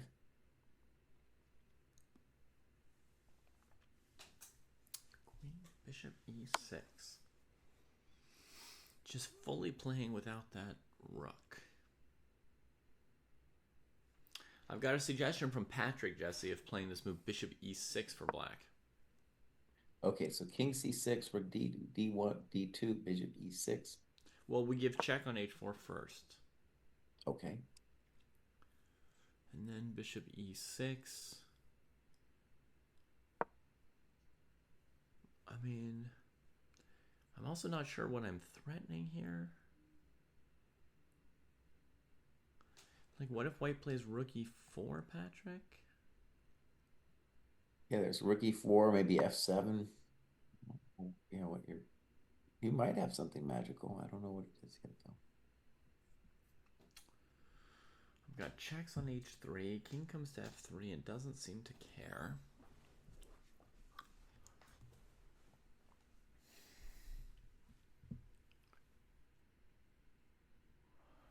And also, let me just say something a little more basic for chat. In this position after queen c4, rook d1, king c6, rook Queen f4 is d2. mate, and I'm like, what are you talking about? Sorry, I interrupted you. I was like, what are you talking about? Queen f4 is mate. Queen f4 is mate. Okay.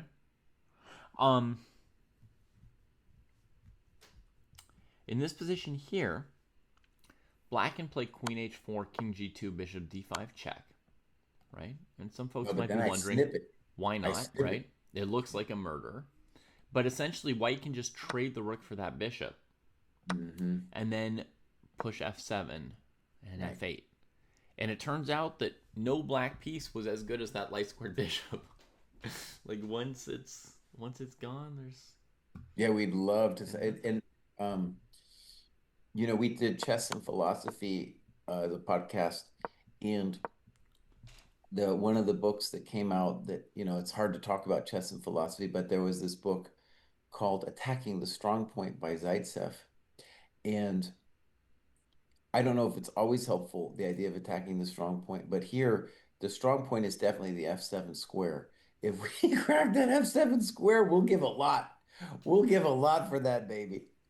Yeah. So black's got a rook that needs heavy work to fix, an F-pawn to watch out for. Yeah, not a good situation overall. And rook d1 is nice because with this rook d2 idea, we're just saying, look, buddy, after this goes down, my rooks will be reasonable, and I'm shutting your rook on b6 completely out. Right. We're not going all to those slip and let it in somehow. Yeah. Mm-hmm. Yeah, because Patrick also had the idea to play a move like bishop e3. A move before, I think, after rook d1. Idea being anything to get that rook off of b6 to b2. And if you don't take on e3, I suppose you could transfer the bishop to f4, and it might be stronger than on c5. So, very creative idea. And Jesse's starting to overprotect b2 to say there's just no way for the rook on b6.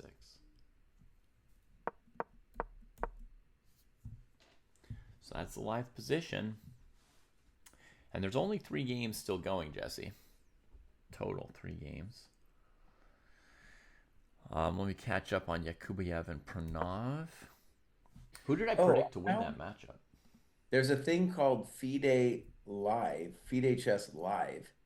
And so I was finally able to find some streams, and I'm watching a wonder here. Mm-hmm. And thank you, FIDE Chess, for not putting the eval up on the board. Oh, yeah.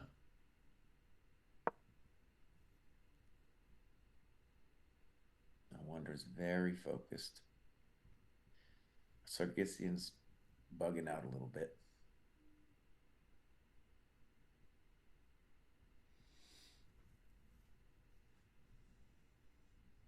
So, right, he needs an idea against rook d2.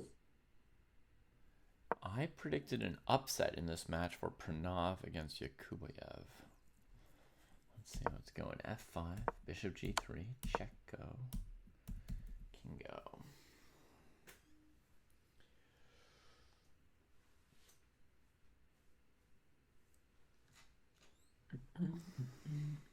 So it's looking to me like maybe rook h3. Then white wants to do what?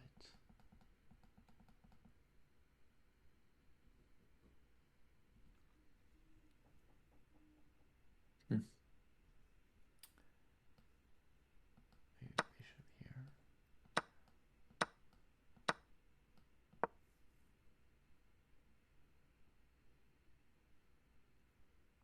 Wow, that could be deep, that idea. King f2, rook h3, bishop h2, bishop f4, bishop f4, c6. The pawn seems to go.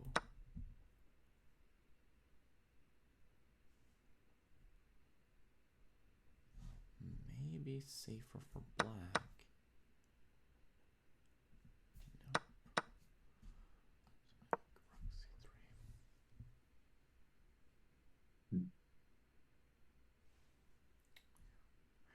I feel like somehow it should be holdable for black, this position. Oh, I don't know, man. I mean, maybe it is, but black needs an amazing idea right now. Okay.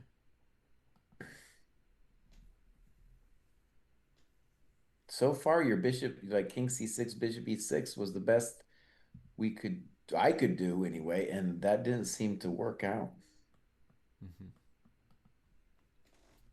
No, I was just looking at one of the other endgames for 5 seconds. Okay. And thinking it should be holdable. Oh, sorry. It's fine. It's fine. Over here, I've got no current idea for the rook on b6, and the rest of the crew that's probably complaining about him. Yeah.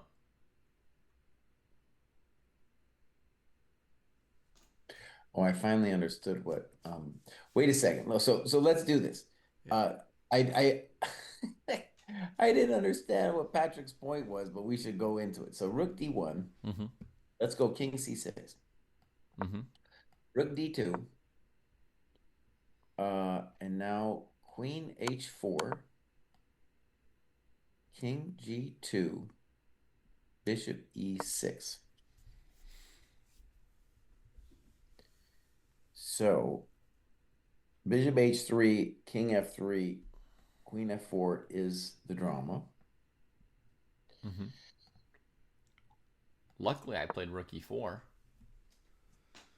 Right, rook e4. which did defend that checkmate by accident.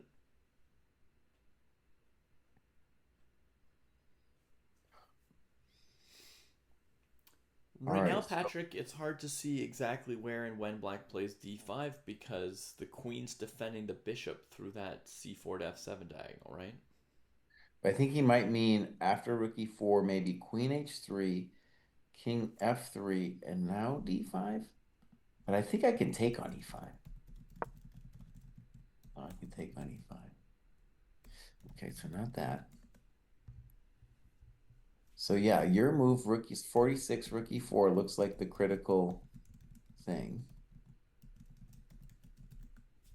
And we do have a move on the board. King c6, so you're a GM today. Well, I don't know what we get for that. Hey, I'll tell you what you get. You get me saying you're a GM today, bud. Okay. Just take the win. All right. All right. We'll All score right, one so more point there. we're anticipating rook d2. I don't Yeah. know if you play rook d1. I don't know what else your idea is. Right.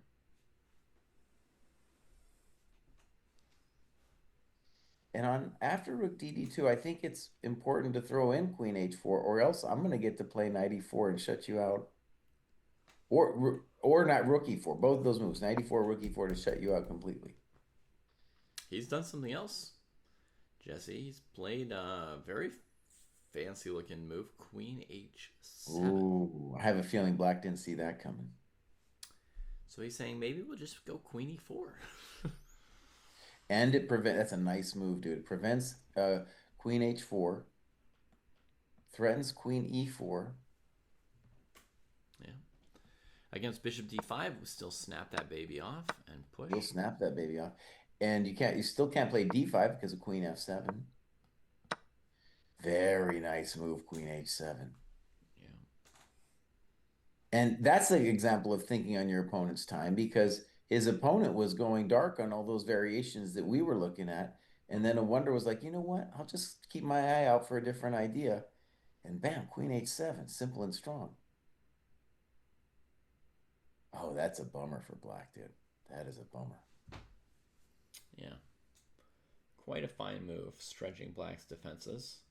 Has a wonder even played a tiebreak yet this tournament, Jesse? He beat Warmerdarm 2-0, and he beat Svana 1.5, 1.5. And he had a bye in the first round.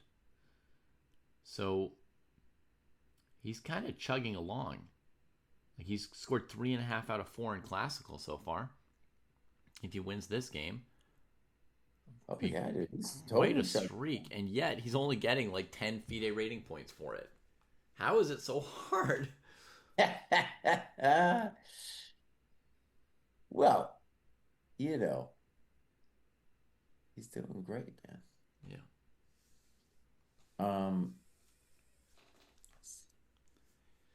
We have a suggestion of queen e6 now from Patrick to avoid the queen trade. Presumably knight e4 would be a candidate move for white there, Patrick.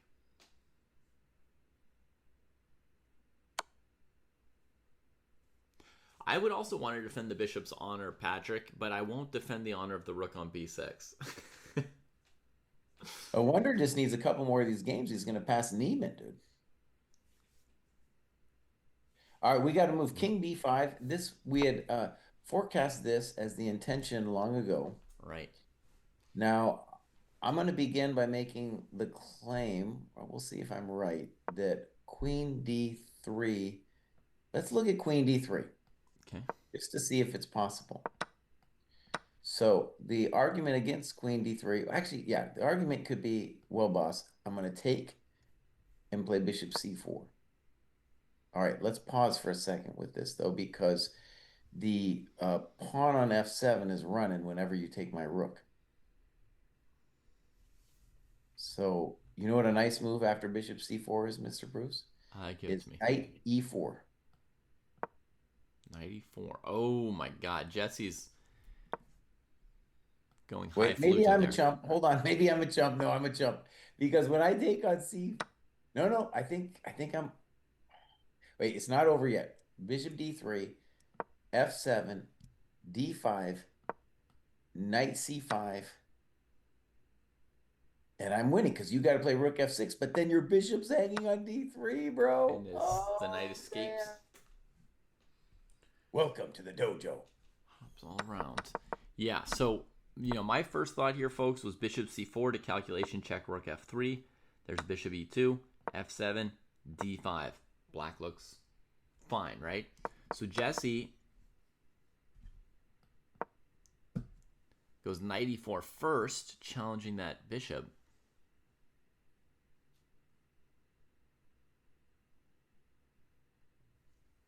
How about d5 in response, Jesse? Good After question. knight e4.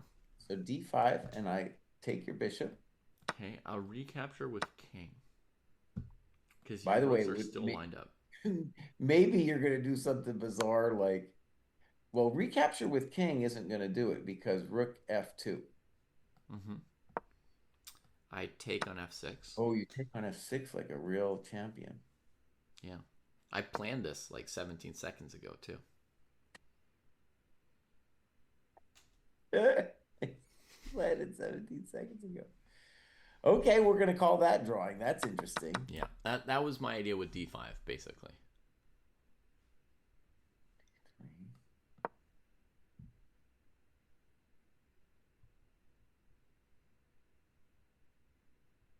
Honestly, I didn't see any way you could beat d5. Okay, I want to say the next obvious thing is if I play queen e4 instead of queen d3, black could play queen e6 and claim he's okay.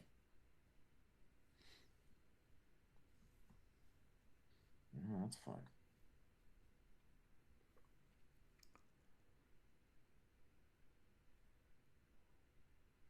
There's a lot of sauce happening here for black. Also, rook e4 is a candidate move in the game position. Okay, wait, we have a move, rook dd2. He sticks with the plan. Clean. Very nice.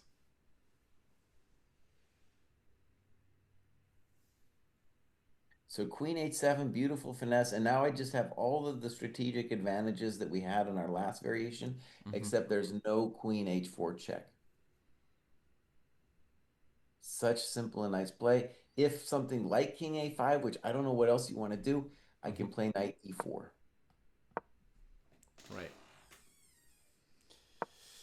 You have to calculate queen f4 check carefully before you go for something decisive. But probably you'll have it. This f7 pawn is a murderous animal. Just an animal. Oh, I really like rook dd2. It's just like, what? What do you want? Yeah, it's beautiful. Lots of rooks Some here. GM probably would have gotten carried away with that knight e4 idea. Yeah. Yeah, he's being disciplined with his clock too. 10 minutes each. Yu Yangyi and Javokir Sindarov in the rook and pawn ending. 2-on-1. White preparing to chase that black king away. It used to be in front of the advancing pawns. Dramatic choice black made. Staying near the pawn versus backing up like this. Black stays near the pawn. And now white can check the king away with rook f7.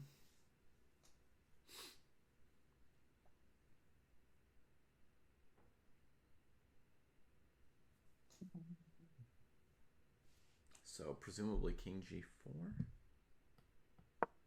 Rook f6. Ooh. And now rook e6, king f4. Is that a threat? Not necessarily.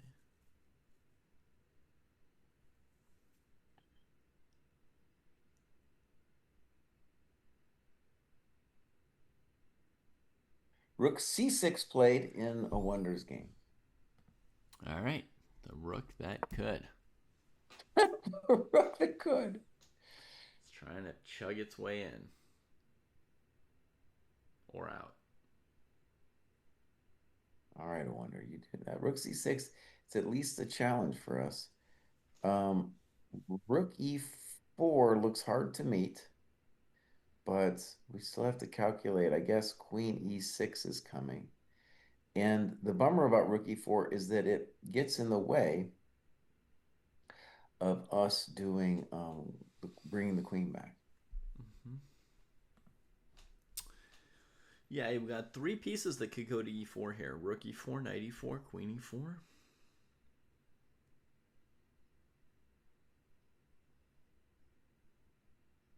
Another move here, which is weird, would be queen c2, claiming that rook e4 is going to body slam your coconuts. Okay, we do have a move. Rook e4, natural. We're going to call that natural. Now, on queen e6, a default move might just be queen h3. And queen h3 might just be a nice and simple move, bows. And then queen f6. Oh, Kraai, what are you doing? Sorry. It's late. It's late in the day. Oh, just queen f5. Queen f5, excuse me. If you like, yeah. I'm thinking also queen h4. Queen h4 might be it too. Queen f5 might not work because of snip snap. I was going to say snip snap bishop g6, but you can't actually, probably can't take on f5. All right, so rook e4. Definitely the natural move here is queen e6. It's hard to imagine going to like b3 or something.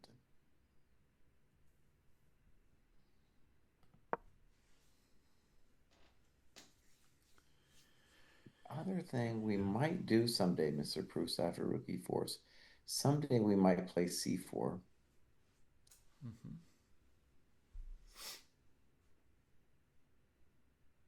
If black plays queen e6, queen h4, let's just look at that for one momentito, because, I mean, white's just trying to play rook takes a4. Yeah. You could also imagine the move rook b4 check hurting at some point, but rook a4 would be very simple, right? Just You're a GM today, Mr. Pruess. Queen h4. what did this all? Yeah, it happened. Queen e6, queen h4. Okay, so what does black do? Rook back to a6? I mean, inquiring minds want to know.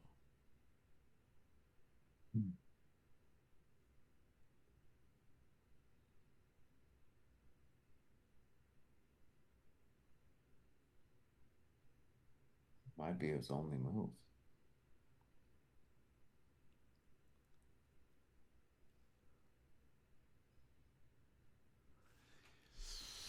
Yeah, and then rook a6, rook b4 check is the next question, right?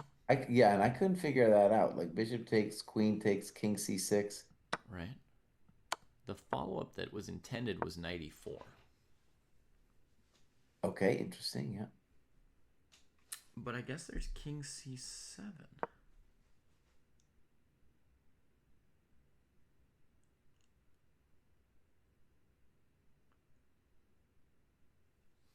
And white has not yet proved their point. Okay. Phew, man. He's thinking big on it. King b6 was played. That's an Armenian style move. He's like, you know what? You can have my a-pawn, buddy. I get this bad feeling when I move my king around in circles all game in the middle game. Okay, but let's honor his intentions. He's saying rook a4, probably rook c8, and he wants to say he's out of there.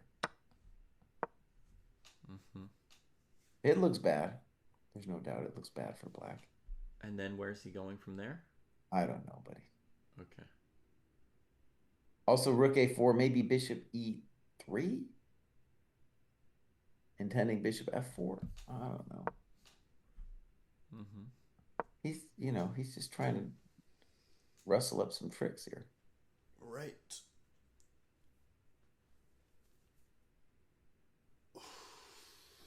Yeah, I hear you. Sometimes that's what you got.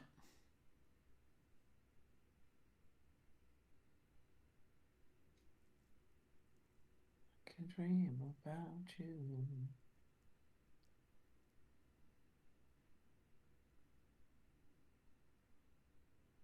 No, this ain't nothing, bro. Like, let's say Rook A4. No, I feel really good on Rook A4. Mm-hmm.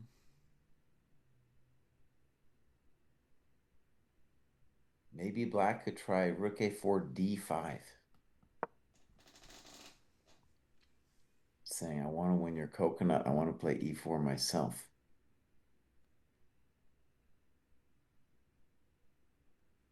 That's a thought. Yeah, it's a brave move. In a lot of ways, he's been dreaming about D5 forever, and it's just been the communication with F7 that stopped him. Mm-hmm. Looks like we have a move, Rook DE2, preventing D5. Jeez Louise. I gotta say, I wonder's playing these sort of broken positions. You know what I mean? Like when it's no longer the structure and now it's sort of the fight. This play's really good. Like it's, yeah. Well, one of the famous stories that helped me hit me like a thunderbolt was when we were talking. I was interviewing him in 2019, and like the seniors were playing alongside the juniors, and there was some senior game I asked him about. I've told this story a bunch, but it hits me also with this Rook D2 move. Is he said it looks like a game from the 1990s. I was like, what? What do you mean, buddy? A game from the 1990s. And he's like, yeah, they're playing with big plans Yeah. instead of playing move by move. Yeah. And so, right, like White doesn't like, I would be obsessed with the plan. And he's like, well, I'm going to stop D5. Yeah. Now, I got to say, I don't know. Like, Rook C8 would be my question as Black here. Mm-hmm. And if Rook A4, he can still play D5. Yeah, but now the F pawn's not hanging, right? Fair, okay. And the other thing is, I think the Rook someday might play Rook G4, G7 then too. Like maybe, yeah. So if Rook A4, D5, maybe then like a Rook G4 or something Mm-hmm. before he can play E4 on us. Yeah.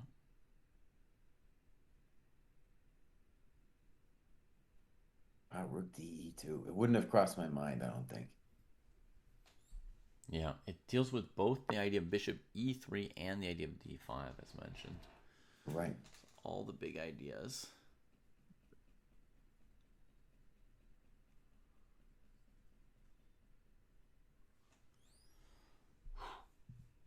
Yeah.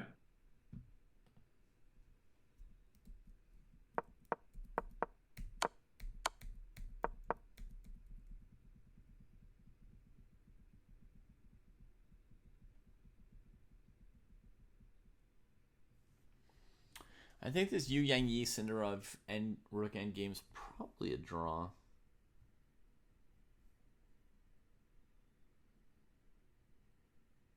Sindarov is, excuse me, Sargsyan is like just hovering his hand over the board for an extended period of time. Okay, Rook C8 played. We're gonna see if we're right in our estimation that Rook A4 was the Oh yeah, intention. just grabs it instantaneously. There's my pawn. Been waiting to collect it. Dang. Yep, you're right. He took it.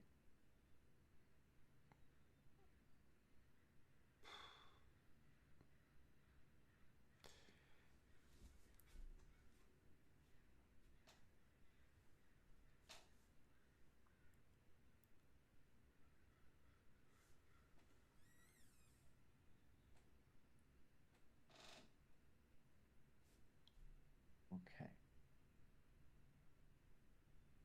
So, dude needs an idea after the famous rook a4. It's unclear what he's going to do.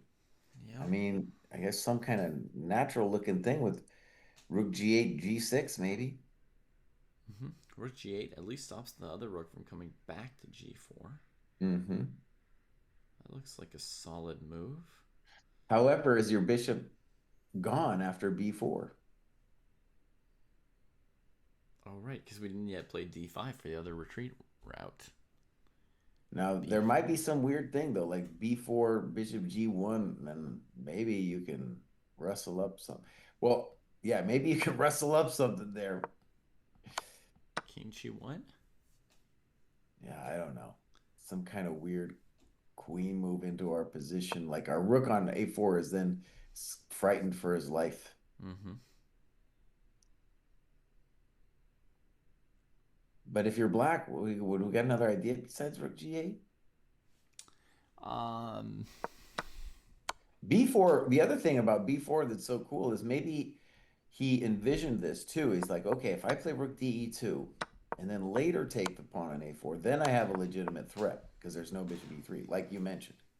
Yeah. Right? That rook de2 was incredible. Wow.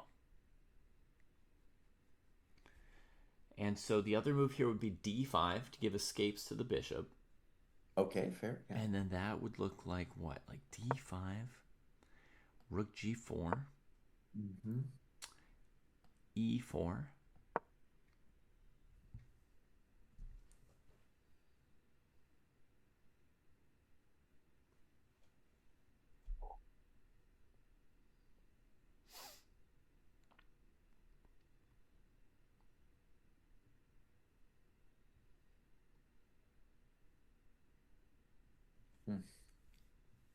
Not so easy.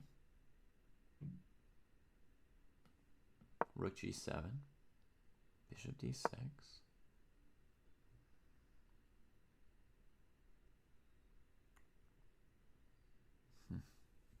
That looks very strong for white. Oh, he's really tanking.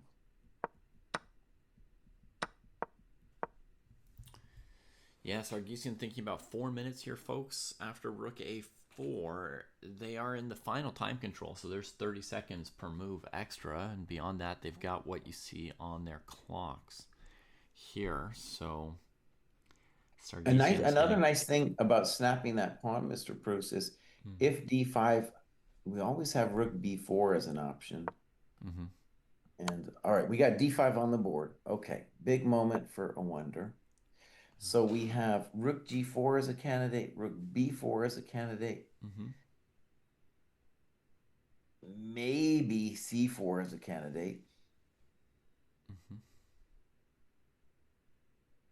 C4 might be a good move. That's maybe the friskiest of them. Supposing black takes it to try and lock the rook away on a4. And then I was just pretending that knight e4 was a big deal. Maybe it's not. Thought that was gonna whomp him. Ooh, a big moment.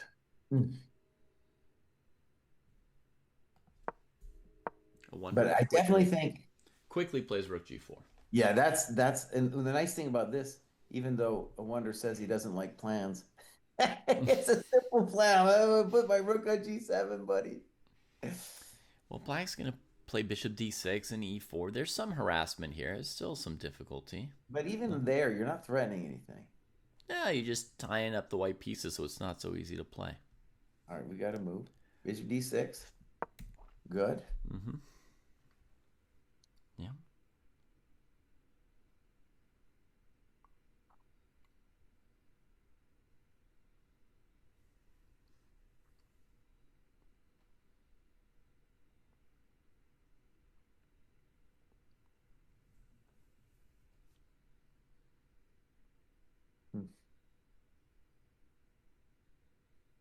In that position, we can imagine if it just like the other thing about rook g7 is we're enabling a later rook c4. He plays king g2. I like it a lot. That way we don't have to worry about rook c4.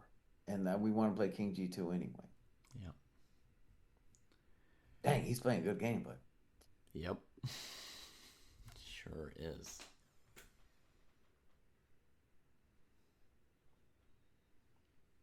And I'll just note for anybody watching, Sarkisian's providing like a pretty good resistance where, a lot of people could fall into something here.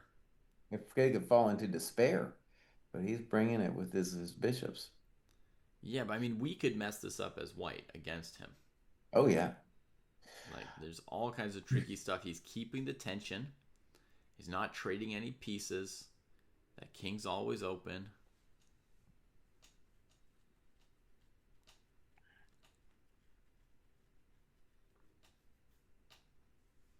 All right, we got to move e4 as predicted. Yeah. Now, it is true that e4 does give us a little bit of zhuzh on the dark squares, but it's unclear how we use them.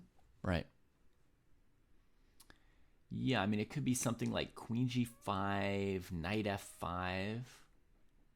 We're also like, if you move the rook from c8 now, we could say, hey, buddy, that's our chance to play c4 and really bust you open. Mm-hmm. Okay, queen g5, there is rook h8. That prevents knight f5. Well, also There's rook also g8. rook g8 just Yeah, I don't hitting know my about stuff. that, but I don't like it. I don't do queen g5. All right. No queen g5. I think the default move should be rook g7. Okay, I got another move too, though. I got queen h7. Queen h7, That's you're hanging the rook interesting. on g4, bud. Oh my god. Horror of horrors. So I think rook g7 is not just about the bishop. Yeah. It's also just getting away from little tricks on my g rook. Yeah. Rook g7, maybe bishop e5 is going to happen. I don't know. Mm-hmm. He might just come take my coconut. That's a prized coconut right there. That's right. It's a prize coconut. Yeah, rook g7, bishop e5 is really annoying. Bishop f2 then? Rook f2 then? Yeah, totally thought. You have to deal with e3 thoughts. Yeah. Rook f1. Yeah, maybe.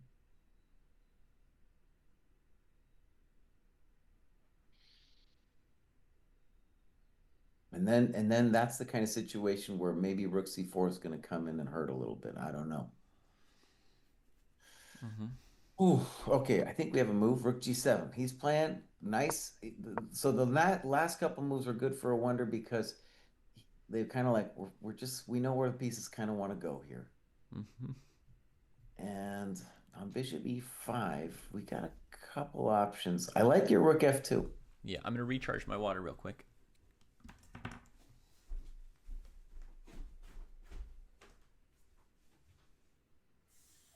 You say recharge his water? Is that what he said? He's going to recharge his water? Oh. Okay, my friends, this is looking good. I think bishop e5 is the main contender. Oh, main contender. Bishop e5 played.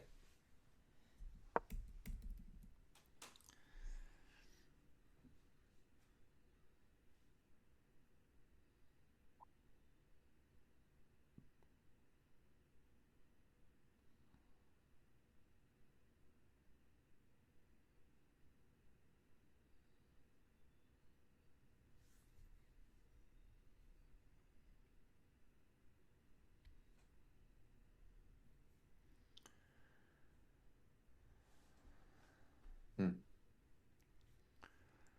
Hmm.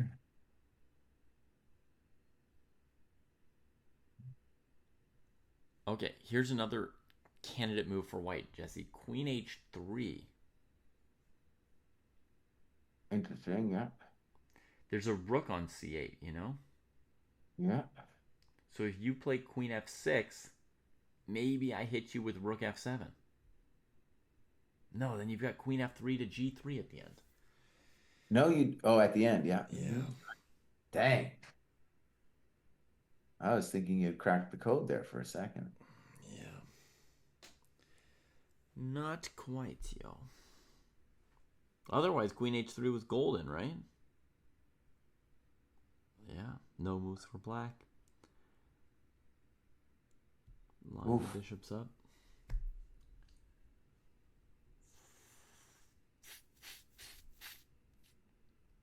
I was looking at knight e4. It's interesting. I looked at that too. I went knight e4, de, queen e4, rook e8, and then I didn't even have anything clear there, I thought. Mm-hmm.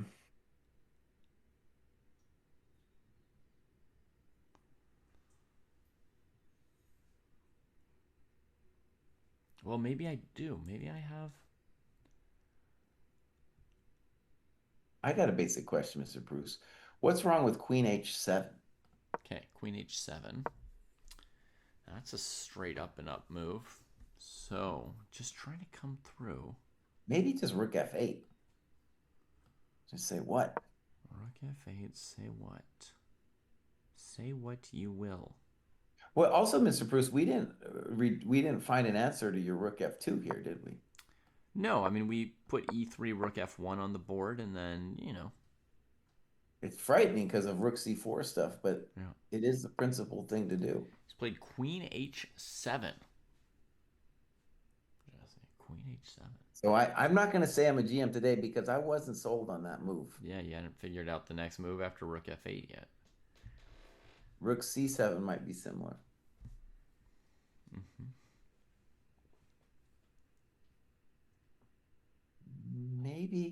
Maybe we're going to say queen f5 is the intention after either of those moves.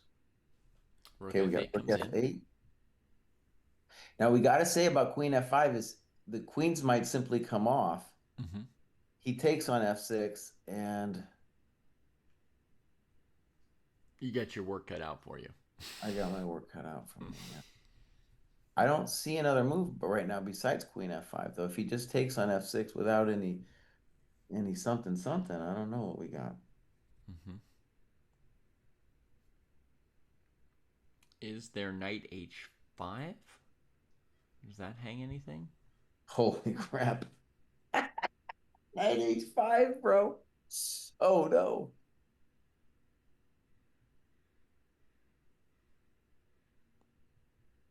I keep expecting it to be hanging queen g4 or something, but feels real loose, knight h5, because you're not threatening anything. You're just holding on to your coconut. Just clutching my coconut desperately.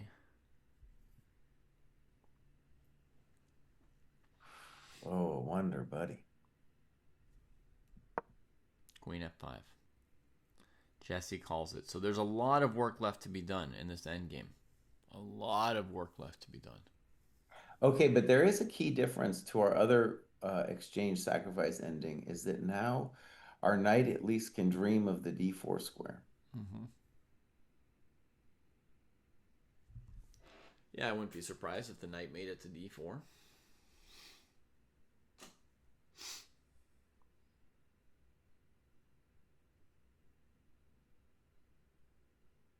Now, an ambitious move for black would be to say, I don't want a queen trade. I'll play queen d6. I don't care about you. He's traded queens. Traded queen. Okay. Perhaps against queen d6, he would have to reckon with rook f2 again. I don't know. Okay, so this rook g3 seems called upon here. There's like the bishops are really annoying, like bishop e5 and stuff. And You could also possibly go rook h7. I'm not confident. Really? And then bishop g6, what do you got? Rook h6. Bishop f5. Rook f1. F2, sorry.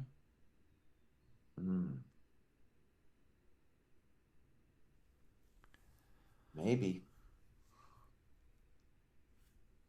That would be a hell of a thing.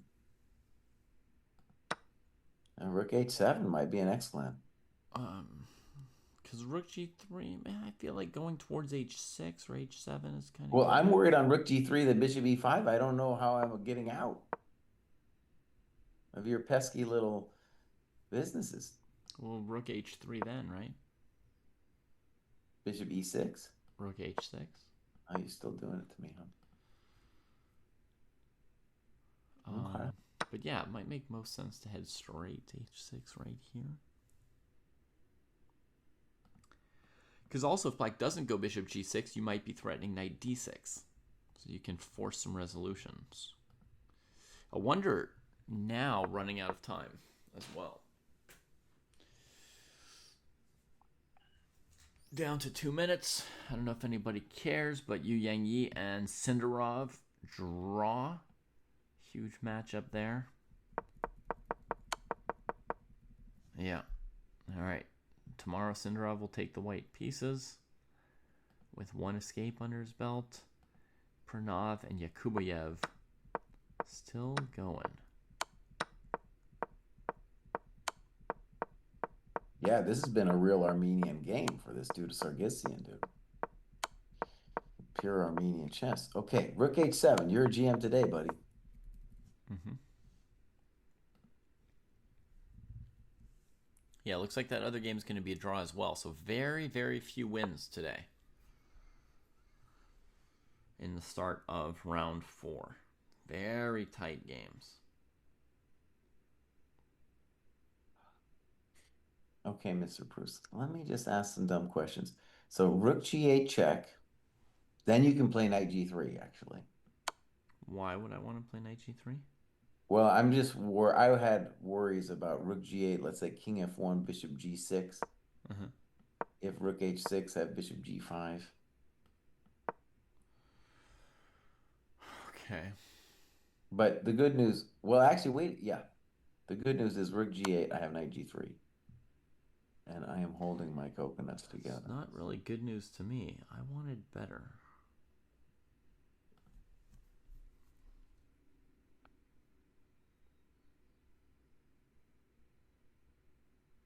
Because the knight on g3 looks lame, right? You want to put your knight somewhere active later.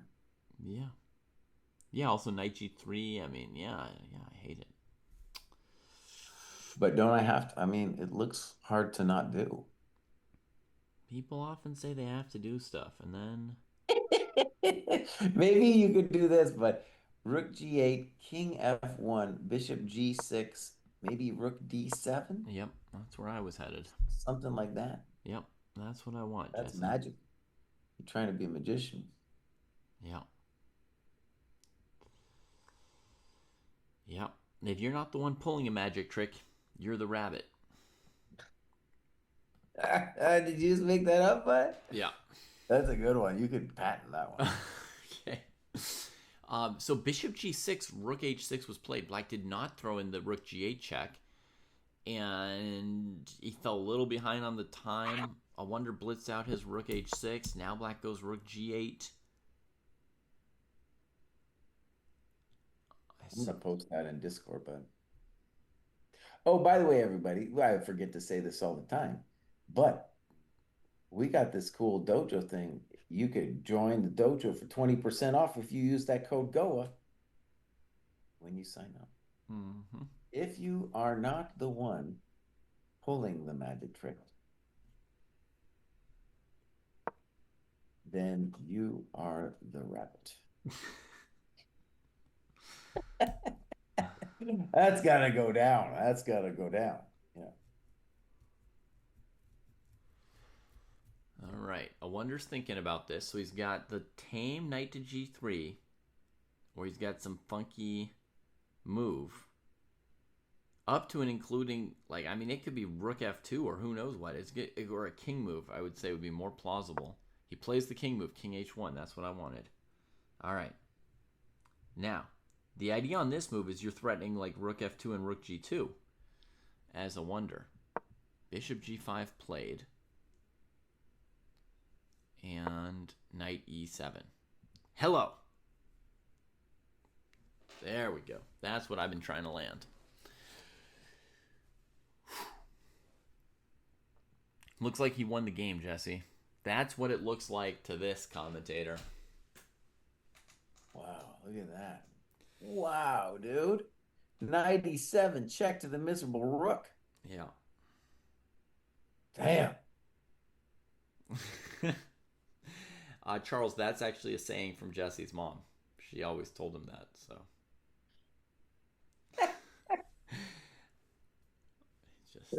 just repeating what he learned. Oh, that's an amazing move, man. Welcome to the dojo. Yeah, the key was King H1, finding the right square. If the Mm-hmm. king were on F1, there'd be Rook F8 to get out of the stuffs. Ditto F2 or Ibid. Then All right, bishop h6 played. I'm assuming knight g8. And I think that's it, buddy. It's a safe call.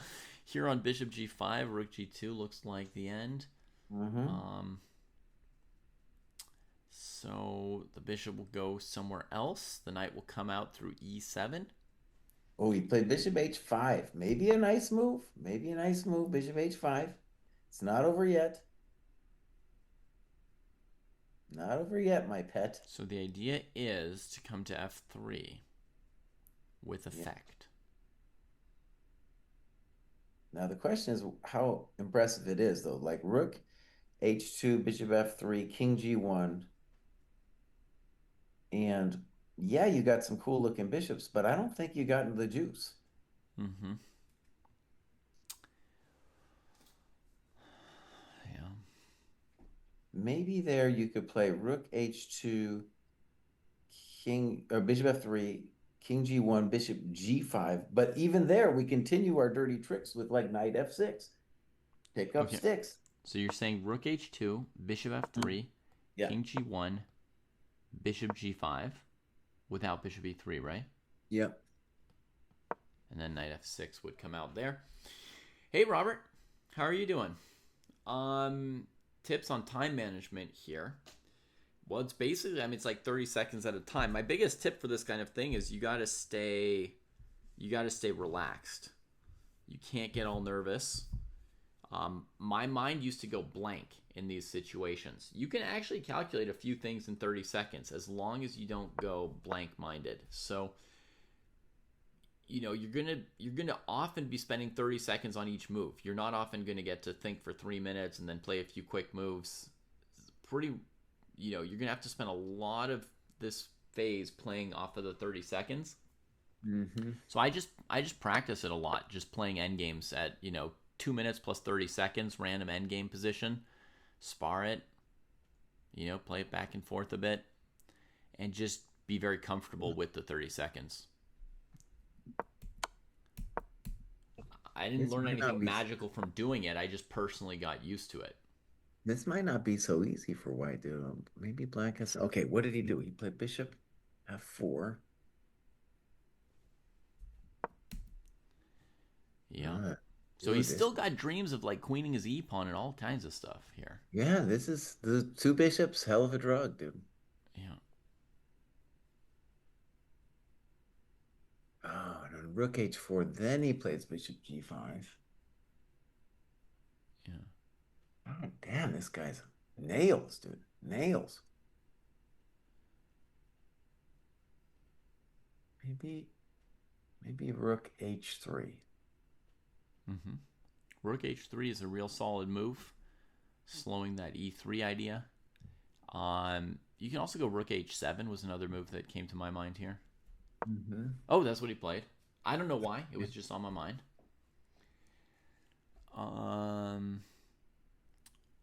I guess part of the idea is, get behind stuff when you've got a rook, right? Like, you could be good on e7. You could go to b7 or c7 at some point to harass this black king.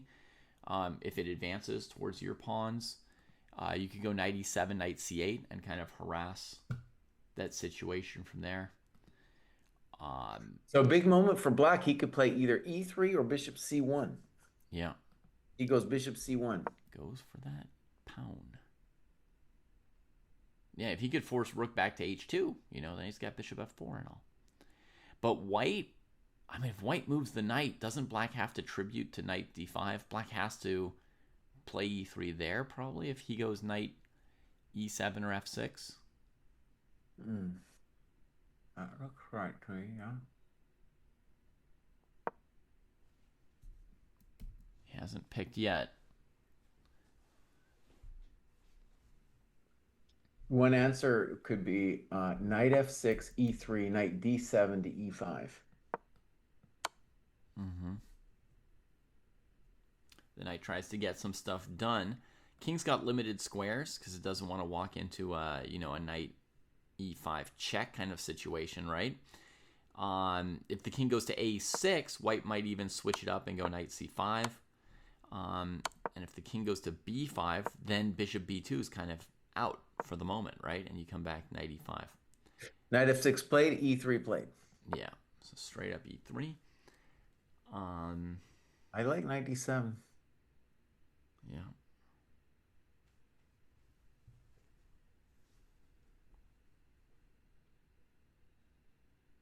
I think the knight d7, e5 finally gets that dude back in the game. Mm-hmm. And if something like bishop e4 at the end of that, then rook h2, it feels like we're in control at least. Wow, cold-blooded rook e7. That's a good... He's playing, like, really well. Behind the pawn, if bishop b2, rook e3, then it looks like that d-pawn's dying, right?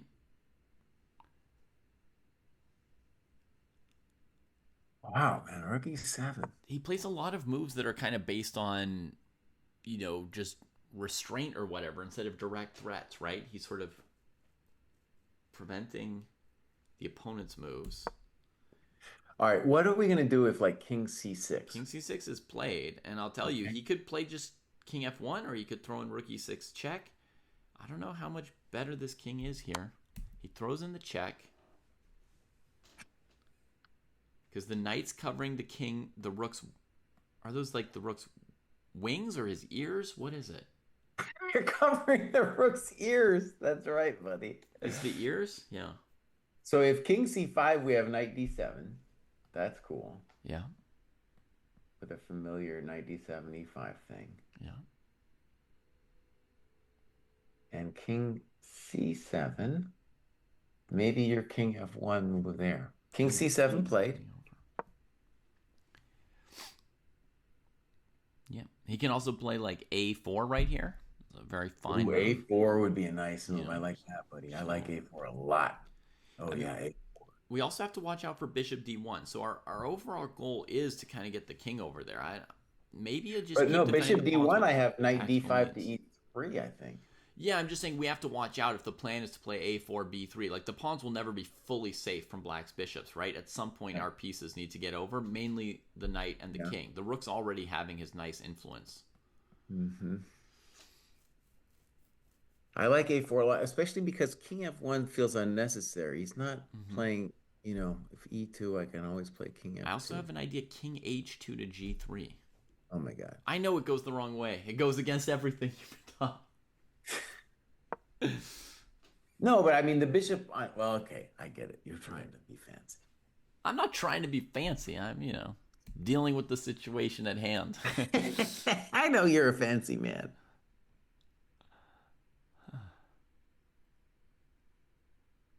Yeah, I like a4. Oh wait, we have a move on the board. King f1. King f1. That's pretty rational. This guy is like nearly a perfect chess player, Jesse. Mm-hmm. It's uncanny. So, right, if e2, we're saying we're winning on king f2. If bishop b2, we're saying we're winning rook e3. Bishop d2 played. Okay, so now we at least don't have to worry about our b pawn anymore. Yeah, we do have to be careful about e2, e1, though. Well, do we, though? I think a4 played, and they were saying, well, if you do that, I'm just winning with rook takes e2. Goodbye. Yeah, I mean, the d5 pawn would drop too at the end of that, right? So, yeah, no e2. But you have to be so calm here as a wonder, right? I mean, he can hardly move. He's hardly threatening anything. It looks like there's all this scary stuff. Yeah, whatever. Put the pieces on the best squares they've got. And for me, knight e7 or knight f6, that would have been a very hard choice. That would have been the kind of thing where I would spin my wheels and use up all my time, go down to my seconds. And it looks like he picked the right square for the knight. And he did it pretty quickly at the time. Bishop C1 played. Okay. So king E1, bishop D2 is going nowhere at the moment. So the question is... Right. Black is claiming I can sit on this. Yeah. You can't actually break me. Which no one believes, but that's what he's claiming. A5 would just be a nice building move, but then still, I assume it's bishop D2, and then we got to figure our lives out. Yeah. Okay, that's interesting. This guy's tough as nails, man. Yeah. At some point, also just to move B4, we could do B4. I don't know what it does, honestly, but we could play B4. So I could go like this, A5, bishop D2, and then B4, claiming you can't do nothing. And I'll eventually even play B5, B6 with a mating net, baby. Oh, mating B5, net, B6. that's better. Oh, welcome to the dojo. Yeah, I like A5. I like that a lot, dude. Let's play A5, intending B4, B5, B6, mating net.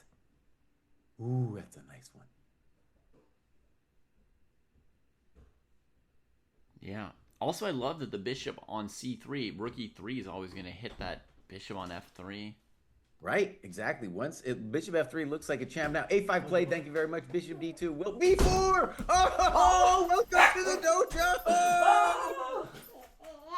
Yeah. Who's nuts? These nuts. Tu aimes ces noisettes? I just like it. Tu aimes juste ça, hein? Yeah. Tu veux? The other cool thing about this, Mr. Pruess, is Bishop C3 even attacks the knight, and we just don't care. Right.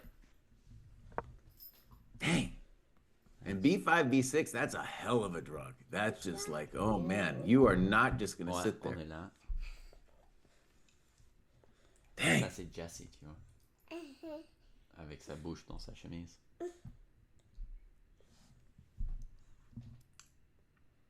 Delicious.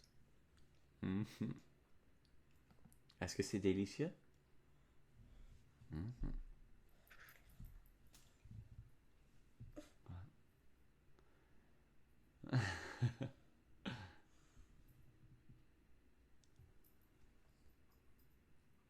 Qu'est-ce que tu regardes?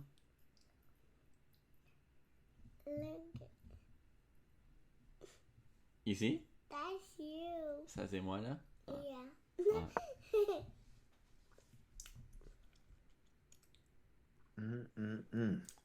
Okay, so E2 here. Still rook takes, bishop takes, king takes, bishop C3, knight D5. It must be said.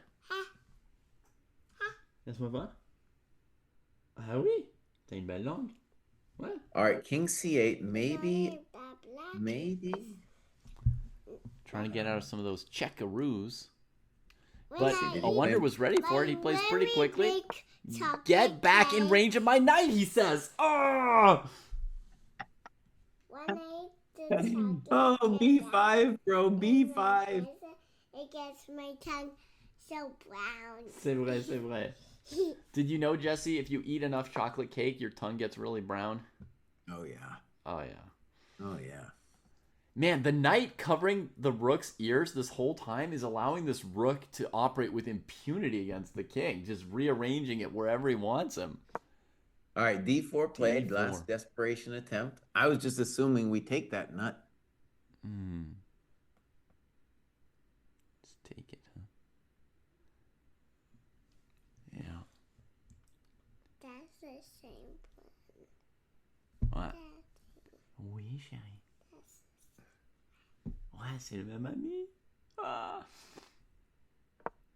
I wonder might be calculating fancy stuff with B6, but you know, I don't actually.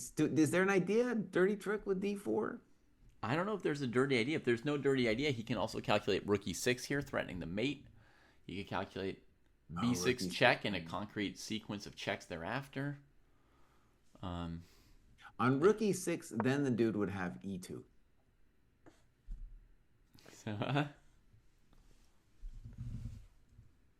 I see Bluey. Tu vois Bluey? Yeah. Oh, ici? No, deal. Où ça? No, Ici? next to that white one. Ouais, tu veux voir en grand? There. Ouais, c'est Bluey. Okay, Right, Buck, yeah. I have it. We're There's seeing Bluey. the idea. Look. We're seeing She's it. having a Maybe. great time. Bingo. Bingo too, yeah. Also, Oh, they disappeared. Where'd they go? I don't know. there. Oh, you found them. Bravo. Dang, this guy's nails, Bruce. This guy's nails, man. That's a dad. Oui, c'est leur pauvre papa. Okay, we gotta move. CD4. Yeah, we got loads of moves, E2. but I think Takeovich.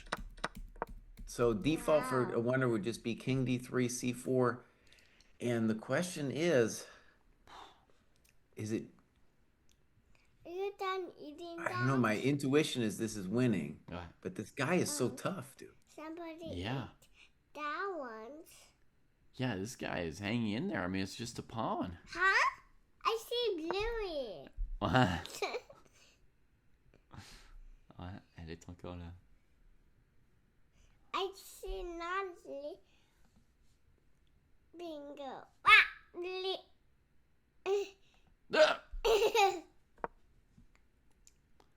Got another move. Bishop E1. Dad. Jesse, normally I wouldn't think you could necessarily win this endgame here.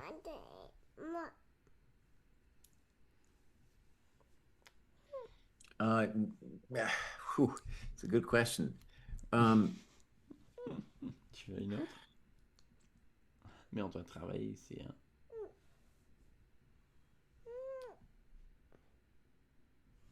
Let's imagine I have a knight on C4 and a pawn on D5. Ah, that's maybe not so simple for a pimple.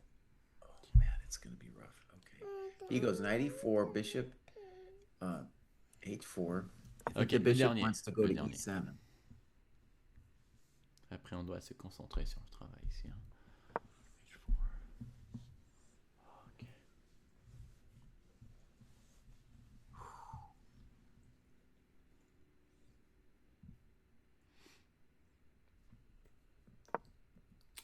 No school today in your part of the world? Oh, yeah. Is this black?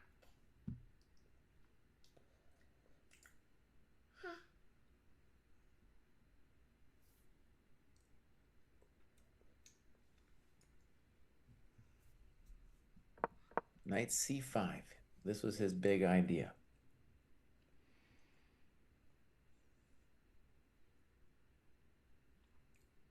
All right, Mr. Pruess, what is the plan with this knight C5 move? I don't even know. No idea.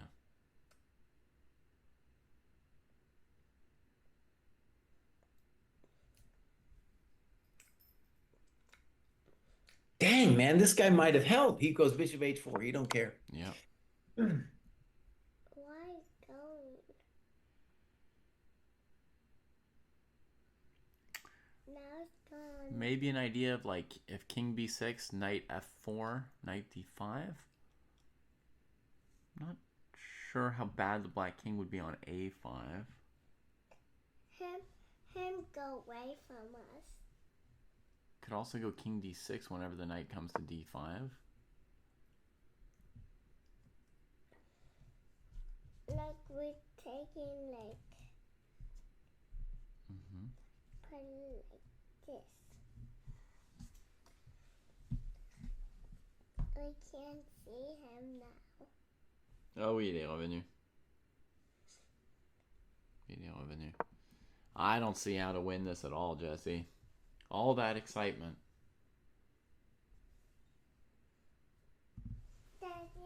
What?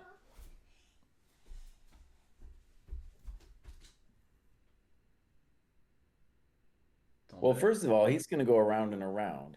And then black has to do 50 moves every time I move the pawn. Tu veux que j'ouvre ici? Comme ça, tu peux prendre ce que tu veux, toi? Just wanna go in my bed. Cockadoodle? Yeah. Ok. How do you put it downstairs? Ok, un peu plus tard, ok? En ce moment, je fais une émission. I want to hold it.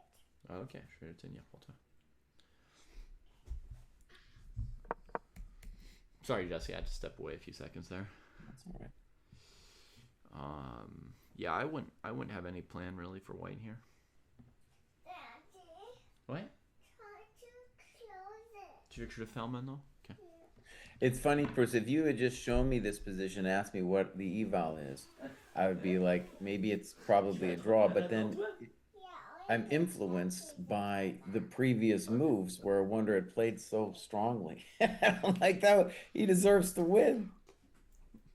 I'm good at coming out like that. Ah oui? Tu peux sortir toute seule, c'est ça? Whoa. Oh yeah! Oh, bravo!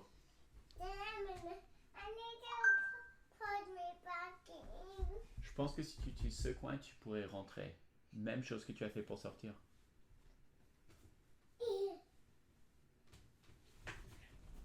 Pruess, I would like, my ideal situation would be to get the king on, the pawns on d5 and b5 and the knight on c4 and have our king somehow penetrate into the position. Where do you want your king when you put the I knight want- on c4? I want the knight on c4 and my pawns on d5 and b5. Mm-hmm. Maybe that's kind of what he's doing here. We're about to find out. The nice thing is I think white can take his time here. Okay, I see a way to achieve that, Jesse. Maybe with your king on d3, you bring the knight to e3. Something like that, yeah. Whoa. But then if the king goes here, knight c4, yeah, and then the king can't stop you from d5, yeah. And by the way, I am not sure that that position, my dream position, is even winning, Right. you know.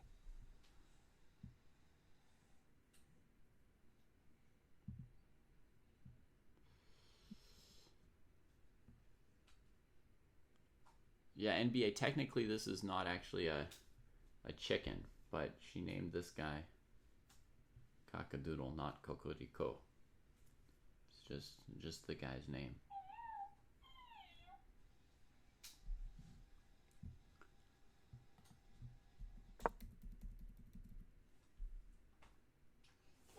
About that time for Jesse to recharge his coffee.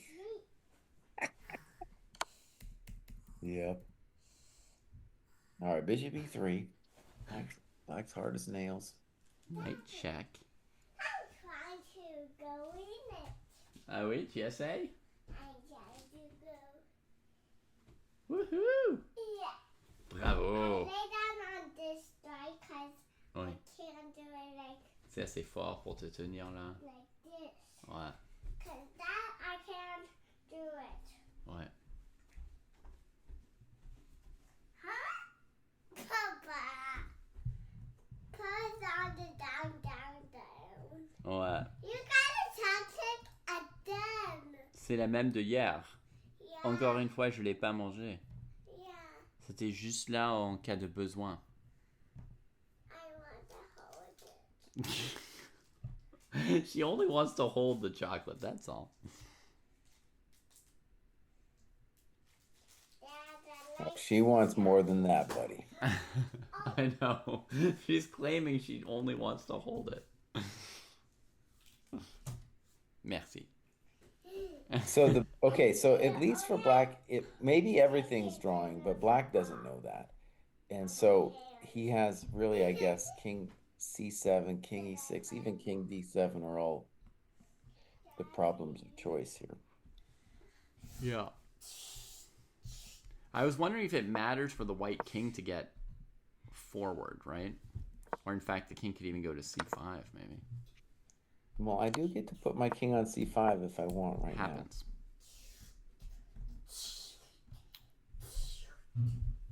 This is a good, at least it forces a little interest in Questions here. Daddy, Yeah. I'm not very cozy. If you're black, maybe you want to go bishop h6 to f8. Cozy. Cozy. He He does go does. bishop h6. Yeah. Because, you know, that king's just in your face. You don't want to be worrying about him forever. You want to get him back. And is there any world where white wants to play b6 here? Could it be D6 is a thought. Also, D5 right now. We could very much think d5? about D5. Yeah, So D5, then bishop E3 is a thought. right. You get pushed back. Ooh la la. B6 is definitely a thought, and then maybe King Oui. D5 after B6. Oui, qu'est-ce qu'il y a? I want you to catch me. Ok, ok. Yeah. Wow. Good job catching me. Yeah, this is dangerous. That was this. C'est pour écouter mon ami Jesse. Ce sont des petits écouteurs là. Tu vois, il y a un pour chaque oreille. One for off. Ouais.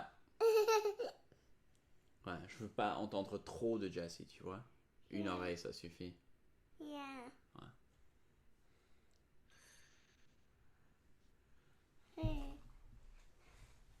All right, Mr. Pruess, I'm thinking B6 is a real hell of a drug, dude.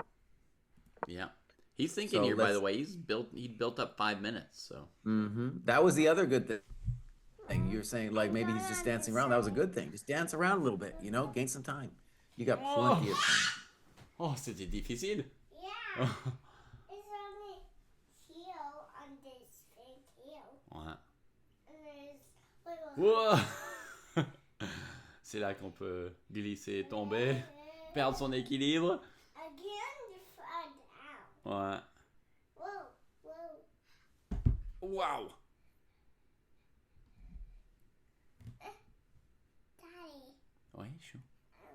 Oh, it's probably just holdable, faim? buddy. Va demander le petit déjeuner à ta maman. Si t'as faim. Ok. T'as faim pour ça?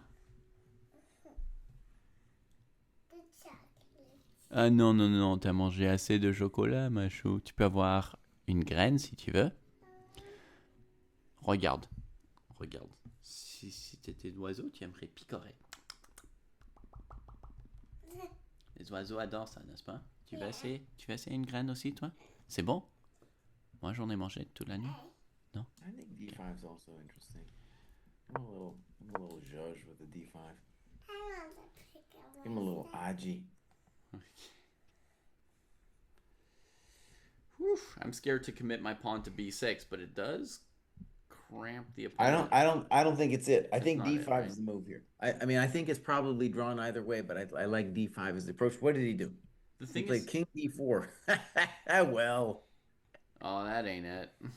well, I think it's an attempt to mess with him and gain a little bit more time on the clock. Like if you don't know, then just maybe we're not in a rush. What I want is to have my king in front of my d pawn, Jesse. That's why I'm not pumped about d5. I wanted to somehow, play b6 and king d5. That was my reason for b6. I played b6, and then if king c8, I play king d5. Knight c5 check is coming. Non, non, arrête! Oh, c'est déjà dans sa bouche. Ok, mange-le. C'est bon, tu as réussi à le voler. Mais maintenant c'est fini, je vais plus te permettre. So I want to go knight c5 check, force the king back to c8, bring my king up here. But the bishop will eventually reposition to behind this diagonal, and I won't be able to keep it up for long.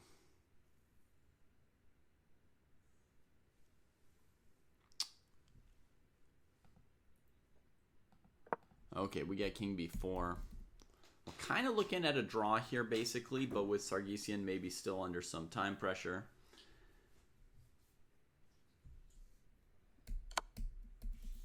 Checolino.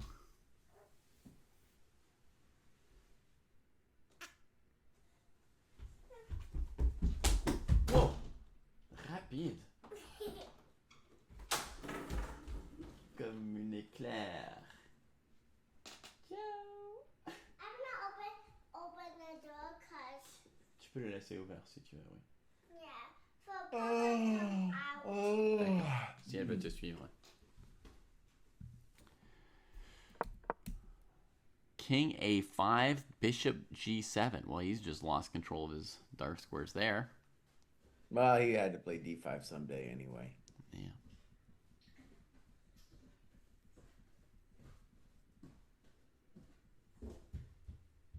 All right. So a little bit of a letdown. A little bit of a letdown. Played amazingly. Was very close to the win. Sargsyan hung in there. Whew. That's encouraging for him.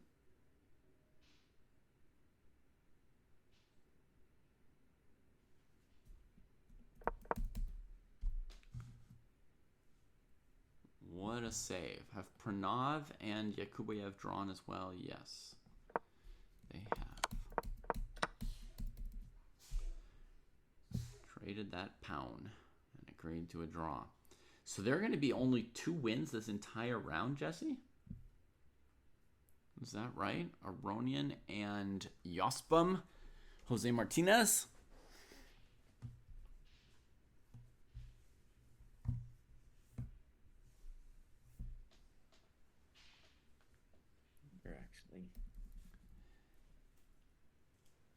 I suppose he doesn't have to move the pawn. He could play a move like this. Because knight e6. Or this not good looking move.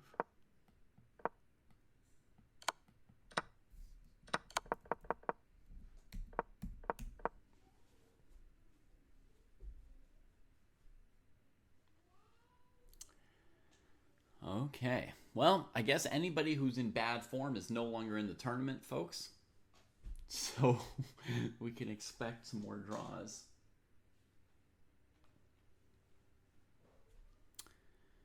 Also, I think everybody under 2,600 has been weeded out.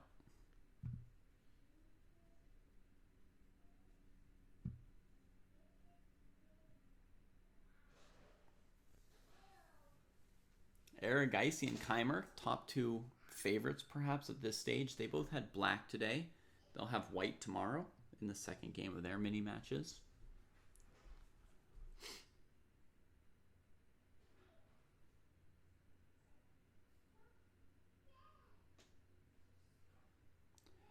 Pranav and Yakuboyev, I could see them playing another Najdorf tomorrow with colors reversed.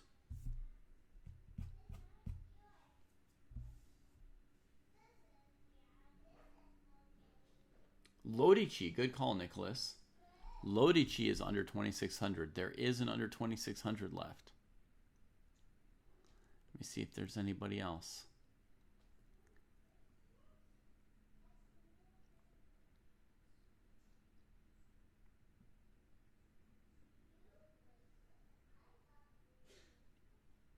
Grebnev was only 2610 going into this tournament. He's gained some points. Some further points. All right, Mr. Bruce, I'm calling in on this one thing. Let's check out Karthik Venkataram's rating here. 2579. There's another one. You're Mr. calling, Bruce, I'm out of here. You're calling it, right, Jesse? I'm out of here, but I will see you tomorrow morning. This was amazing. This was a great day. I thought we had that Shanklin game. This game, amazing, man. Yeah, had it dialed in. Thanks, Jesse. See you right. mañana. Bye.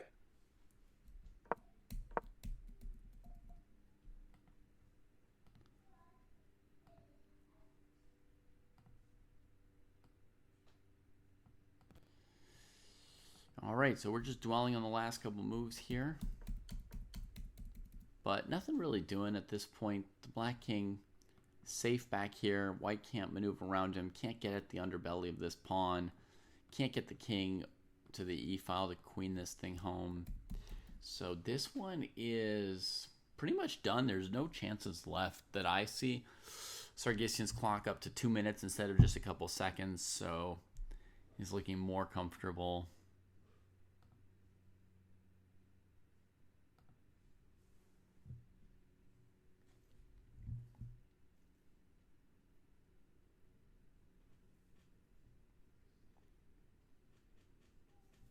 So, yeah, any questions, chat? There's not too much left to say about this game. So any questions about the tournament or anything like that as we sit around for a few more moves on a wonder?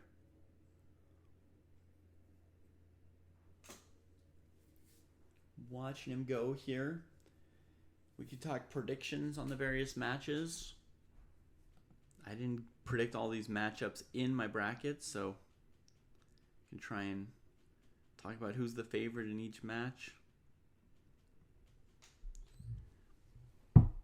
You know, generally the rating favorite is the favorite, but sometimes the ratings are 10 points apart, so the rating doesn't tell you that much.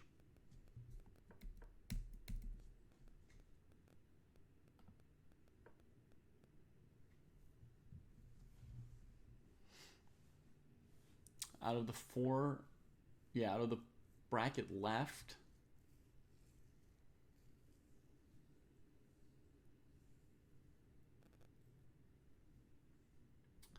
see, if I scroll ahead towards the end of the bracket, right? Once we're looking at semifinals, I had Gukesh against Geary. They're both out.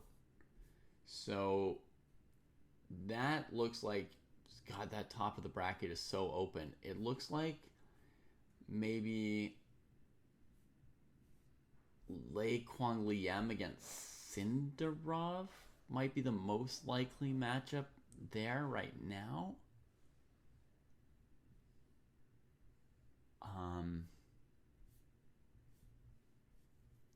Sindarov drew with black today, so he's doing okay in his current matchup.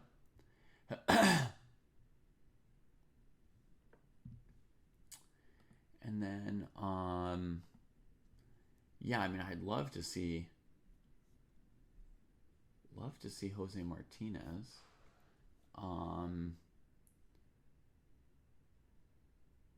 Where is he in this bracket? Because I didn't properly pick him.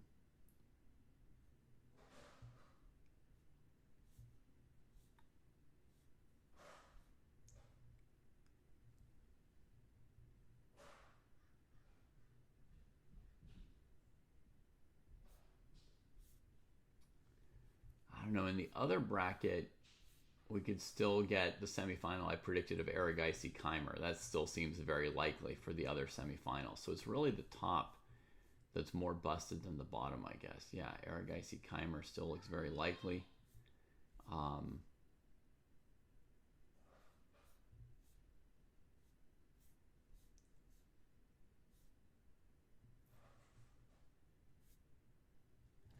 Okay, let me try and figure out where he is. So he's playing against Serrana. And he already won the first game. With black, he's got the best start to round 4.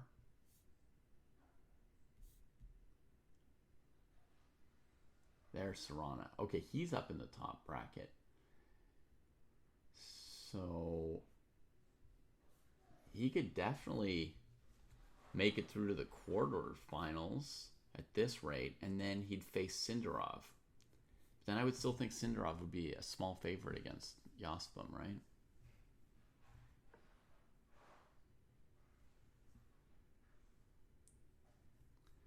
Jaspom is playing really good so far, yeah. Why Steinke? You're wondering what's new since the candidates with the dojo. I mean, you mean like in the training program, or just in terms of, you know, the streaming and the YouTube? A lot of it's pretty similar stuff, you know. We alternate and rotate around between different types of content. You know, one month we look at top GMs like this. Other times we look at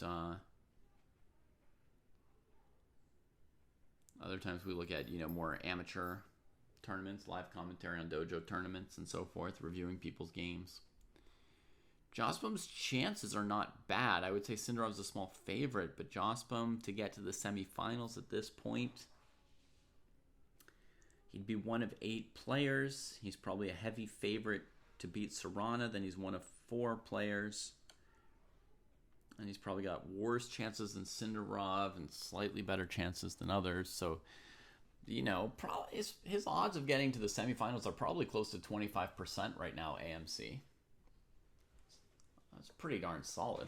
That's significant. Yeah. Updates to the training program and the community. I don't know exactly when it happened, but the two Dojo Discord servers were merged into one.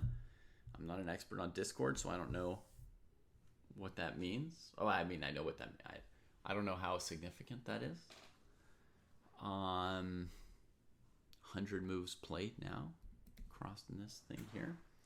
Training program, we made some little quality of life updates here and there, as we do each year. How long ago was the candidates? I mean, the candidates was 2024 April.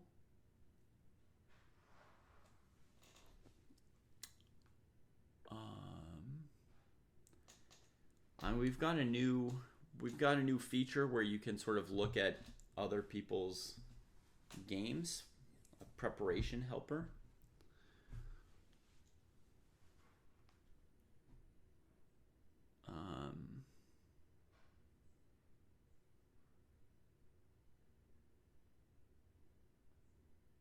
I guess we're trying out something new in January, so that's not out yet, but there's a big thing we're going to try out in January. Jesse's already started piloting it a little bit, but he's been doing these little groups of like 4 or 5 people where they review games and the player's strengths and weaknesses, like 1 player per week for a few weeks in a group, and then they start a new group. We're going to be releasing something in January where we sort of open that up to anybody in the dojo. Hopefully we don't know if how the number of people who want to do it compares to the number of teaching hours we have available, but we're going to do that and add some little classes specific to openings or end games or middle games and so forth. And they'll be in sort of 4-ish week chunks.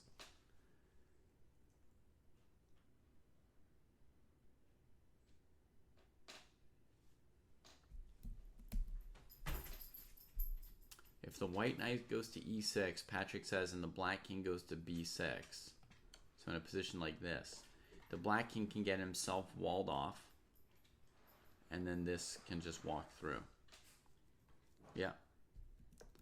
That is possible, and fairly terrible. So in general, the king should stay in front of this pawn as much as possible.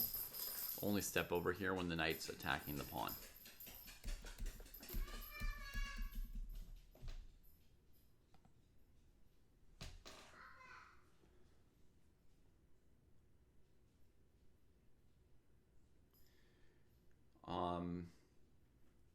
There's been a new checkmate trainer that's gone live on the site fairly recently that lets you solve checkmate puzzles,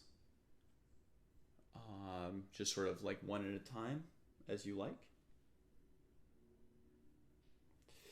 There's no chances actually, Robin.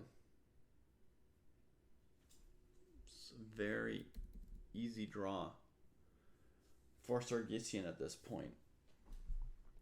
Let me maybe look at the moment where he played d4. See what I can calculate here.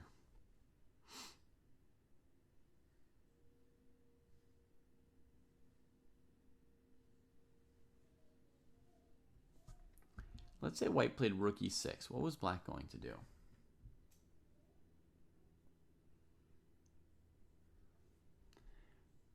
It's threatening mate, so maybe e2. Rook takes, bishop takes, king takes. Here. Check here.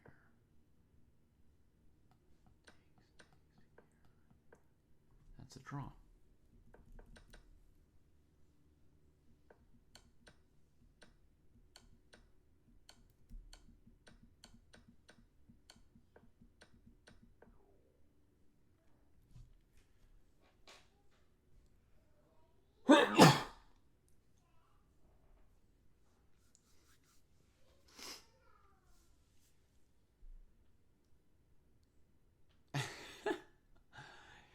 Yeah, I did the coach champs. Did I learn anything that gave me ideas for the dojo?